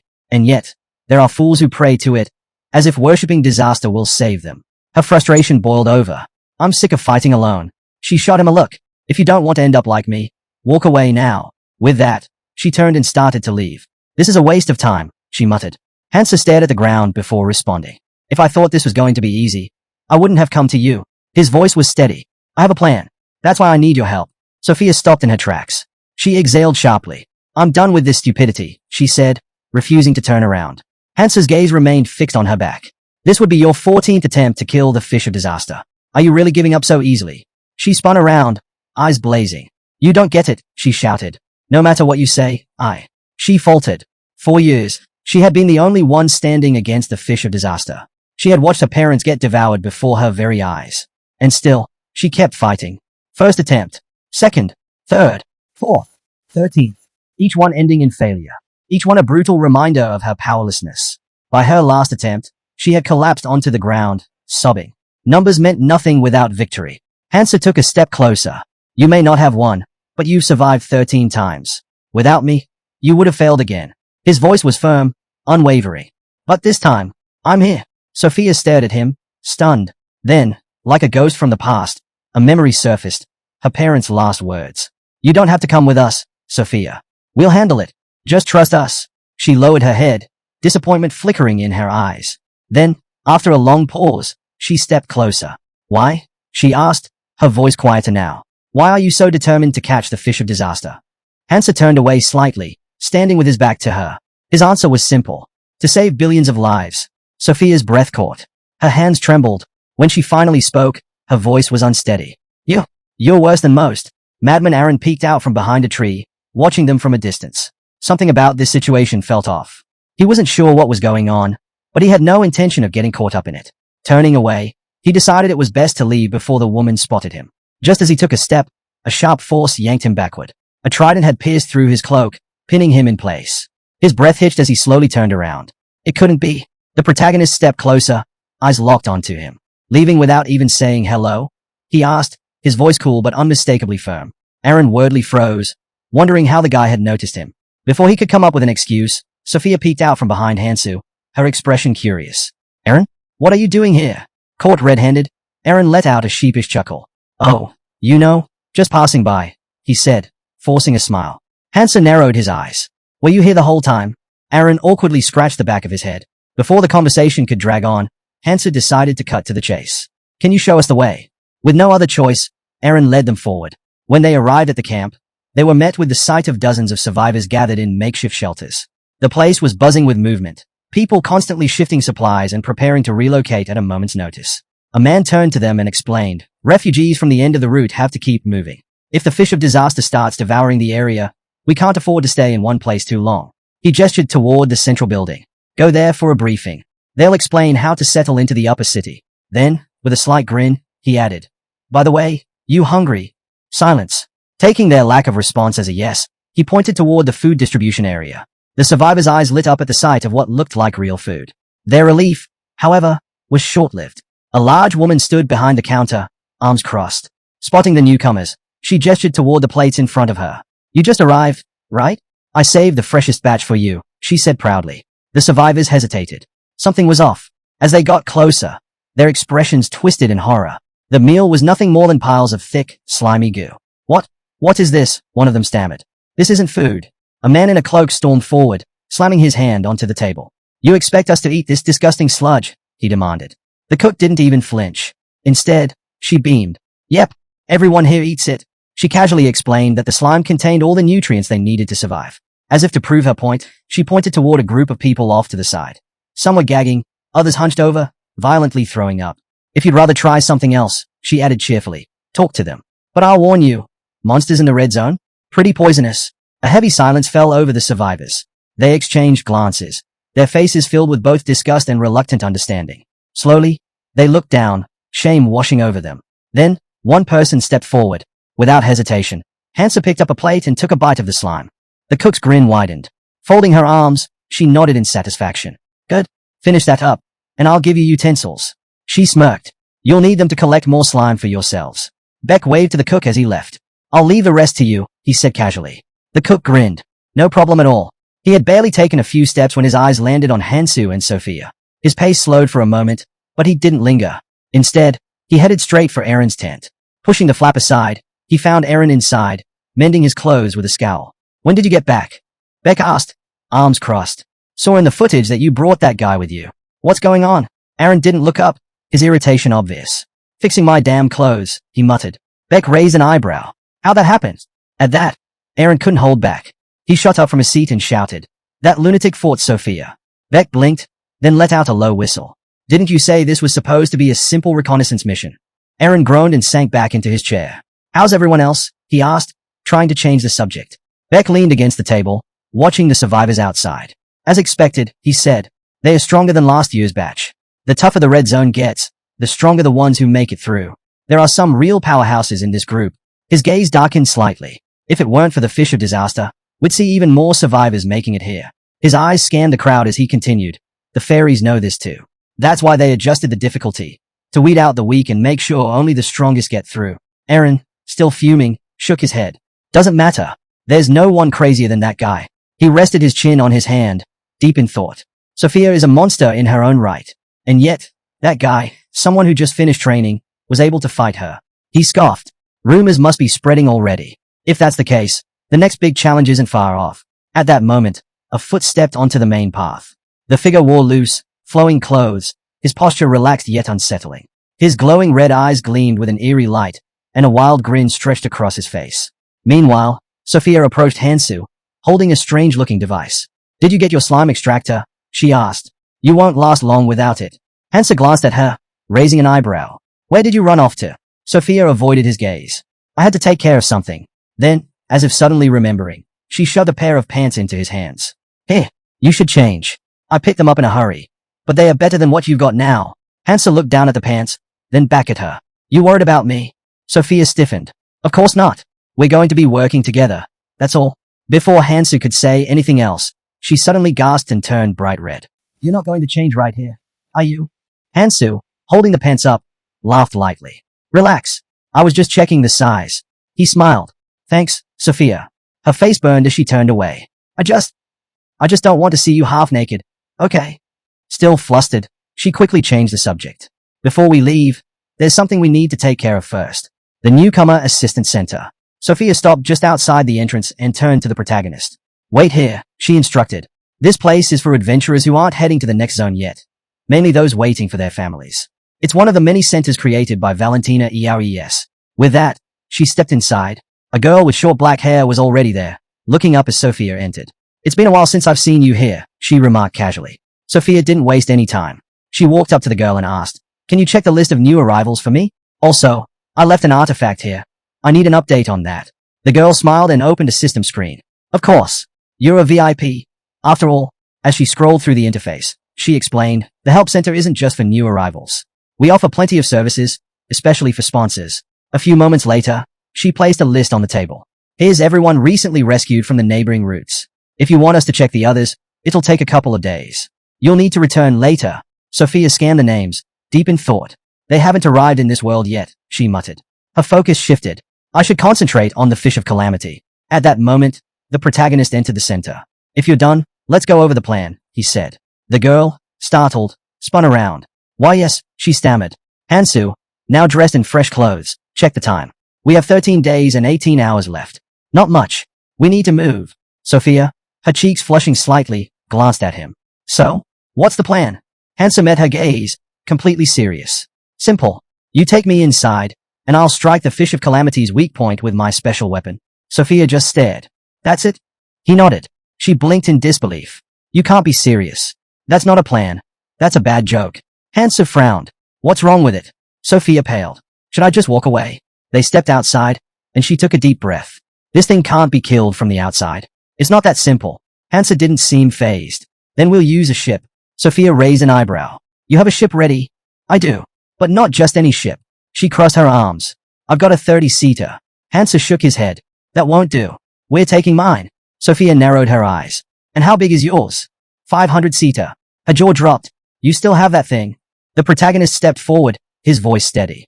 I'm not a newbie. You'll see for yourself once we get there. Sophia watched his back, eyes filled with doubt. Nope. You're definitely a newbie. He turned to face her, smirking. Fine. Let's just agree that I have superpowers. Either way, we have a ship. Now we need materials. Let's split up. His tone was confident, almost reassuring. Trust me, and everything will go smoothly. She studied him for a moment. That voice, that look, it reminded her of someone. A smirk played on her lips. All right, she said, pointing to the side. I'll collect materials over there. Don't refuse me just yet. Before he could respond, she tossed him an axe. Your weapon's not going to last long in the red zone. He caught it, eyeing it curiously. And no, you can't refuse. This axe is better than your trident, she added matter-of-factly. Hansu examined the weapon. The weight, the grip, it felt familiar. Just like before, a memory surfaced of Sophia handing him an axe, years ago. This is your first weapon, she had said. Take care of it. Some things never change. He strapped the axes to his back. Sophia crossed her arms. I already know what materials we need to take down the Fish of Calamity, thanks to my ability. Hansa glanced at her. Let me guess. The library? Sophia's eyes narrowed. How do you know that? Wait, do you really have abilities? He grinned. With a sigh, she continued, fine, yes. I can visualize any information I need. I don't know everything. But when it comes to the red zone, no one knows more than me. She cast a sideways glance at him. And yet, I still can't figure you out. Hansa shrugged. I'm heading to the outskirts. You ready? Sophia smirked. Let's finish this monster once and for all. She lifted off the ground, flying through the air. To kill the Fish of Calamity, we need a deadly poison. That means gathering the right ingredients. Landing smoothly, she focused on her next task. To collect a pawn's fluid, we need to lure him out of his nest. She darted forward, green energy blast trailing behind her. Whipping around, she summoned a protective shield, blocking the attacks with ease. Then, a voice, one that made her skin crawl. Well, the man in front of her grinned, his eyes glinting with amusement. Sophia, You still have that body. Care for a walk? Sophia's expression darkened. Go deaf. Then, louder. I don't have time for trash like you. The man, Jang Gaesu, chuckled. Oh, come on. That's no way to treat an old friend. He smirked. You're too close to me for that kind of talk. Sophia gritted her teeth. Jang Gaesu raised his hand, green magic crackling at his fingertips. My partner and I just got back, fresh from the belly of the fish of calamity. His smirk widened. Then, without warning, he launched an attack straight at her. And you shouldn't talk about her like that. Sophia stood still, unfazed. Her gaze locked onto Jang Gaesu, unreadable. Then, with a sharp motion, she thrust her hand to the side. A massive manifestation panel appeared above her, glowing with raw energy. In an instant, powerful projectiles shot out, crashing into the ground around Jang Gaesu. His expression twisted as he dodged, barely avoiding the impact. Sophia's eyes narrowed. I hate people who fight without knowing their place. Jang Gaesu's manic grin only widened. Inevitable. A massive arrow hurtled toward him. Without hesitation, he reached for the bandage on his forehead and ripped it away. A bright red eye gleamed in the open air. Sophia's gaze flicked downward, her hand already moving forward. Her arrow adjusted mid-flight, streaking straight toward the exposed eye. Jang Gaesu chuckled. Quick thinking. His fingers pressed against his temple. Do you know what kind of eye this is? He didn't wait for an answer. The Zerit beacon. He motioned toward her. Did you really think I'd come here without a backup plan? His voice dripped with amusement. There's an entire organization behind me. And I don't just have the beacon. His grin sharpened. I have something connected to you. Sophia's breath hitched. She clenched her fists, her teeth grinding together. Annoying. This skill of his is downright infuriating. Jang Gaesu placed a hand over his chest. As expected. You get it? His voice was almost mocking. You know I mean no harm. He tilted his head. Just wanted to test you. Thought maybe all those losses made you rusty. His gaze flickered. But, your skills are just as sharp as ever. Guess the rumors were exaggerated. Sophia turned away. That's none of your business. Her patience was wearing thin. And frankly, I'm tired of your pointless chatter. Back off. Jang Gaesu exhaled dramatically, closing the eye on his forehead. Relax. I'll back off. Once I figure out one last thing. He leaned forward slightly. That newbie, Hansu. Where is he? Sophia spun around, fury flashing in her eyes. As if I'd ever tell you. Jang Gaesu's hand shot out. Gotcha. Before she could react, his grip tightened around her wrist. A knowing smirk played on his lips. I knew it. His hold remained firm as he spoke. That's why I used my investigation skill. He leaned in mockingly. Thanks for your cooperation. Sophia wrenched herself free, eyes burning with confusion and rage. Since when did you? Jang Gaesu chuckled darkly. You could have blocked me, but you hesitated. His grin stretched wider. You're too soft. Sophia's gaze turned ice cold. He should have stayed in the belly of that damn fish of calamity. Her voice dropped, deadly and final. It would have been better for you to die there. That day, Jang Gaesu abruptly jumped away from her, shuddering. You're freezing, he exclaimed. But she wasn't the one trembling, he was. Raising his hand, his eyes burned with intensity. You should have joined Quadrius when I gave you the chance, he spat. But no, you had to be stubborn. Quadrius had twisted fear into worship, turning themselves into the servants of the four disasters. They didn't care that these calamities could wipe out humanity. They embraced them. Sophia's patience snapped. Enough of this nonsense, she shot back. Did you seriously think I'd ever join an organization like that? Then, unable to contain her fury, she shouted. You sacrifice people under the excuse of displaying the disaster fish's power, then sell off the relics of the dead like they are mere trinkets. How can you even call yourself human? Her voice trembled with rage. Do you have any idea how many travelers you deceived? You lure them in with promises of a safe passage along the upper route, only to let them be swallowed whole by that monstrosity. Jang Gaesu's eyes glowed with eerie amusement. So what? He sneered. Spreading his arms, he continued. I make money using my talents. I take part in sacred rituals. If people are foolish enough to believe my words, that's on them. Then, with a twisted grin, he laughed. They wouldn't have lasted long here anyway. If anything, they should be grateful. At least they got to spend their final moments in the belly of the fish of calamity. Sophia's body trembled with rage and disgust as Jang Gaesu continued. You, of all people, should understand, he taunted. You were given the chance to experience that luxury yourself. Maybe you just need a few more tries to really appreciate it. Tilting his head, he smirked. I'm sure you'll figure it out soon enough. Until then, we'll meet again. And just like that, he vanished. Sophia clenched her fists, glaring at the empty space he left behind. He always was good at running away, she muttered. Memories of the past flooded her mind, of who Jang Gaesu used to be, of the man she once knew. If only she had seen this coming. He had changed beyond recognition, shaped by the horrors he barely survived. A chill ran down her spine. If she went after him now, before she could finish the thought, she recalled the protagonist's words. Forget him. Focus on gathering materials. Snapping back to reality, she exhaled sharply. You're right, she murmured. I'll leave this to you. And with that, she turned away. The protagonist sprinted toward his destination, his movements swift and relentless. There was no hesitation, no trace of fear, only unwavering focus. In his mind, the path was clear. The key to killing the disaster fish is the sclerosing solution. Suddenly, his eyes locked onto exactly what he needed. The sclerosing solution, an intricate creation born from the knowledge of magicians. It was the perfect poison against the disaster fish. But before he could use it, he had to secure the main ingredient. With that in mind, he landed in front of a pool of poisonous water. Straightening to his full height, he declared, I need the heart of the Kukulza. To find the Kukulza, he had to locate the valley, most likely hidden between the middle and outer roots. That was where the Kukulza made their nests, burrowing deep into the roots to escape the disaster fish. His sharp gaze swept the area. There, he had found it. Without hesitation, he stepped into the poisonous water. In his head, he reassured himself. Once he obtained the Kukulza's heart, the rest of the ingredients would be much easier to collect. But this wouldn't be easy. Finding Kukulza on the outermost roots was rare. Luckily, he had stumbled upon their nest.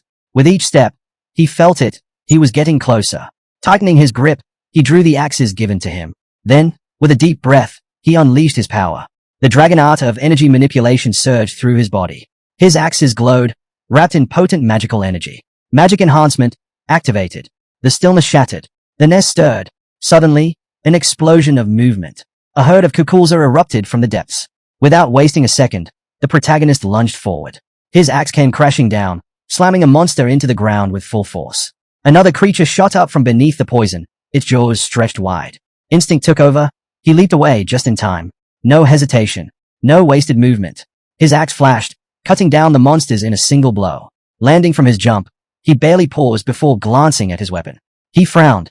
This axe won't last long if I keep using powerful chi arts. Adjusting his grip, he decided he would have to regulate his attacks until he secured a stronger weapon. Then, in an instant, he felt it. A massive presence loomed behind him. Hansa's eyes darted to the side. Without missing a beat, he twisted sharply, spinning midair, before launching his axe straight at the monster's forehead. Hukul staggered backward from the force of the blow, losing his balance as he tumbled. But there was no time to breathe. Another monster lunged at the protagonist from behind, closing in fast. The axe lodged in the lion Kukul's skull suddenly flared with light, glowing intensely. Hansa flexed his fingers, now, and the weapon spun violently, ripping free and slamming into the oncoming monster's back. He caught the axe midday, its blade dripping with fresh blood. Standing shin-deep in the poisonous water, Hansa found himself surrounded. Kukulza after Kukulza slithered closer, their bodies cutting through the murky depths. Then, attack. One launched itself forward, slamming its tail against the water, sending a spray of venomous mist into the air. Three more leaped high, soaring above Hansa's head. Without hesitation, he moved. His gaze snapped upward. Now! He jumped, colliding mid-air with one of the creatures. Twisting his body, he swung his axe relentlessly. Blow after blow. And with one final strike, slash, he cleaved the monster clean in half.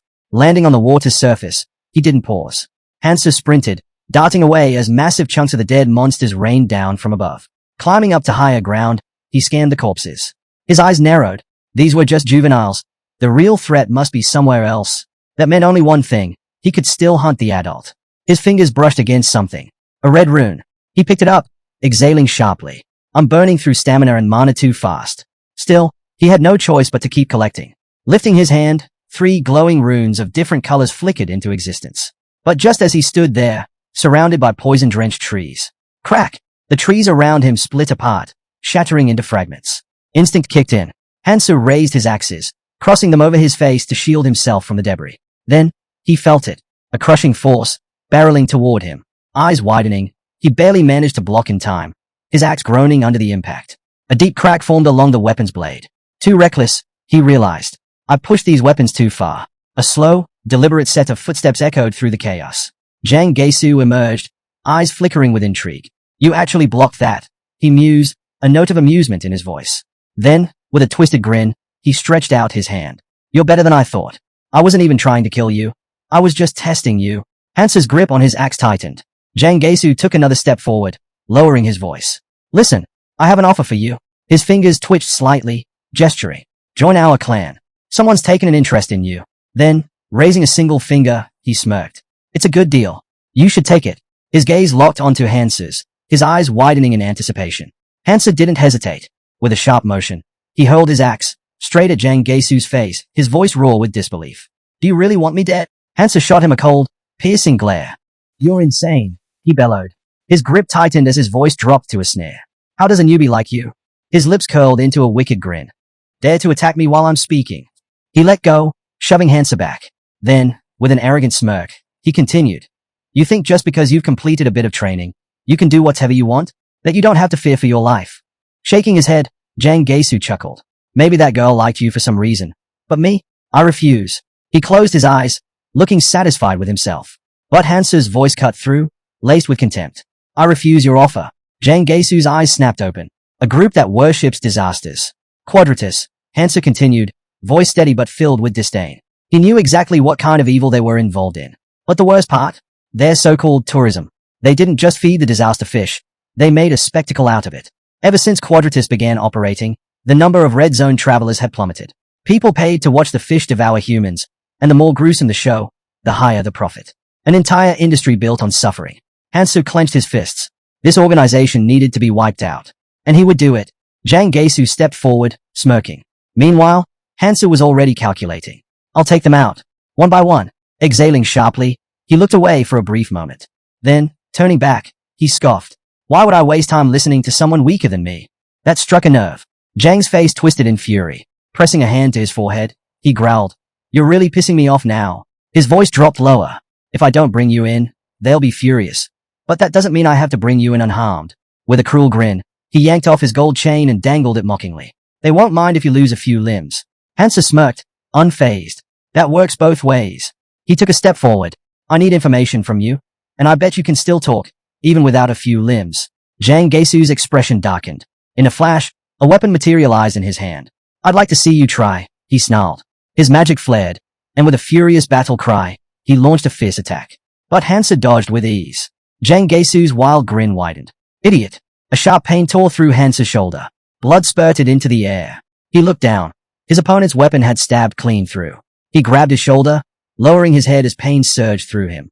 Jang smirked, his voice dripping with mockery. So, do you feel like talking now? With a flick of his wrist, he returned the weapon to his hand, his thoughts racing. I was aiming for his arm, but it barely grazed him. Did I hold back too much? After a brief pause, he shook his head. Breaking it completely wouldn't be any use anyway. Without hesitation, he slammed his weapon into the water, sending ripples across the surface. No need to be afraid, he said, his voice eerily calm. It'll be over soon. The protagonist slowly raised his head, his gaze sharp. You're getting ahead of yourself, he muttered. Blood dripped from his wound as he moved his hand away. Besides, we didn't even fight last time. Jang's expression darkened. He tightened his grip on his weapon. What did you just say? His tone carried a hint of disbelief. Did I smack you in the head too hard? He sneered. This is nothing for me. With a sudden burst of movement, he swung his weapon with full force. Just shut up and stand still, he roared. But before the strike could land, Hansu was already there. In the blink of an eye, he appeared right in front of Jang, delivering a brutal blow to his stomach. The sheer force sent Jang flying backward, crashing hard against a tree root. A sharp cry of pain escaped his lips. Gritting his teeth, he lifted his head just in time to see the protagonist calmly retrieving his axe, the weapon snapping back to his hand with ease. You need to catch up, Hansu remarked, leveling his weapon at him. So, why don't you cooperate? Jang clenched his jaw, raising a hand to his face as a string of curses ran through his mind. How did he move so fast? I didn't even see his attack. A chilling thought followed. Does this bastard have colorless stat runes? Shaking off the shock, he pushed himself up, eyes blazing with defiance. Don't get cocky, he spat. I'll let you hit me. But before he could say more, the protagonist silenced him with a raised hand. I'm just getting started. Suddenly, glowing runes flickered into existence around him. Jang's expression twisted with rage. You really think a slight boost in stats is going to make a difference? His voice echoed with disbelief. The protagonist met his gaze, raising his axe. Stats aren't everything in a fight. With a flick of his wrist, he launched his weapon straight at Jang. It tore through the air at terrifying speed. Jang barely managed to duck as the axe embedded itself into a nearby tree with a deafening thud. Stumbling, he hit the ground hard. Hansa smirked. What's wrong? His voice was laced with amusement. Scared? Jang's body trembled. He gritted his teeth, forcing himself up. This can't be. His face twisted in fury. I'm not scared, he roared. In an instant, his weapon pulsed with power as he activated the blade of the Forgotten. With a fierce grip, he seized the hilt of his sword, ready to strike. He lunged forward without hesitation, activating side cut. The protagonist calmly touched the ring on his finger, and Zhang's mind raced. Was this guy really planning to fight bow-handed? His thoughts screamed at him. Side cut slices through everything within its range. It'll take his hands clean off. Zhang's sword was just inches from the protagonist's neck when, suddenly, the rings of Manhua activated. His eyes widened in shock. I've won! Zhang shouted, convinced of his victory. But Hansa didn't flinch. Instead, he activated destruction, seized the blade with one hand, and crushed it like brittle glass. The sword shattered into tiny fragments as he hurled Zhang backward. Zhang's breath hitched as he stared in disbelief. His eyes darted to his ruined weapon. I am possible, he whispered, his voice shaking. His hands trembled as he gripped the broken hilt. Even top-tier dispersion experts can't break high-level mana techniques this easily. Before he could process what had happened, Hansa was already in front of him. He grabbed Zhang's shirt and yanked him up, then slammed him into the ground, driving a powerful blow into his stomach. Zhang's eyes rolled back as pain shot through him. His cheeks puffed out, mouth open in a silent gasp before blood splattered everywhere. Hansa loomed over him. Quit playing dead. I held back, grabbing Zhang by the collar. He shook him violently. Did you pass out already? Zhang groaned, gripping Hansa's wrist weakly. The protagonist smirked. Not bad. You actually reacted in time. Zhang sneered to himself. The bronze jade absorbed the hit. But this bastard is restricting my movements too much. That's why I didn't want to use it in the first place. His fist clenched. I don't have a choice anymore. Hansa's eyes flickered. That all you got? Then, bam! A devastating punch smashed into Zhang's face, sending teeth flying. His eyes widened as he saw the next fist coming straight at him. How the hell is he breaking through my skills too? A brutal barrage followed. Zhang screamed as Hansa struck him over and over. Desperate, he threw his hands up. Wait! I'll talk. I'll tell you everything. Hansa's fist hovered midair. Go on. Zhang coughed, blood dripping from his lips. I had no choice. You think there's money in tourism? People like me, we just follow orders. I swear, I wasn't trying to hurt anyone. His words tumbled out in a frantic rush. Let me go, and I'll give you the runes. I'll even tell you who sent me to capture you. Hansa's gaze turned cold. Too much useless chatter. Zhang barely had time to react before another crushing blow sent him reeling. His vision blurred, and drool trickled from his mouth as he howled in frustration. You were the one who told me to talk. Damn it. Hansa just stared down at him, unimpressed. Zhang lifted his head, fury in his eyes. What the hell are you waiting for? I told you everything I know, he shouted. Hansa looked down at him with sheer contempt. Zhang clenched his fists, voice shaking with frustration. You already beat me like a damn dog. What else do you want? A heavy silence hung between them before Zhang finally lowered his gaze. His voice was quieter now, almost resigned. That's all I know. He dropped to his knees before Hansu. Quadrius, they worshipped disaster. Besides running regular tours in this region, they also hired different clans. This time, their mission was to track you down, someone who had just completed their training. Hansu's expression didn't change. Zhang took a deep breath before continuing. The request came from Morin, a member of Beacon. Beacon. The name echoed in Hansu's mind. The union of 6 clans that control the highest roots of the world tree. They're at the very peak of power itself. Hansu rubbed his chin, thoughts racing. If I remember correctly, Beacon operates under Miyamoto. Could there be more clans involved in this? His gaze snapped back to Zhang. Right now, these guys are preparing for another tour. The one who gave you this information. Was he an assistant? Zhang nodded weakly. Yeah, some of the assistants were involved. But this time, I got the order directly from Morin. Hansu folded his arms. I've heard enough. Zhang's breath hitched. Panic flickered in his eyes. He could feel it. The moment of his death was approaching. Desperation took over, and he scrambled for more words. Wait, there's more. I can still tell you. Suddenly, his eyes widened in madness. He jabbed a finger at the symbol on his forehead, laughing wildly. You idiot. You had no idea, did you? Do you even know what this mark is? Hansa barely reacted. The eye of 1,000 li. Zhang's face twisted in shock. How does he know that? After a brief pause, he exhaled and stood up. Yeah, that's right. This eye lets me share my vision with other intelligent beings. Which means, his lips curled into a grin. They already know where you are. Hansa turned away, his voice dripping with mockery. Oh no, I'm terrified. Guess I should run for my life. Zhang's grin widened into something unhinged. You don't get it. Morin commands the Beacon stormtroopers. You really think you can run from him? Inside his mind, Zhang was already scheming. I used the ability recently, so I need time before I can use it again. But if I can just buy myself an opening, I can re-establish the connection. He was just about to say more when, bam! Hansu shot forward, slamming his fist into Zhang's stomach with devastating force. The world around him blurred. The last thing he saw was the dark silhouette of Hansu standing over him before his vision faded into blackness. His body collapsed into the water, unconscious. Hansa stood over Zhang's unconscious body, exhaling sharply. Playing with you was more of a hassle than I expected. He crouched beside his fallen enemy, rummaging through his belongings. Your weapon's a wreck. Guess I'll have to find a new one. His search paid off when he pulled out an intriguing item. The Relic of the Forgotten. A rare find. Alongside it was a one-time use artifact, mirror clone. Not bad. Just then, a pure white bird appeared in the sky. Hansa's eyes followed it, and he immediately knew he'd been found. He scoffed. Figures. Can't even remember who they sent, so they must not think I'm that important. Still, annoying as hell to keep dealing with distractions. His gaze shifted toward the distant roaring beasts. The deep, guttural cries had been echoing for a while now. A slow smirk tugged at his lips. A pack of jerters. Huh? Guess that works in my favor. He cracked his knuckles. Might as well keep myself busy until reinforcements show up. A horde of monstrous creatures gathered atop the thick bark of the world tree. Massive, reptilian forms stood tall, their fierce roars shaking the air. These were jerters, pack hunters that relied on numbers to overwhelm their prey. Right now, they were in full pursuit of three cloaked figures. The three sprinted through the jungle-like terrain, branches snapping beneath their feet. One of them shouted, "All forces, activate concealment."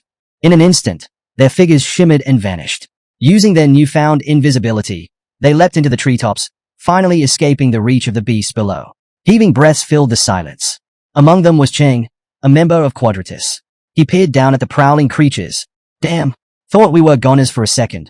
His voice carried a hint of irritation. This is exactly why I hate being bait. One of his companions chuckled. How many more do we need? Cheng sighed, rubbing his temple. A lot. The tour isn't complete yet. Then his expression turned serious. But maintaining concealment requires holding our breath. We can't keep this up forever.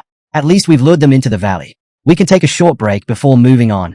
Leaning back against the trunk, he shut his eyes. Speaking of delays, what the hell is taking that idiot so long? His companion raised a brow. You mean Zhang? He was sent to deal with that newbie, right?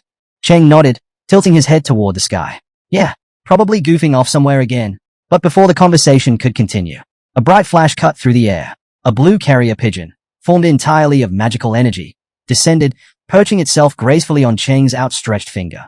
Cheng's eyes narrowed. Only someone skilled could materialize a construct this detailed. A moment later, his expression shifted to shock. His body tensed, and he sprang to his feet. Change of plans. We're moving. His comrades exchanged looks. What happened? Cheng's voice was sharp. We've received an urgent message. Head to Lake Kukulza. Now. Meanwhile, Zhang's consciousness flickered back. His eyes opened slowly, vision still blurry from the earlier beating. As his senses returned, he saw Cheng and his men standing before him. Cheng's tone was anything but friendly. So, did you fail? Zhang lowered his head, ashamed. I passed out before the poison could fully take effect. He flexed his legs slightly, feeling the lingering burn. They're almost useless right now. Then, forcing himself upright, he lifted his gaze. What about you guys? Cheng let out a frustrated sigh. By the time we got here, Hansu was already gone. Knocked the guy out and vanished. His gaze darkened as he looked at Zhang. Are you seriously telling me that someone who survived inside the belly of the Fish of Calamity couldn't handle a damn newbie? And now we have to clean up your mess? Zhang clenched his fists, his anger bubbling up. His mind flashed back to the weapon, the one he had lost.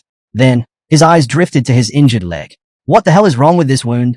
Fragments of memory surfaced, Hansa standing over him, telling him to sleep. And then, the gift he had left in exchange for his weapon.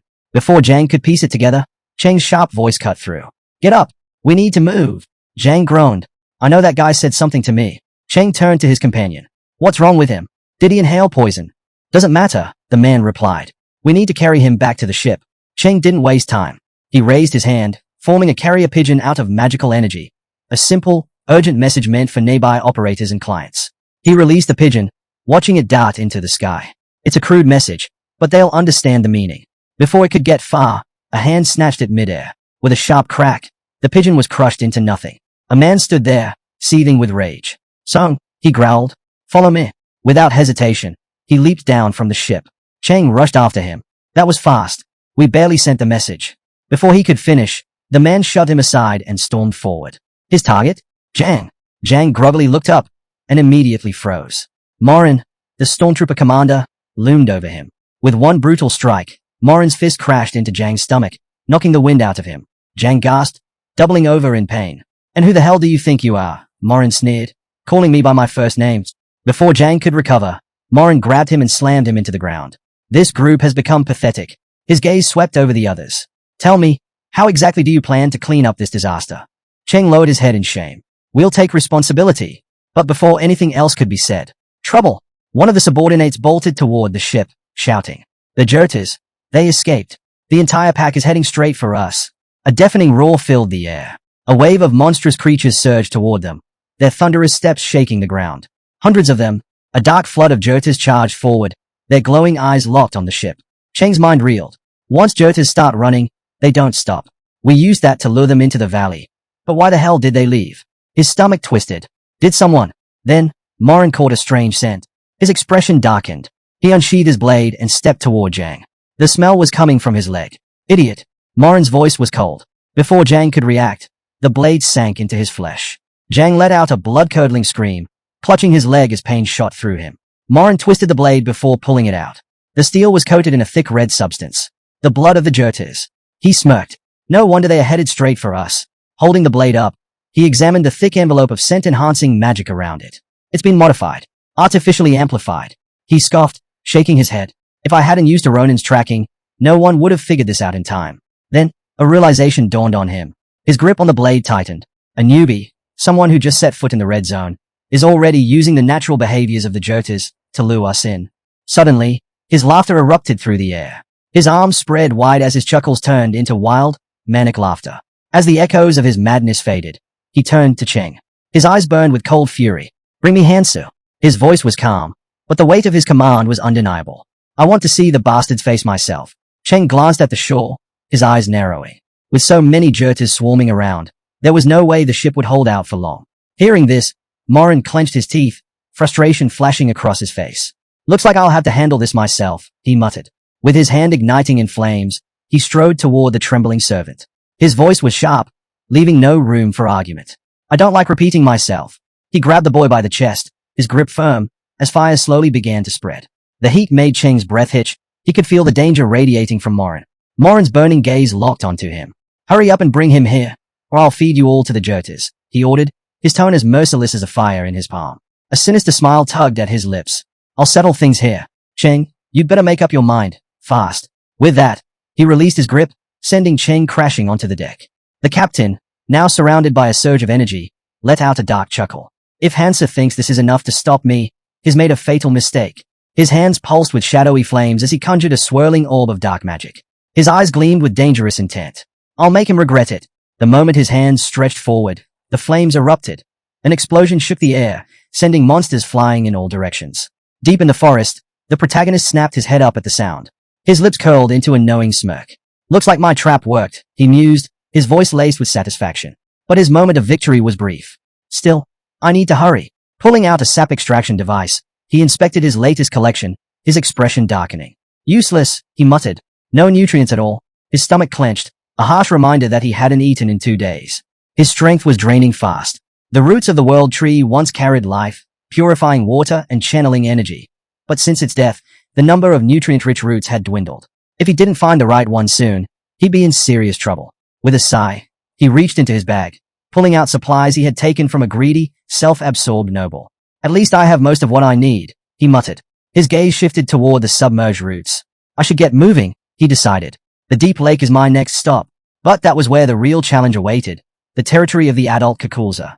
He peered into the depths ahead, the water growing darker the farther it stretched. Deeper than this place, he noted. If he wanted to survive, he'd have to build a bridge first.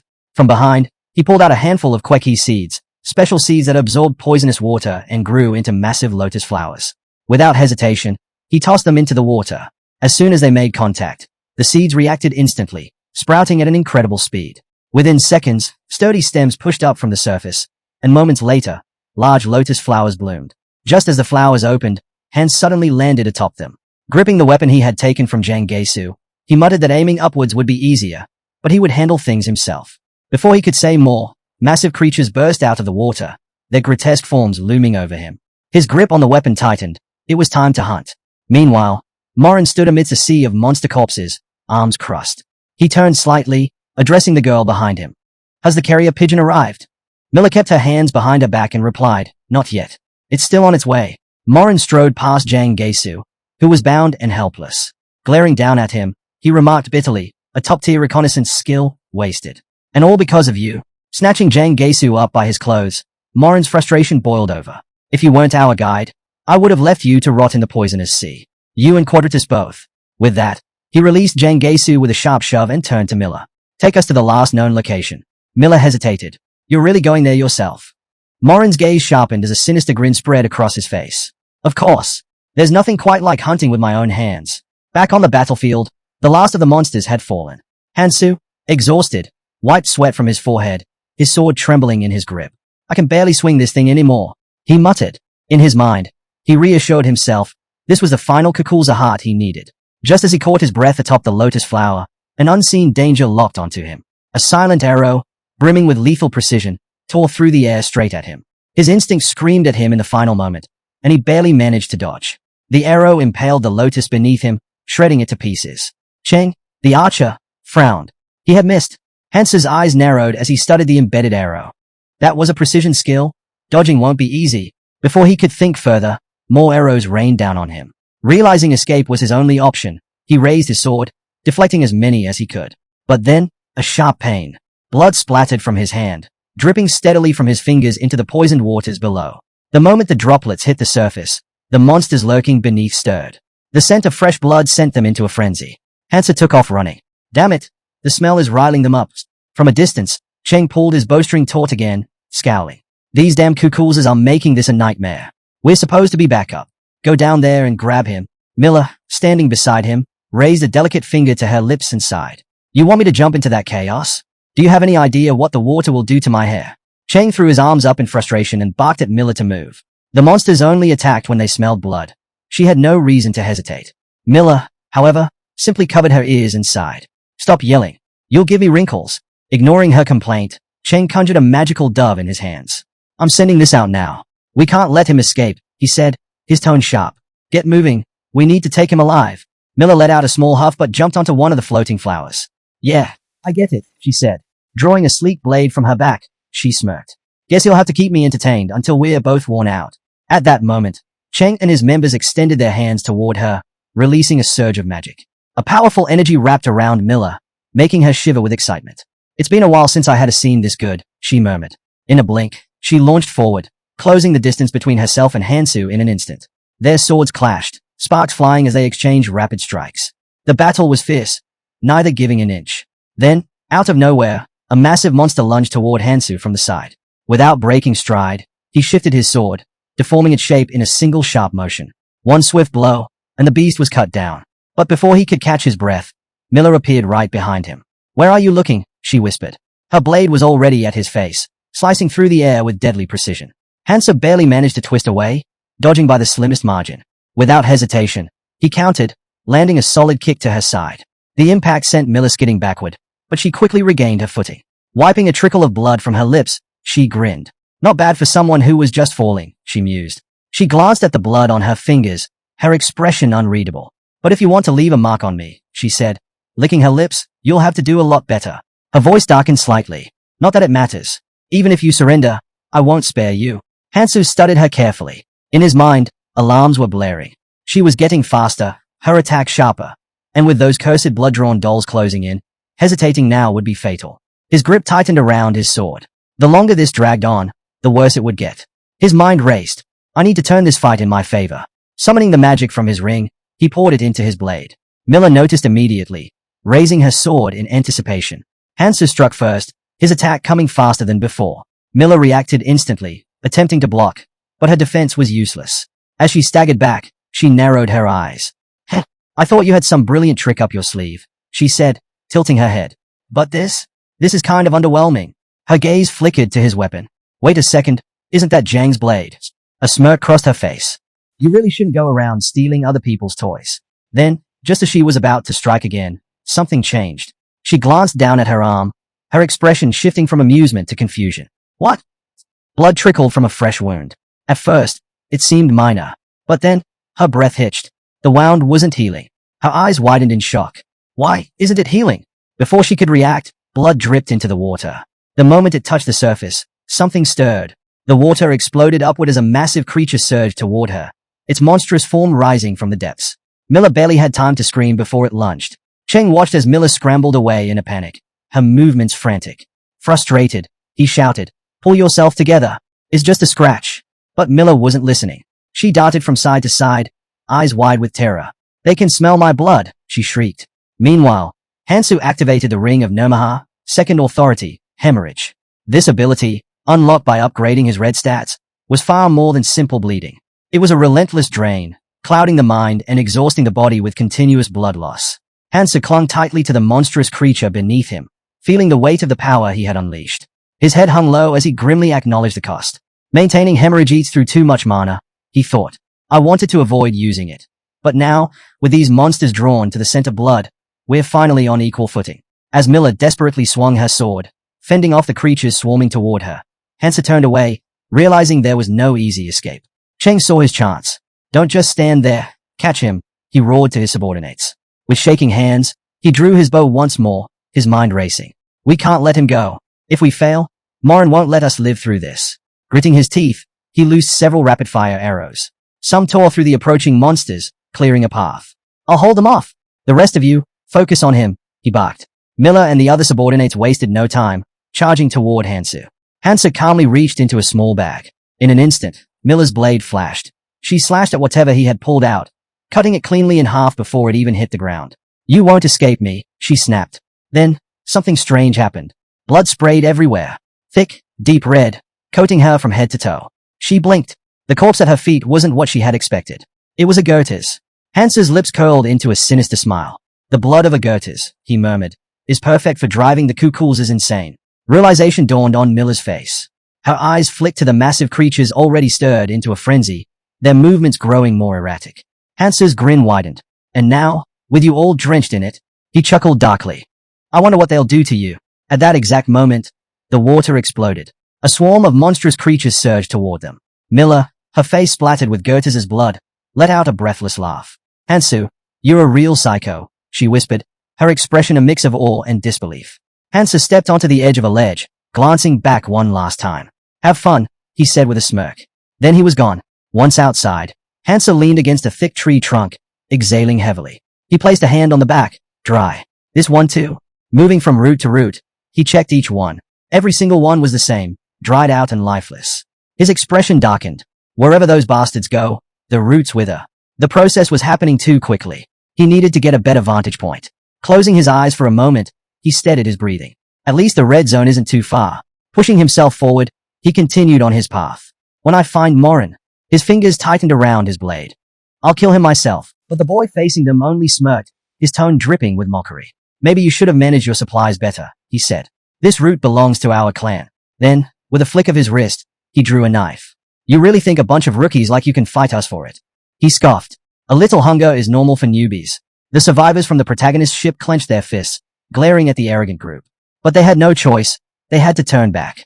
As they retreated, the cloaked man thought bitterly about everything they had endured to get here. The world tree was rotting, and the lower roots could barely sustain them. The upper roots held the nutrients they needed, but those areas were crawling with monsters.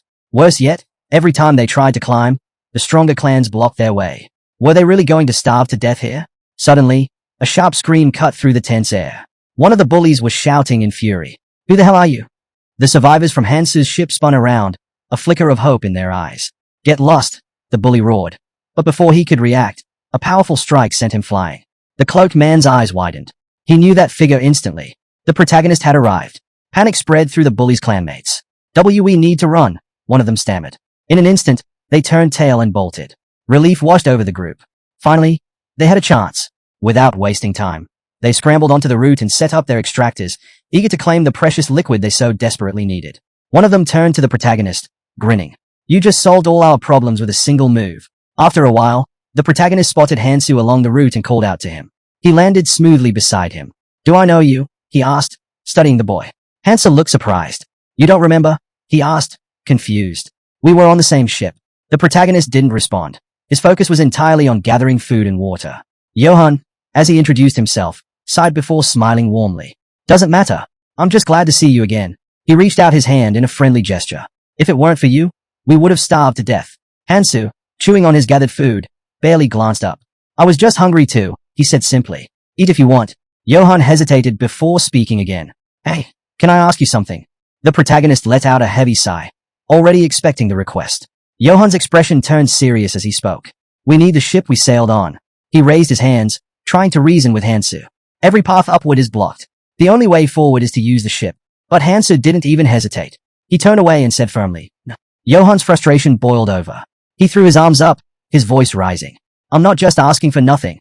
The nutrient liquid in these roots won't last forever, and the disaster fish is tearing apart the outer roots. If we don't act now, we'll be trapped. Wouldn't it be better to take the ship and climb up together? Hansu crouched down, cutting a small flower from the root with his knife. His movements were calm, deliberate. It's not a problem, he said. Everything will be fine soon. Then, gripping the plant stem, he added, we're safe here. There's no need to go up. Johan's eyes widened. What are you talking about? He shouted. Hansu turned to face him, his voice cold and unwavering. I'm going to kill them. Johan froze, fear creeping into his expression. The ship isn't for escaping, Hansu continued. I'm going to use it to destroy the disasters threatening the world tree. His gaze was sharp, unshaken. I'll kill the disaster fish with my own hands. So there's no need to fear death. Johan was stunned. He stared at Hansu, who had already started walking away again. What do you mean? Johan called after him. Can't you at least explain properly? Hansu rolled his eyes. In his mind, the answer was obvious. If the disasters disappeared, the red zone would flourish, and people wouldn't have to live in fear anymore. He was right. He knew he was. Johan pressed a hand to his forehead, trying to process everything. I don't really get it, he admitted. But, someone like you, who's already done the impossible so many times. Maybe you're right. Before Hansu could disappear completely, Johan called out, just one last thing. Why? Why are you trying so hard to save everyone? Hansu stopped in his tracks. For a moment, there was silence. Then, he lowered his head slightly and spoke with quiet resolve. I have to save as many people as I can. His voice was steady. That's why I came back. His gaze drifted to his own hand, a flicker of doubt surfacing. Is this really what I want? Johan, noticing the change in his expression, asked, what's wrong? Instead of answering, Hansu tossed a small stone toward him. Johan caught it instinctively. It's an imitation stone, Hansu said as he walked away. You'll find it useful. Johan watched him go, then looked down at the stone in his palm. His grip tightened around it. He remembered when Hansu first gathered them all on the ship, dragging along a massive lizard. Back then, they thought his plan was impossible. But Hansu had a way of making the impossible real. Maybe, this time, too. Johan lifted his head, gazing at the vast, starry sky. A small smile tugged at his lips. He really gives me hope, he murmured. Meanwhile, Hansu was already running. His thoughts raced, acting for humanity's survival. That's only natural. He covered a vast distance in no time, pushing himself forward. But something felt off. Why do I feel this way? Shaking it off, he refocused on his goal. Then, finally, he arrived. Sophia was waiting. Sophia turned the moment she saw him. Hansu came to a stop and nodded. You're early, he said. Then, glancing at her supplies, he asked, did you get everything you needed? Almost, Sophia replied. I'm missing 2 things, but I came here just in case. Hansu stepped closer, scanning her supplies. Not bad. She studied his face, then frowned. You look worried. What happened? He looked away briefly before answering. Nothing, just some people tracking us. Sophia's expression darkened. Quadrius, she said. They've been after you. She placed a hand on her chest. That's why they came for me, too. Hansu turned back to her. I ran into them, he admitted. Morin's looking for me. Sophia's eyes widened. The commander of the lighthouse stormtroopers? Why would he be after you? Hansu glanced over his shoulder. I managed to hold him off, but he's skilled. He won't take long to find us again. Sophia didn't hesitate. Hansu, you can't fight him alone. Even you can't handle someone like that. Hansu smirked. Then let's work together. He pointed at her, then raised a finger, outlining his plan. One of us gathers materials. The other acts as bait for Morin. Sophia stared at him in disbelief. Do you not understand the situation? Beacon is one of the ruling clans of the Red Zone. They are massive, full of veterans who've survived here for years. Most of them are strong enough to leave the Red Zone entirely. And the Stormtrooper squad? They're the most aggressive of them all. Morin is their commander. She stepped forward, her voice firm. We have to deal with them together. Then, glancing around, she added, if they haven't found us yet, we should move now while we still have time. But Hansu only grinned. Too late, he said. I left an artifact behind, but judging by the situation, his eyes narrowed. They've already caught someone. Meanwhile, Johan was gasping for air, struggling against the grip around his throat. Morin held him effortlessly, his fingers tightening. I'll give you one chance, Morin said, his voice low and dangerous. Flames flickered in his free hand. Do you want to burn alive? The fire flared violently. Or die quickly by telling me where your friend is? Johan trembled. His mind raced. I didn't even see him coming. Then, something slipped from his pocket. a mirror clone stone. Morin's burning eyes locked onto him. How did he gather this many people so fast? Johann gritted his teeth, gripping Morin's wrist with the last of his strength. You're asking the wrong people, he rasped. Morin's eyes burned even brighter. Morin suddenly released his grip and crouched beside the boy, studying him closely. Your name's Johann, isn't it? He asked, his tone unsettlingly calm. Before Johann could react, Morin's hand shot to the back of his head. Then bam, he smashed his face into the jagged ground with full force. You really are a fool, he sneered. Even for a clueless newcomer. Grabbing Johann by the hair, he yanked him up, forcing him to meet his gaze. What nerve? He leaned in, pointing a finger at the boy's face. Do you even know what you smell like when you lie? His voice dropped, filled with certainty. I know the protagonist is here. Tracking a Ronin is my skill. I can feel Hansu's energy on you. Morin's grip tightened. You erased most of your tracks, but you left just enough for me to follow. He reached into his pocket, pulling out a trap. Tossing it onto the ground, he smirked. That was your mistake. Now, let's get down to business. Towering over Johann, his voice turned menacing. Tell me, where is Hansu? Johann, barely able to lift his head, whispered, I don't know. Morin clicked his tongue in annoyance.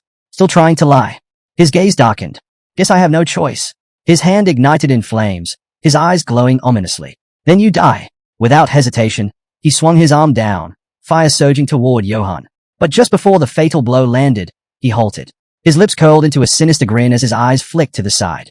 He could feel something. Turning sharply, he scanned the area. Not far ahead, a dark silhouette emerged. A familiar presence.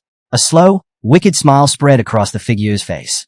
Well, the protagonist said, voice dripping with amusement. Were you looking for me? Morin rested a hand on his hip, unimpressed.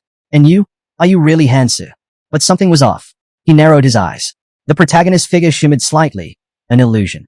Before he could get another word out, Morin lunged forward and struck with a devastating kick, shattering the image instantly. Of this trick, he scoffed as the illusion flickered out. A cheap, one-time artifact. A crude illusion. He pulled out a small stone. Mirror clone stone, he muttered. That idiot Jane got robbed, too. But, he lifted his head, his smirk returning. The scent remains. This is some good bait. I like it. Meanwhile, Johann, blooded and barely conscious, used the last of his strength to crawl forward. His face was a mess, but he still managed to lift his head and whisper one name. Kang Hansu. Far away, at Spawning Lake, a place artificially created for Kukul's breeding. The protagonist sat in wait. The lake had been formed by consuming the root of the world tree, its void filled with a potent nutrient solution. Though its upper waters were once laced with deadly toxins, most had since been neutralized, making it almost safe. And there, the next move in the game was about to begin. Hansu examined his hand, satisfied. The nutrient solution had worked. The wounds were healing quickly. Lowering his hand, he muttered to himself, the illusion's gone. Is he really here already? Just then, a rough voice interrupted his thoughts. So, you finally decided to stop running. A figure emerged from the shadows, Morin. He raised his hand, smirking. A rat can never truly hide. Not when its tail is still showing. Hansu chuckled. Think whatever you want. But if you were any good at tracking, you'd have found me sooner. Morin's smile twitched, then suddenly widened into something crazed. His shoulders shook with laughter before he threw his arms wide, laughing maniacally. This is hilarious. He clapped his hands together, eyes gleaming. I've heard a lot about you. Let's see if you live up to the hype. Dark energy crackled around his outstretched hands. But if it turns out you're just another liar, his voice dropped, eyes burning with intensity. You won't last long. Hansu reached into the bag slung over his back, a smirk playing at his lips. Sounds tempting. But before Morin could make a move, Hansu suddenly spun on his heel. Not today. He called over his shoulder as he bolted away. We'll finish this next time. Morin's grin instantly vanished. His expression twisted in rage. You dare run from me? Without hesitation, he lunged forward in pursuit, his hand blazing with magical energy. You're not getting away that easily.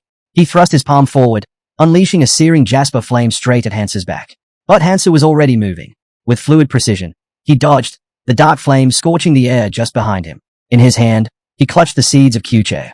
Timing his jump perfectly, he hurled them into the poisonous lake below. The moment the seeds touched the water, they reacted, rapidly sprouting into massive, blooming flowers. Hansu landed on one effortlessly, thinking to himself, the poison levels here are low. These plants won't last long, but they don't need to. Dashing across the flowers, he moved swiftly, never once looking back. Behind him, Morin roared in frustration. You really think you can escape through the water? He raised his hand again, flames surging as he prepared to strike. Stop running and fight me. Hansu didn't even acknowledge him. He just kept running, leading his furious pursuer exactly where he wanted him. Perfect. In his grasp, Zhang's sword shimmered into existence. He quickly coated the blade with Jyota's bodily fluids, a scent that no predator could ignore. Then, without hesitation, he sliced his palm, letting his blood mix with the foul substance. His blood dripped into the lake, sinking into the depths. A single drop during spawning season. At that very moment, the water beneath them began to churn violently. Then, monsters erupted from the depths. At the last possible second, Hansu launched himself off the flower, just as the monstrous creatures erupted from the water. Their massive forms twisted violently. Their sights locked onto him. Landing lightly on another floating bloom, Hansu smirked. Looks like we have some uninvited guests. Morin's eyes darkened. He conjured several glowing spheres in his hands, his voice sharp with disbelief. You're using kukulzas. His lips curled into a sneer. Do you actually think I'd be scared of them? The water beasts lunged from all sides, massive jaws snapping down toward him. Morin didn't flinch. With a flick of his wrist, he unleashed his jade flame, sending a barrage of magical projectiles into the horde. The force of the blast tore the creatures apart mid-air, their severed limbs crashing back into the lake below. Morin dusted off his hands. Pathetic, he scoffed. Now, where were we? Hansa watched him with a knowing grin. Morin's finger shot forward, pointing straight at him. You're next. His voice rang with fury. You can try hiding underwater, but that won't save you either. Hansa chuckled. Of course not. That reaction made Morin hesitate. A flicker of tension crossed his face. What's so funny? Hansa's gaze drifted to the amulet hanging from Morin's neck. Breath of a hull, he thought. There isn't a more convenient artifact for underwater combat. He'll follow me, no question. Casting a quick glance at his enemy, Hansa smirked. Take good care of that for me, will you? Morin's expression twisted in rage. What? Before he could react, Hansa dived straight into the water. Morin's scowl twisted into an ominous grin. Idiot. He cracked his knuckles, flames licking at his fingertips. You really think I won't follow? His hand ignited fully, fire reflecting off the water's surface. You'll run out of air eventually, and when you do, I'll be waiting. His smirk deepened. Though, I prefer hunting over fishing. Without hesitation, he launched a series of fire attacks into the lake, watching the flames hiss and swirl as they burned through the water. Let's see how long you can last down there. Deep below, Hansu remained calm, bubbles slipping from his lips as he swam effortlessly through the murky depths. Suddenly, searing flames cut through the water ahead of him. He glanced upward. Dozens more magical attacks rained down, lighting up the dark abyss. He's just going to keep firing until I resurface. Hansa knew the moment he emerged, Morin would be waiting to roast him alive. I need time. His mind flashed back to the bud from the root. He couldn't use the Demon Dragon's enhancement yet. His mana reserves were too low. But, his fingers closed around a small pocket. Alham's pocket. Inside was a rare flower bud, one that always contained fresh air. And right now, that was all he needed. As the flower bloomed, Hansu inhaled deeply, feeling the fresh air fill his lungs. This should buy me some time, he thought. But before he could settle, the darkness around him shifted. From the depths, monstrous figures began to emerge. Their eerie forms slithered through the water, jaws snapping open with a deafening roar. They surged toward him, hunger gleaming in their eyes. Hansu twisted his body, narrowly dodging their attack. But the creatures weren't giving up. They kept coming, relentless. Reaching into his bag, he pulled out his next tool. Destruction fish aren't the only predators these kukulzas fear. There were certain monsters, filthy, reeking creatures, that even these beasts refused to go near. He retrieved Arwen's gallbladder, a monstrous organ that emitted a repulsive stench, one so strong it drove kukulzas away. The moment he squeezed it, the water filled with its unbearable odor. The effect was instant. The kukulzas recoiled in horror, panicked screeches echoing through the depths as they immediately turned tail and fled. Watching them disappear, Hansa smirked. That's taken care of. Before breeding, kukulzas would mix poisoned water with nutrient-rich water, creating the perfect environment for their nests. And all those nests are connected to the poison sea. Without hesitation, Hansu propelled himself downward. That's where I need to go. Meanwhile, Morin was closing in. With a sharp gesture, he unleashed a massive surge of fire into the water. Hansu spotted the incoming attack. Of course, he thought, fire-based magic is easy to predict underwater. But just as he moved, a sharp sting shot through his arm. Blood burst into the water. I got clipped, he realized. A small injury, but an opportunity. His fingers tightened around his sword. With a swift motion, the distorted blade shifted, morphing as it surged toward Morin. Morin's eyes narrowed. His teeth clenched. Zhang's artifact? He propelled himself back, barely avoiding the attack. His gaze flicked downward toward Hansu. That idiot should never have been trusted with a weapon this strong. But then, suddenly, he felt it. A sharp, unbearable pressure constricted his chest. His lungs tightened. Why am I choking? Panic flickered in his mind. The artifact should be working. Lowering his gaze, his eyes widened in horror. His amulet was gone. And right below him, Hansa held it in his hands, his expression smug. Morin's rage erupted. You! How dare you steal my artifact? Ignoring his outburst, Hansa casually fastened the amulet around his own neck. Just taking back what's mine. The moment the necklace settled against his skin, a shimmering aura surrounded him, forming a protective sphere of air. Morin's breathing grew ragged. He was losing oxygen, fast. Meanwhile, Hansa tightened his grip on his weapon. Time to end this. Energy surged from his ring, pulsating with raw power. He pointed his sword directly at Morin. Hey, let me give you something in return. The second power of Nomaha's ring activated. A magical band snapped around Morin's wrist and tore into his skin. Blood seeped from the wound. Morin's jaw clenched, fury and pain flashing across his face. You think this pathetic trick will stop me? But before he could react, a monstrous shadow loomed behind him. A beast, its mouth gaping wide, surged from the darkness. Morin immediately twisted away, throwing up a defensive hand as he countered its attack. But then, he looked up. More creatures were stirring. One by one, they emerged from their nests, drawn by the scent of blood in the water. Morin's face twisted. This isn't worth it. He made a split-second decision. Retreat. His fingers moved in a swift motion, casting a spell. Without wasting another second, he turned and fled. Hansa watches the young man celebrate his swift victory, the air around them swirling with floating stone fragments. Without hesitation, the young man turns away. His next destination awaits. Meanwhile, beneath the water's surface, countless bubbles rise. A girl stands atop a cliff, her gaze fixed on the rippling waves below. Her thoughts drift back to the moment they first met a certain man here. She glances sideways, tense. When will he come? She wonders aloud. Adjusting her monocle, she scans the horizon, puzzled by the absence of the ship. Then, suddenly, more bubbles. Her thoughts pause as the water stirs unnaturally. A wave crashes behind her, snapping her out of her daze. Instinctively, she spins around. And there it is, a ship, floating silently on the water. Stunned, she quickly activates her shield, raising a cautious hand. Where did that ship come from? She murmurs, watching intently. From the deck, a man surveys the scene, nodding to himself. Right on time, he mutters. Drenched but composed, he calls out to the blonde, motioning for her to board. The water churns around them, splashing against the hull as the ship remains steady. From the deck, the girl studies the boy's every move, analyzing him carefully. Hansa smirks. A friend helped me, he remarks. But when questioned, he turns, puzzled. How do you figure that out? The girl's expression shifts as realization dawns. Seeds like these are not easy to obtain.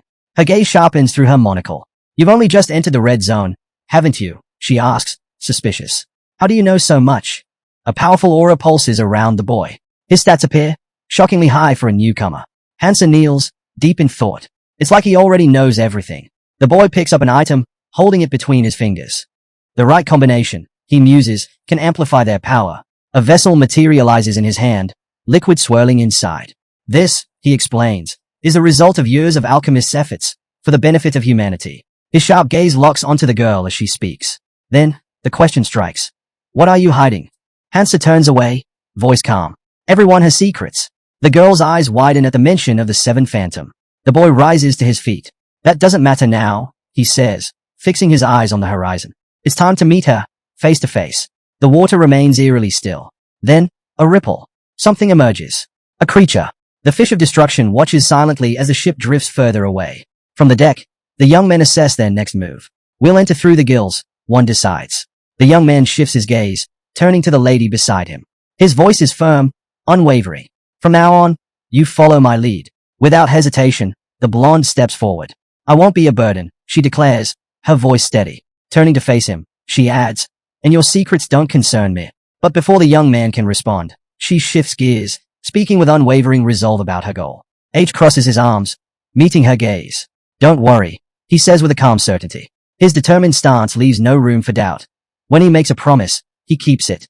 The ship presses on through the waters, a silent urgency lingering in the air. A thought echoes, there will be no second chance. Droplets glisten under the fading light. Then, without warning, arrows cut through the air, hurtling toward the ship. Water erupts as they strike, sending waves crashing against the hull. The ship lurches violently, throwing the girl off balance. Below deck, the wood groans, it's been breached. If they don't act fast, the ship will sink. The young man steps forward, eyes locked on a hidden vessel lurking beneath the waves. A smirk tugs at his lips as he catches an arrow midair. His red eyes gleam. He mutters, gripping the weapon tightly. A spear slams into the deck, revealing a carefully prepared weapon. Without hesitation, he hoists it over his shoulder, ready to test the ship's strength. But before he can act, another wave of weapons soars toward them. This time, they miss, plunging into the sea. The ship rocks again, forcing everyone to steady themselves. The girl reaches out. "We have to strike back now," she urges. Before she can react, Hansa covers her hand with his own. "Not yet," he warns. More arrows rain down, splashing into the water, each one a reminder that the ship has already taken damage. Tension grips the girl as the young man reveals a critical truth. The destruction fish is highly sensitive to mana. A chilling realization sets in. Regular attacks won't lure it, won't distract it, won't stop it. The water stirs, revealing the monstrous creature lurking beneath. The words cut through the tense silence. Even the world tree itself is infused with mana. From the deck, Hansu watches the battlefield unfold, calculating their dwindling odds. The girl clenches her fist. She refuses to be a burden. Then, movement. The young man reaches behind him. A stone materializes, secured to his hand. A monster's aid. The girl's eyes widen. Another combination item. A new strategy takes shape. The water churns violently. "We just need to stall them," Hansa says, a knowing smile playing on his lips. "So why not do a little fishing?" The blonde's expression shifts. Hope. It's been a long time since she's trusted anyone. But now, she's willing to take that chance. The plan is set. But the ship isn't faring well. Its sails, already torn, struggle against the wind. From a distance, a man watches intently. It won't be long now. The ship is doomed to sink. "Bring the remaining harpoons." An order cuts through the air. Tension spreads. Confusion flickers in the eyes of the crew. "What's happening over there?" someone asks. Then, crates. They spill from the ship's side, bobbing on the waves. Is this a trap? The enemy hesitates. Then, a decision. Destroy them all. The man clenches his fists, his voice firm as he commands his wards to clear the way. More splashes disturb the water's surface, each one signaling the chaos unfolding. Hansa kneels beside the girl, his voice low but urgent. "Hold on tight." An arrow suddenly pierces one of the floating crates. A sharp crack echoes as the box breaks apart, revealing its hidden contents. The trap has been sprung. Shimmering particles rise from the wreckage, catching the enemies off guard. Then, movement. The man's eyes snap open. His subordinates freeze, stunned. Something is coming. From the depths, a massive kraken emerges. Its writhing tentacles lash out, wrapping around the ship. The man grits his teeth, noting that this creature never surfaces without reason. Something isn't right. The ship is surrounded. Blade in hand, the girl steps forward, determination in her stance. With swift, precise strikes, she slices through the tentacles constricting the ship. The kraken recoils, thrashing in fury. Watching her closely, the man narrows his eyes. Milo is moving too slowly. He places a firm hand on his subordinate's head. "Keep leading them," he orders, his presence radiating authority. But deep down, a realization sinks in. The kraken didn't just appear by chance. Then, another shift. The monstrous body of the destruction fish looms overhead. The ship sails on, seemingly unfazed. But then, a voice breaks through the tension. "Don't let the poisonous water touch the gills." Sweat beads on the boy's forehead. The fish, he mutters, is filled with some kind of unnatural power. Ahead, the internal passage of the destruction fish comes into view, a narrowing gap that must be passed before it closes. The long-haired man turns to the masked figure beside him. "Are we going the right way?" A tense silence follows. Suddenly, the girl turns to Morn. "We have bigger priorities," she warns, glancing around warily. The young warriors scan their surroundings. A voice speaks. "Valuable travelers should become part of Quadrius." The man grips the ship's railing, his fingers tightening with restrained fury. His eyes glint dangerously as a thought takes hold. He is far too lucky to still be alive. Deep within the creature's belly, the truth is revealed. Shipwrecks, countless of them. The sunken remains stretch endlessly, a graveyard of lost souls. A crowd stands on one of the wrecks, murmuring. "This place, it feels like a dungeon." The air shifts. Mana flickers unnaturally, the flow distorted. The man's red eyes glow in the dim light. "I don't like this place," he mutters. The stench of decay lingers. Only digested corpses remain among the wreckage. Then, laughter. The long-haired man spreads his arms wide, his grin stretching unnervingly. "Magnificent," he declares, stepping forward. "The entire Elfenheim army, buried right here." A shattered skull lies beneath his feet, half buried in the wreckage. "Treasure Island." The young man smirks, lifting a pendant between his fingers. "Artifacts," he muses. His voice drips with promise. He turns to the others, his expression unreadable. "Tell me," he asks, voice smooth, "do you want power?" A hush falls over the gathered figures. Their expressions darken, hunger flashing in their eyes. The redstone pendant gleams ominously. "Then thank the destruction fish for its blessing." Hansu watches from behind as the boy steps forward to speak. The long-haired man closes his eyes, and a slow smile forms on the boy's face. But before anyone can react, an alarm blares through the ship. Something is wrong. Jagged crystals suddenly pierce through the vessel, spreading fast. Hansu grips his belt, asking if this is enough. But the ship is already overwhelmed. The deck trembles as people struggle to keep their footing. The boy, still smiling, praises Sophia, just as Morn shoves the long-haired man aside. Clenching his fist, he stretches his hand toward Hansu, hurling an insult. With arms spread wide, the man taunts, "Did you crawl all this way just to die here?" Then, he shoves the other man backward, telling him to leave. A sword scrapes against the ground. Suddenly, a glimmering skull appears, followed by an army of skeletons. The dead are rising. Whispers spread. They have returned. A cold sweat breaks out on the long-haired man's forehead. He knows exactly what this means. This is Elfenheim's army, the cursed warriors of Galadriel. A skeletal soldier grips a weapon, and without warning, the undead charge. One man grits his teeth, parrying an attack as their swords clash. An explosion erupts, blasting a skeleton aside. Watching the chaos, a man declares, "If we want to survive, we have to act now." The assault team gets its orders, wipe out the undead. Without hesitation, they launch into battle. A magic sphere swirls in a man's palm. Raising his hand, he grins, and a burst of jasper flame ignites, consuming everything in its path. A skull crashes to the ground, and cheers erupt for the leader. But the long-haired man tightens his jaw. He knows this fight won't be won so easily. A fallen skeleton suddenly stirs.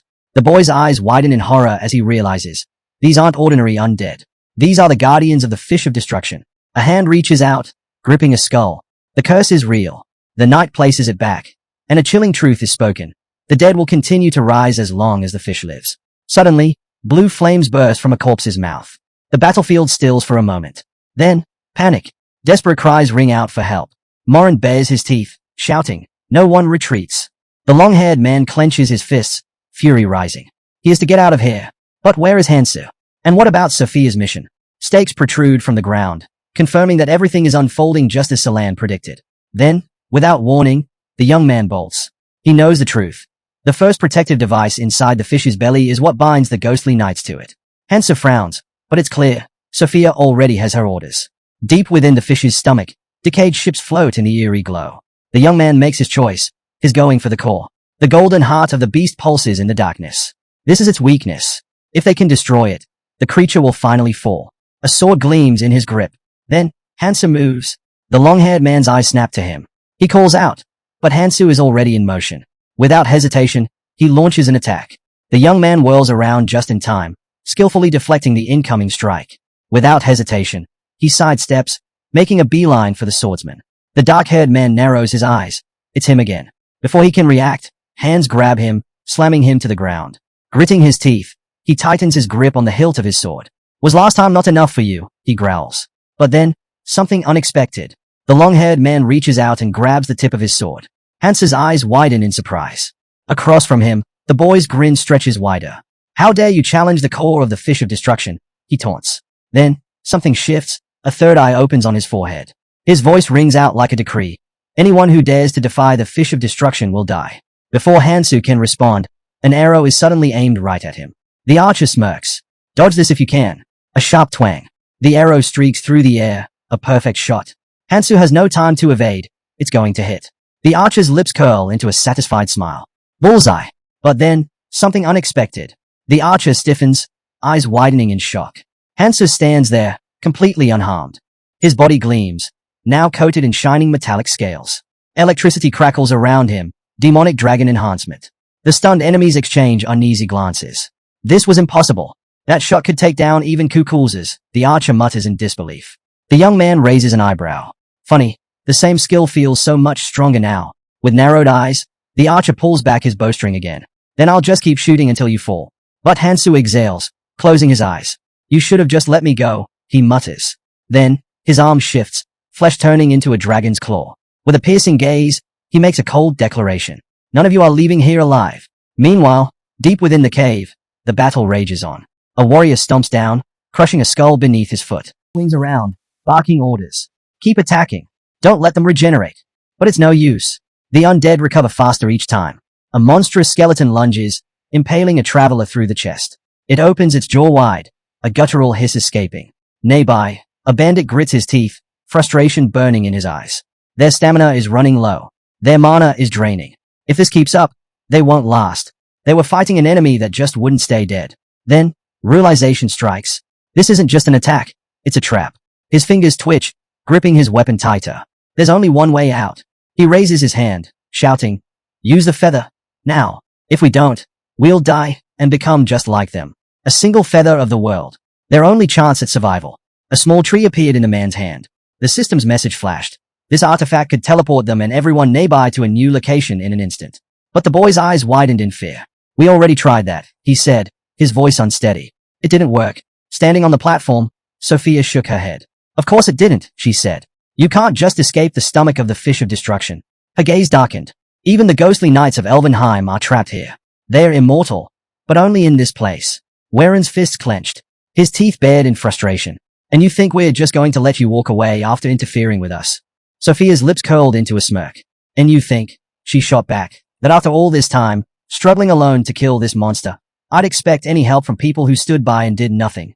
The bandit spread his arms, his comrades lifting their weapons in silent agreement. Sophia exhaled sharply. "Instead of standing around having this pointless conversation, maybe you should be thinking about how to get out of here." Her voice was sharp. "Clan communication doesn't even work here. No one will know if we live or die." A flicker of annoyance passed through the man's expression as he gritted his teeth. But Sophia was already moving, summoning a magic circle in her hand. A bright light flashed across her eyes. She smirked. "Well, at least I got all the information I needed." The captain of the Beacon assault team straightened, his patience wearing thin. He scoffed. "You've lost your damn mind." With a sharp glare, he declared, "I'm in charge of the red zone. And that means dealing with you." Morin's hand pulsed with dark energy. Without hesitation, he lunged forward. "I'll wipe out the weakest of the 7 ghosts myself." Sophia flicked her fingers. Ice arrows streaked through the air. But Morin dodged them effortlessly. His laugh was mocking. "You can't even hit me? What a disgrace to the name of the 7 ghosts." The orb of dark energy surged towards Sophia. A massive explosion ripped through the air as Morin landed smoothly on his feet. But then, Sophia's smirk returned. "I wasn't aiming at you," she said coolly. A sudden, deep rumble filled the cavern. The captain of the assault team flinched, eyes darting around as the walls trembled. Confused voices echoed in the chamber. Then someone shouted, "Water's flooding in." In the depths of the fish of destruction, a passage began to close. Sophia turned away, glancing at the swirling currents. "All this time," she murmured, "I've been searching for a way to close the gills, and now I've done it." Her librarian's eye skill had led her to the solution. Hearing her words, Morin's fury boiled over. He bared his teeth, rage seething in his expression. But Sophia was already moving. She turned, ready to disappear for good. "Let's hope we never meet again," she called over her shoulder.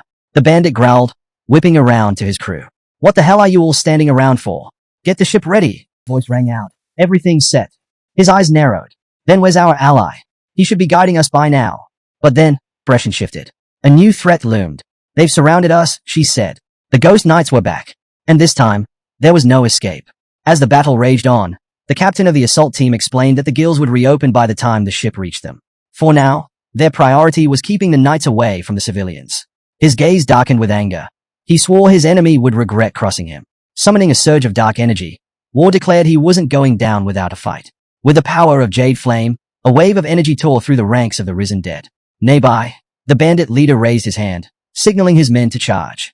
But just as he stepped forward, he froze. Standing before him, gripping Jang Gesu by the collar, was the protagonist. Hansa knew he must have looked like a villain in that moment. Without hesitation, he hurled Jang Gesu to the ground, stating coldly that the captain wouldn't have listened to him anyway. The assault team captain sneered. Arrogant, he spat. Waving his hand dismissively, he admitted that he had considered recruiting the youth, but that option was no longer on the table.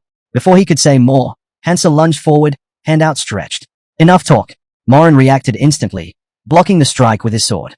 The impact sent tremors through the ground, cracking it beneath them. Watching from a distance, Miller's eyes widened. Their leader was injured. "Captain," she called out in concern. The bandit gritted his teeth. He was stunned. The boy, who always ran from a fight, had just thrown him back. Then it hit him. His stronger, after absorbing the runes of Quadrius. Clutching a broken stone fragment, he convinced himself that it didn't matter. Even with that power, the boy stood no chance. Anger flared in his eyes as he clenched his fist. "Do you really think you can defeat me?" His voice was thick with rage. "I'll kill you and take back everything you stole." Meanwhile, a girl beside him turned to a hole. "Let me help you," she offered. But the captain scoffed. "You think I need your help?" His sword gleamed as he dashed forward. "Go take care of the ghostly knights. Hansu, unfazed, stood firm with his sword raised. Doesn't matter. I was going to get rid of them all anyway. Morin's lips curled into a menacing grin. You're just a newbie. Their blades met with a resounding clang, sparks flying as steel clashed against steel. Morin pressed forward, testing Hansu's strength. Is this really all you've got? He mocked.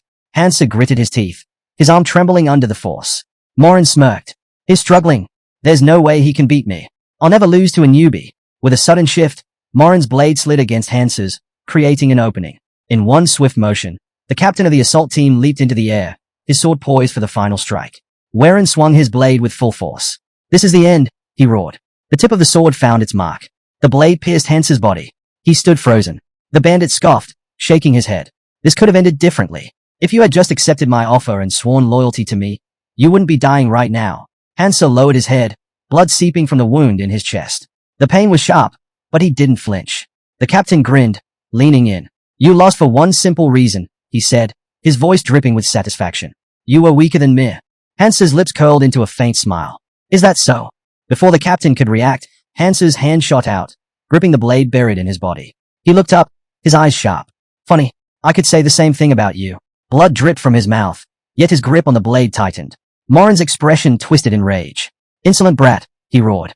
This is your punishment for defying me. But Hansu just repeated his words, his voice calm. Morin's confidence wavered as he watched in disbelief. His enemy, bleeding, impaled, was holding the sword with his bare hands. Without looking up, Hansu spoke.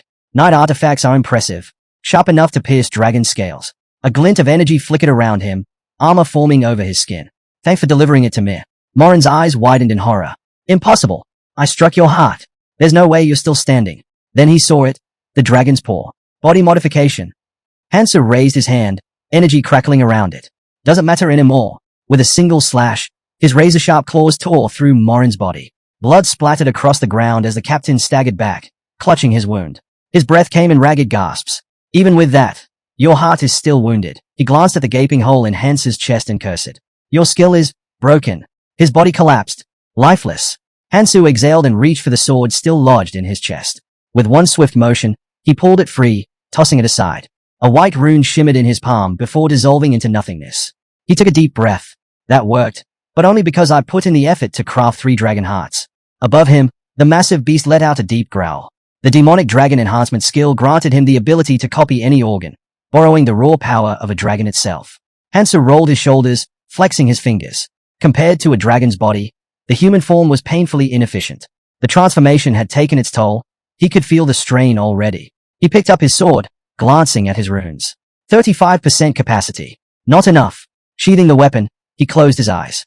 He still lacked the skill to maintain this form for long. But that didn't matter. He clenched his burning fist, ready to keep fighting. Hansu's mind raced.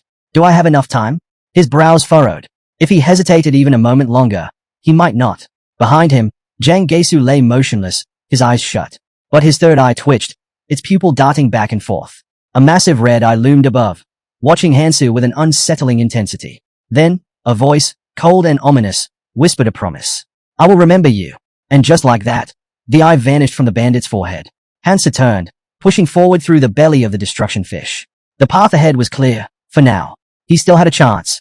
Dashing through the rubble, he recalled the crucial information Sophia had given him about the creature's core. It was hidden deep beneath layers of thick skin, positioned high enough that reaching it alone would be nearly impossible. But soon, a platform would appear.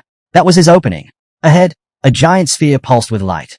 The destruction fish had no external defenses, but its internal mechanisms were another story. Suddenly, long tentacles lashed out at him. Hansu weaved between them, dodging effortlessly. Standard physical attacks wouldn't be enough. He could cut them down. But with the creature's absurd regeneration speed, that would be a wasted effort. Severed limbs would simply regrow. Another tentacle lunged at him. He reacted instantly, reaching into his pocket and pulling out a vial. This should stop the regeneration. With a quick flick, he tossed the bottle into the air. It shattered, releasing a viscous liquid. The moment his sword sliced through the tentacle, the severed flesh solidified, turned to stone. The hardened limb crashed to the ground, motionless. Hansu straightened. Nothing less than expected from an alchemist's recipe. Another vial shattered at his feet, coating the tip of his sword in the same thick liquid. He took a fighting stance. Time to thin out these numbers. With a burst of speed, he charged the tentacles. From deep within, the destruction fish let out a deafening roar. On the shore, a group of onlookers watched the chaos unfold. One of them narrowed his eyes. What did Ferris say? Aaron frowned. The nearby assistant should be on standby. Beck, watching the massive creature writhe in the ocean, muttered. I've never seen a destruction fish act like this. The beast thrashed violently, absorbing flames, its body writhing in what looked like agony. Sophia leaped forward, narrowly dodging a wave that crashed down near her. A boy raised his hand to his forehead, scanning the horizon. Something's coming. The man beside him shook his head. Now's not the time for that. We need to check the area. Then, as he turned back, his breath caught. Sophia was falling. Aaron lay on the ground, a fresh cut on his forehead, while Sophia sat up in shock. If she had hesitated any longer, she might not have been able to make a choice at all. Before she could process everything, Beck rushed over. What happened? He asked. Sophia shuddered and snapped. We don't have time to talk. We need to leave. Now. As they scrambled to their feet, they noticed something strange. The fish of destruction was writhing in agony. Sophia's eyes widened in disbelief. She had never seen anything like this before. For the first time, it became clear. The monster was actually in pain. But when she voiced her realization, people looked at her as if she had lost her mind. It was impossible. No one believed her. Clenching her fists, frustration bubbled inside her. She had wanted to end this beast with her own hands, to finally rid herself of this crushing guilt. But now, as tears welled in her eyes, she understood something else. Hansa had kept his word. The monster let out an ear-splitting roar, its massive body slamming into the water, sending waves crashing around them. Sophie didn't hesitate. She grabbed her friend by the collar and yanked Aaron up with her other hand. The boys gaped in shock as the monster thrashed violently. We have to move, she shouted, dragging them away from the destruction. Suddenly, the fish of destruction began vomiting up everything it had devoured.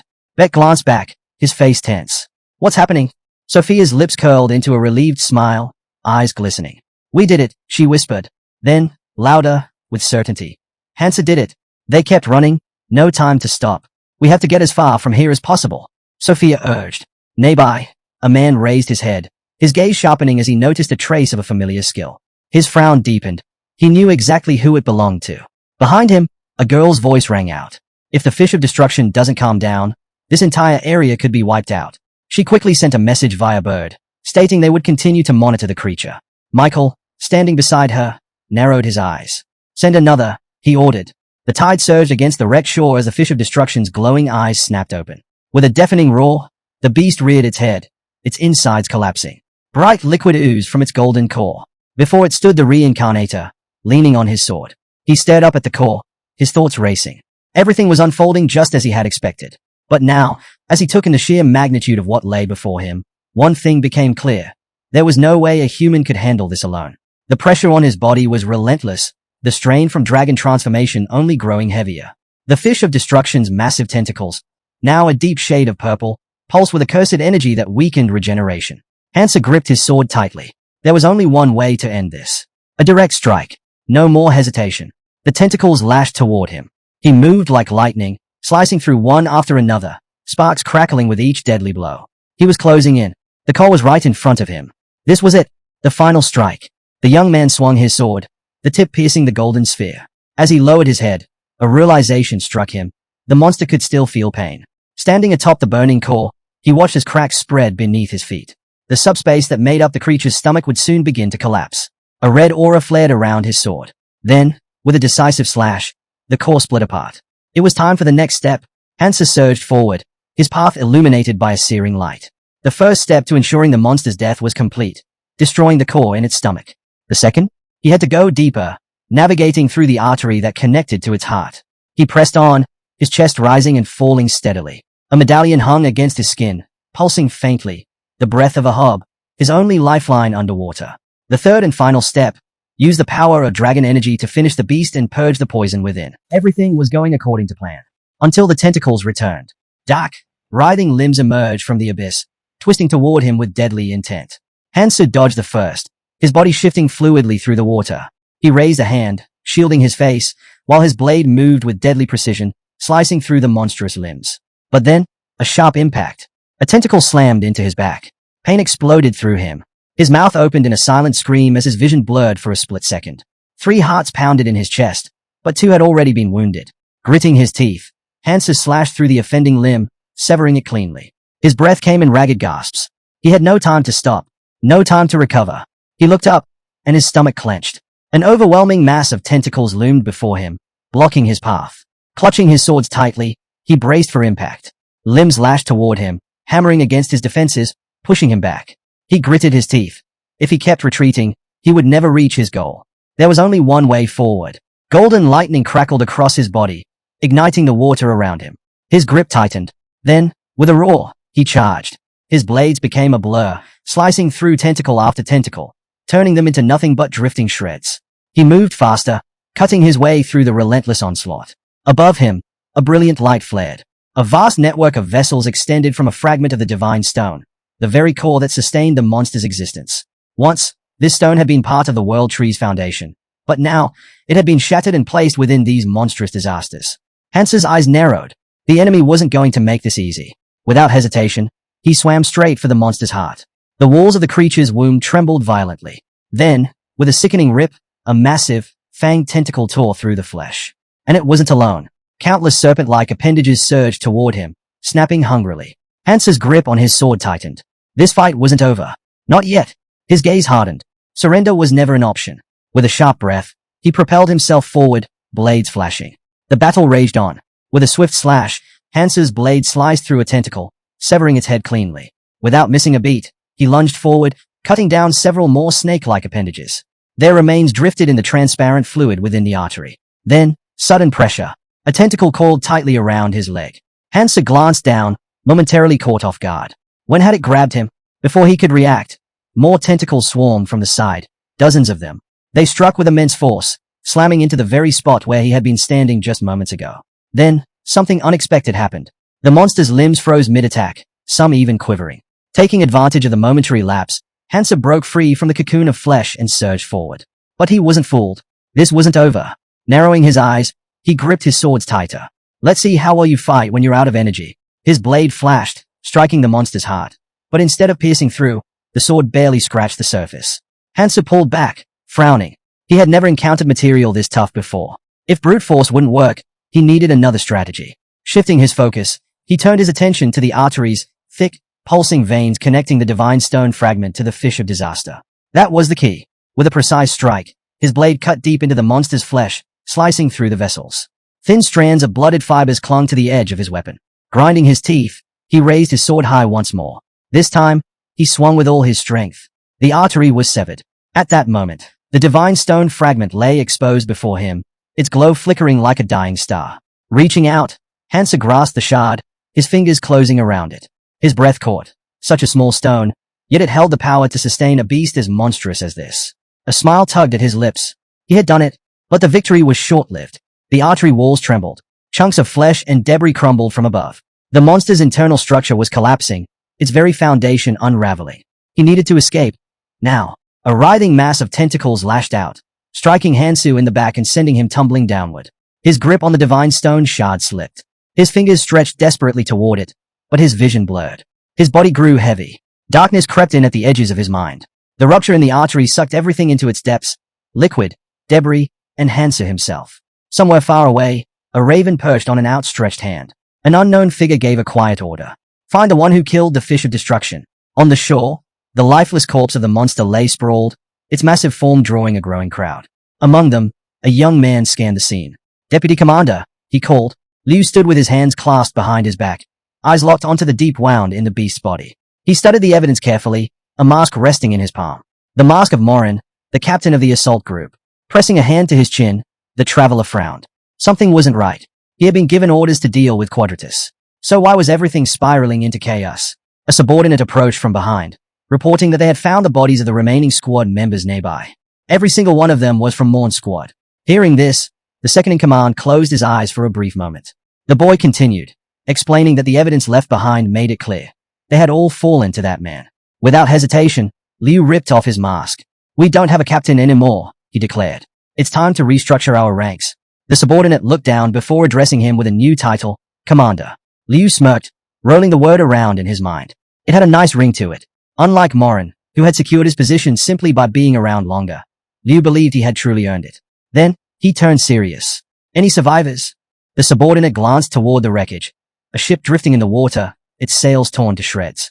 He reported that the search was still ongoing, but given the state of things, the chances of finding anyone alive were slim. Liu reached for his sword, picking up a shattered blade. He frowned. Something this massive had perished, Yet not a single rune had been left behind.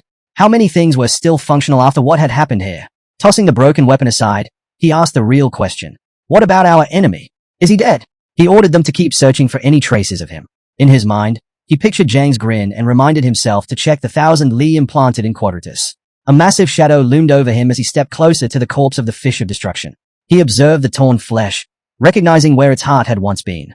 Nearby, its massive tentacles twitched, struggling against death. What the hell happened here? Liu muttered, squinting. Could their opponent have been this strong? Suddenly, footsteps pounded behind him. He turned. What is it? The boy was out of breath. A large group of travelers is approaching. Their expressions are tense. They don't look like they are here by accident. Liu narrowed his eyes. Why aren't you keeping them back? The fighter hesitated. There are too many of them. We can't hold them all off. Up on the cliffs, a crowd gathered, murmuring as they gazed at the fallen beast. Among them stood a hooded figure, lips curling into a smirk. Sang Jin. Inside that monster lies an unimaginable wealth of artifacts, he mused aloud. Then, with a dramatic sweep of his arm, he called out. And you seriously think they're just going to hoard all the treasure for themselves? The travelers froze, eyes widening in realization. Runes were already rare, requiring dangerous hunts to obtain. The idea of missing out on such a fortune sent a ripple of agitation through the group. Sangjin's voice hardened. Why are you just standing there? Are you going to let them take everything? A single moment of hesitation. Then chaos erupted. The travelers surged forward, shouting that they had the advantage in numbers. Liu's brows furrowed. He had wanted to let them remain here out of respect for the dead. But now they had overstayed their welcome. His voice rang out over the battlefield. This place is under the control of the beacon. If they won't leave willingly, drive them out. At his command, his fighters charged forward, ready to clear the uninvited guests by force. The golden sphere reflected the chaos below as the observer drifted away from the battlefield. A winged eye soared through the air, landing softly in a waiting hand. Sophia smirked as she gazed at it. She had intentionally lured the travelers toward the fallen fish of destruction, knowing it would divert the beacon's attention. But she hadn't expected it to spark a full-blown riot. Resting her chin on her hand, she thought back to her friends. She had asked them to spread a few rumors, just enough to stir things up. They were more than capable of handling that. Her gaze dropped to the battlefield below. What exactly set them off? She murmured. Among the chaotic crowd, a hooded figure stood at the center, riling up the travelers. Robed figures surrounded their leader, their faces shrouded in shadow. Sophia's smirk deepened. This was even better. The longer the riot lasted, the more distracted the beacon would be. Summoning a pulsing sphere of energy in her palm, she knew she had to act fast. Time was running out. Above her, several of the gods' eyes appeared in the sky, their glowing irises scanning the vast landscape. Controlling so many at once was difficult, but it was the only way to search unnoticed. She clenched her fist. 3 days have already passed. Her focus sharpened. I refuse to believe he's dead. The observers scattered in all directions. Meanwhile, on the ocean's edge, a lone figure lay motionless. Wreckage was strewn across the shore, waves lapping at the debris. His body was covered in scratches and bruises. Slowly, his eyes cracked open. The small fairy hovering over him huffed, folding her arms. Finally, a devilish grin spread across her face before she raised her hand, then smacked his cheek. Still no reaction. She pouted, tapping her chin. Then, with a mischievous glint in her eyes, she leaned in and whispered, "If you don't wake up, I'll kiss you." The boy jolted upright like a lightning bolt had struck him, arms flailing. The fairy pulled back, giggling. "I was almost hoping you'd stay down a little longer." Stretching his fingers, the young man felt his strength slowly returning. He had managed to recover just enough before his dragonification wore off. His eyes flickered towards something in the sand, a fragment of the divine stone. His lips curled into a triumphant smirk. "Got everything I needed." A familiar voice snapped him from his thoughts. "It's been a while, hasn't it?" His gaze lifted to the fairy. He frowned. "What the hell are you doing in the red zone?" She tilted her head, her eyes twinkling with amusement. "You already know we don't set foot on the ground unless something big happens." She suddenly lunged forward, wrapping her arms around him. "And I had to see this for myself." With a playful grin, she gestured toward the massive corpse lying along the shore. The fish of destruction, an ancient terror, now lifeless. "Tell me," she said, eyes gleaming. "Have you ever seen anything this breathtaking?" The monster was dead. The impossible had happened. She let out a dramatic sigh. "Too bad, though. We have a rule. A great deed deserves a great reward." Then, with a knowing smirk, she leaned closer. "But this beast? It was never meant to be hunted. Which means..." She shrugged. "No special prize for taking it down." The boy narrowed his eyes, his mind already racing. No reward? He wasn't so sure about that. Hansu smirked to himself. If he grew even stronger, he would eventually bore the higher powers. And that was something they would never allow. The devil watching him grinned.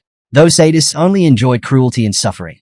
There was no way this parasite had shown up with good intentions. Scratching his chin, the assistant hovered nearby, deep in thought. We put a lot of consideration into this, he mused. Then, he flew closer, eyes glinting with mischief. Tell me, what would it take to make you willingly throw yourself into hell? The fairy's grin turned wicked. Trust me, we really thought this one through. With an exaggerated motion, the devil stretched out his arms. Now then, let's make a deal, shall we? A mass of energy formed in his palm, pulsating with power. Since you took down the fish of destruction, you get to pick your reward right now. A shimmering shard appeared in the air, radiating an eerie glow. Hansa's eyes flickered with recognition. Lord of the Dead, a high-ranking 8th skill. He had read about this ability before. It granted the power to raise the dead as phantoms and summon them at will. A floating skull symbol marked its surface, a clear indication of its terrifying nature. Even more intriguing, it also enhanced magical chi. For someone limited to using only 7 skills, this was an extremely tempting offer. With a snap of his fingers, the devil chuckled. Don't get too excited just yet. Several more glowing runes emerged in the air, each carrying a mysterious presence. There's a condition, the assistant added smoothly. It's tied to the remaining disasters. Hansa's gaze darkened as he studied the floating fragments. Then, slowly, a smile crept onto his lips. This is more than enough, he muttered. The fairy's eyes widened in surprise. But I wasn't finished yet. But Hansu had already made up his mind. His expression hardened. I don't need to hear the rest. The devil, now floating lazily with his wings, let out a low whistle. Unlike the first choice, this second option requires you to eliminate all the remaining disasters. Only then will you get your reward. The assistant raised an eyebrow. Are you sure about this? Hansu straightened his shoulders. Without hesitation, he nodded. I'm sure. The devil chuckled. Then let's see how long you last. Flapping his wings, he drifted toward the sea. We'll meet again. Meanwhile, the fairy placed her hands on her cheeks, a look of pure delight spreading across her face. He didn't even wait for the full explanation, she giggled. Hansu, without another word, dove straight into the ocean. The devil watched him vanish into the depths, shaking his head. If he had picked the easy way out, it would have been disappointing. As Hansu swam deeper, the crushing weight of the ocean pressed down on him, locating every disaster in the red zone. That was no small feat. But this was his path now. The assistant chuckled to herself. She hoped his struggle would last a long, long time. And she would be watching.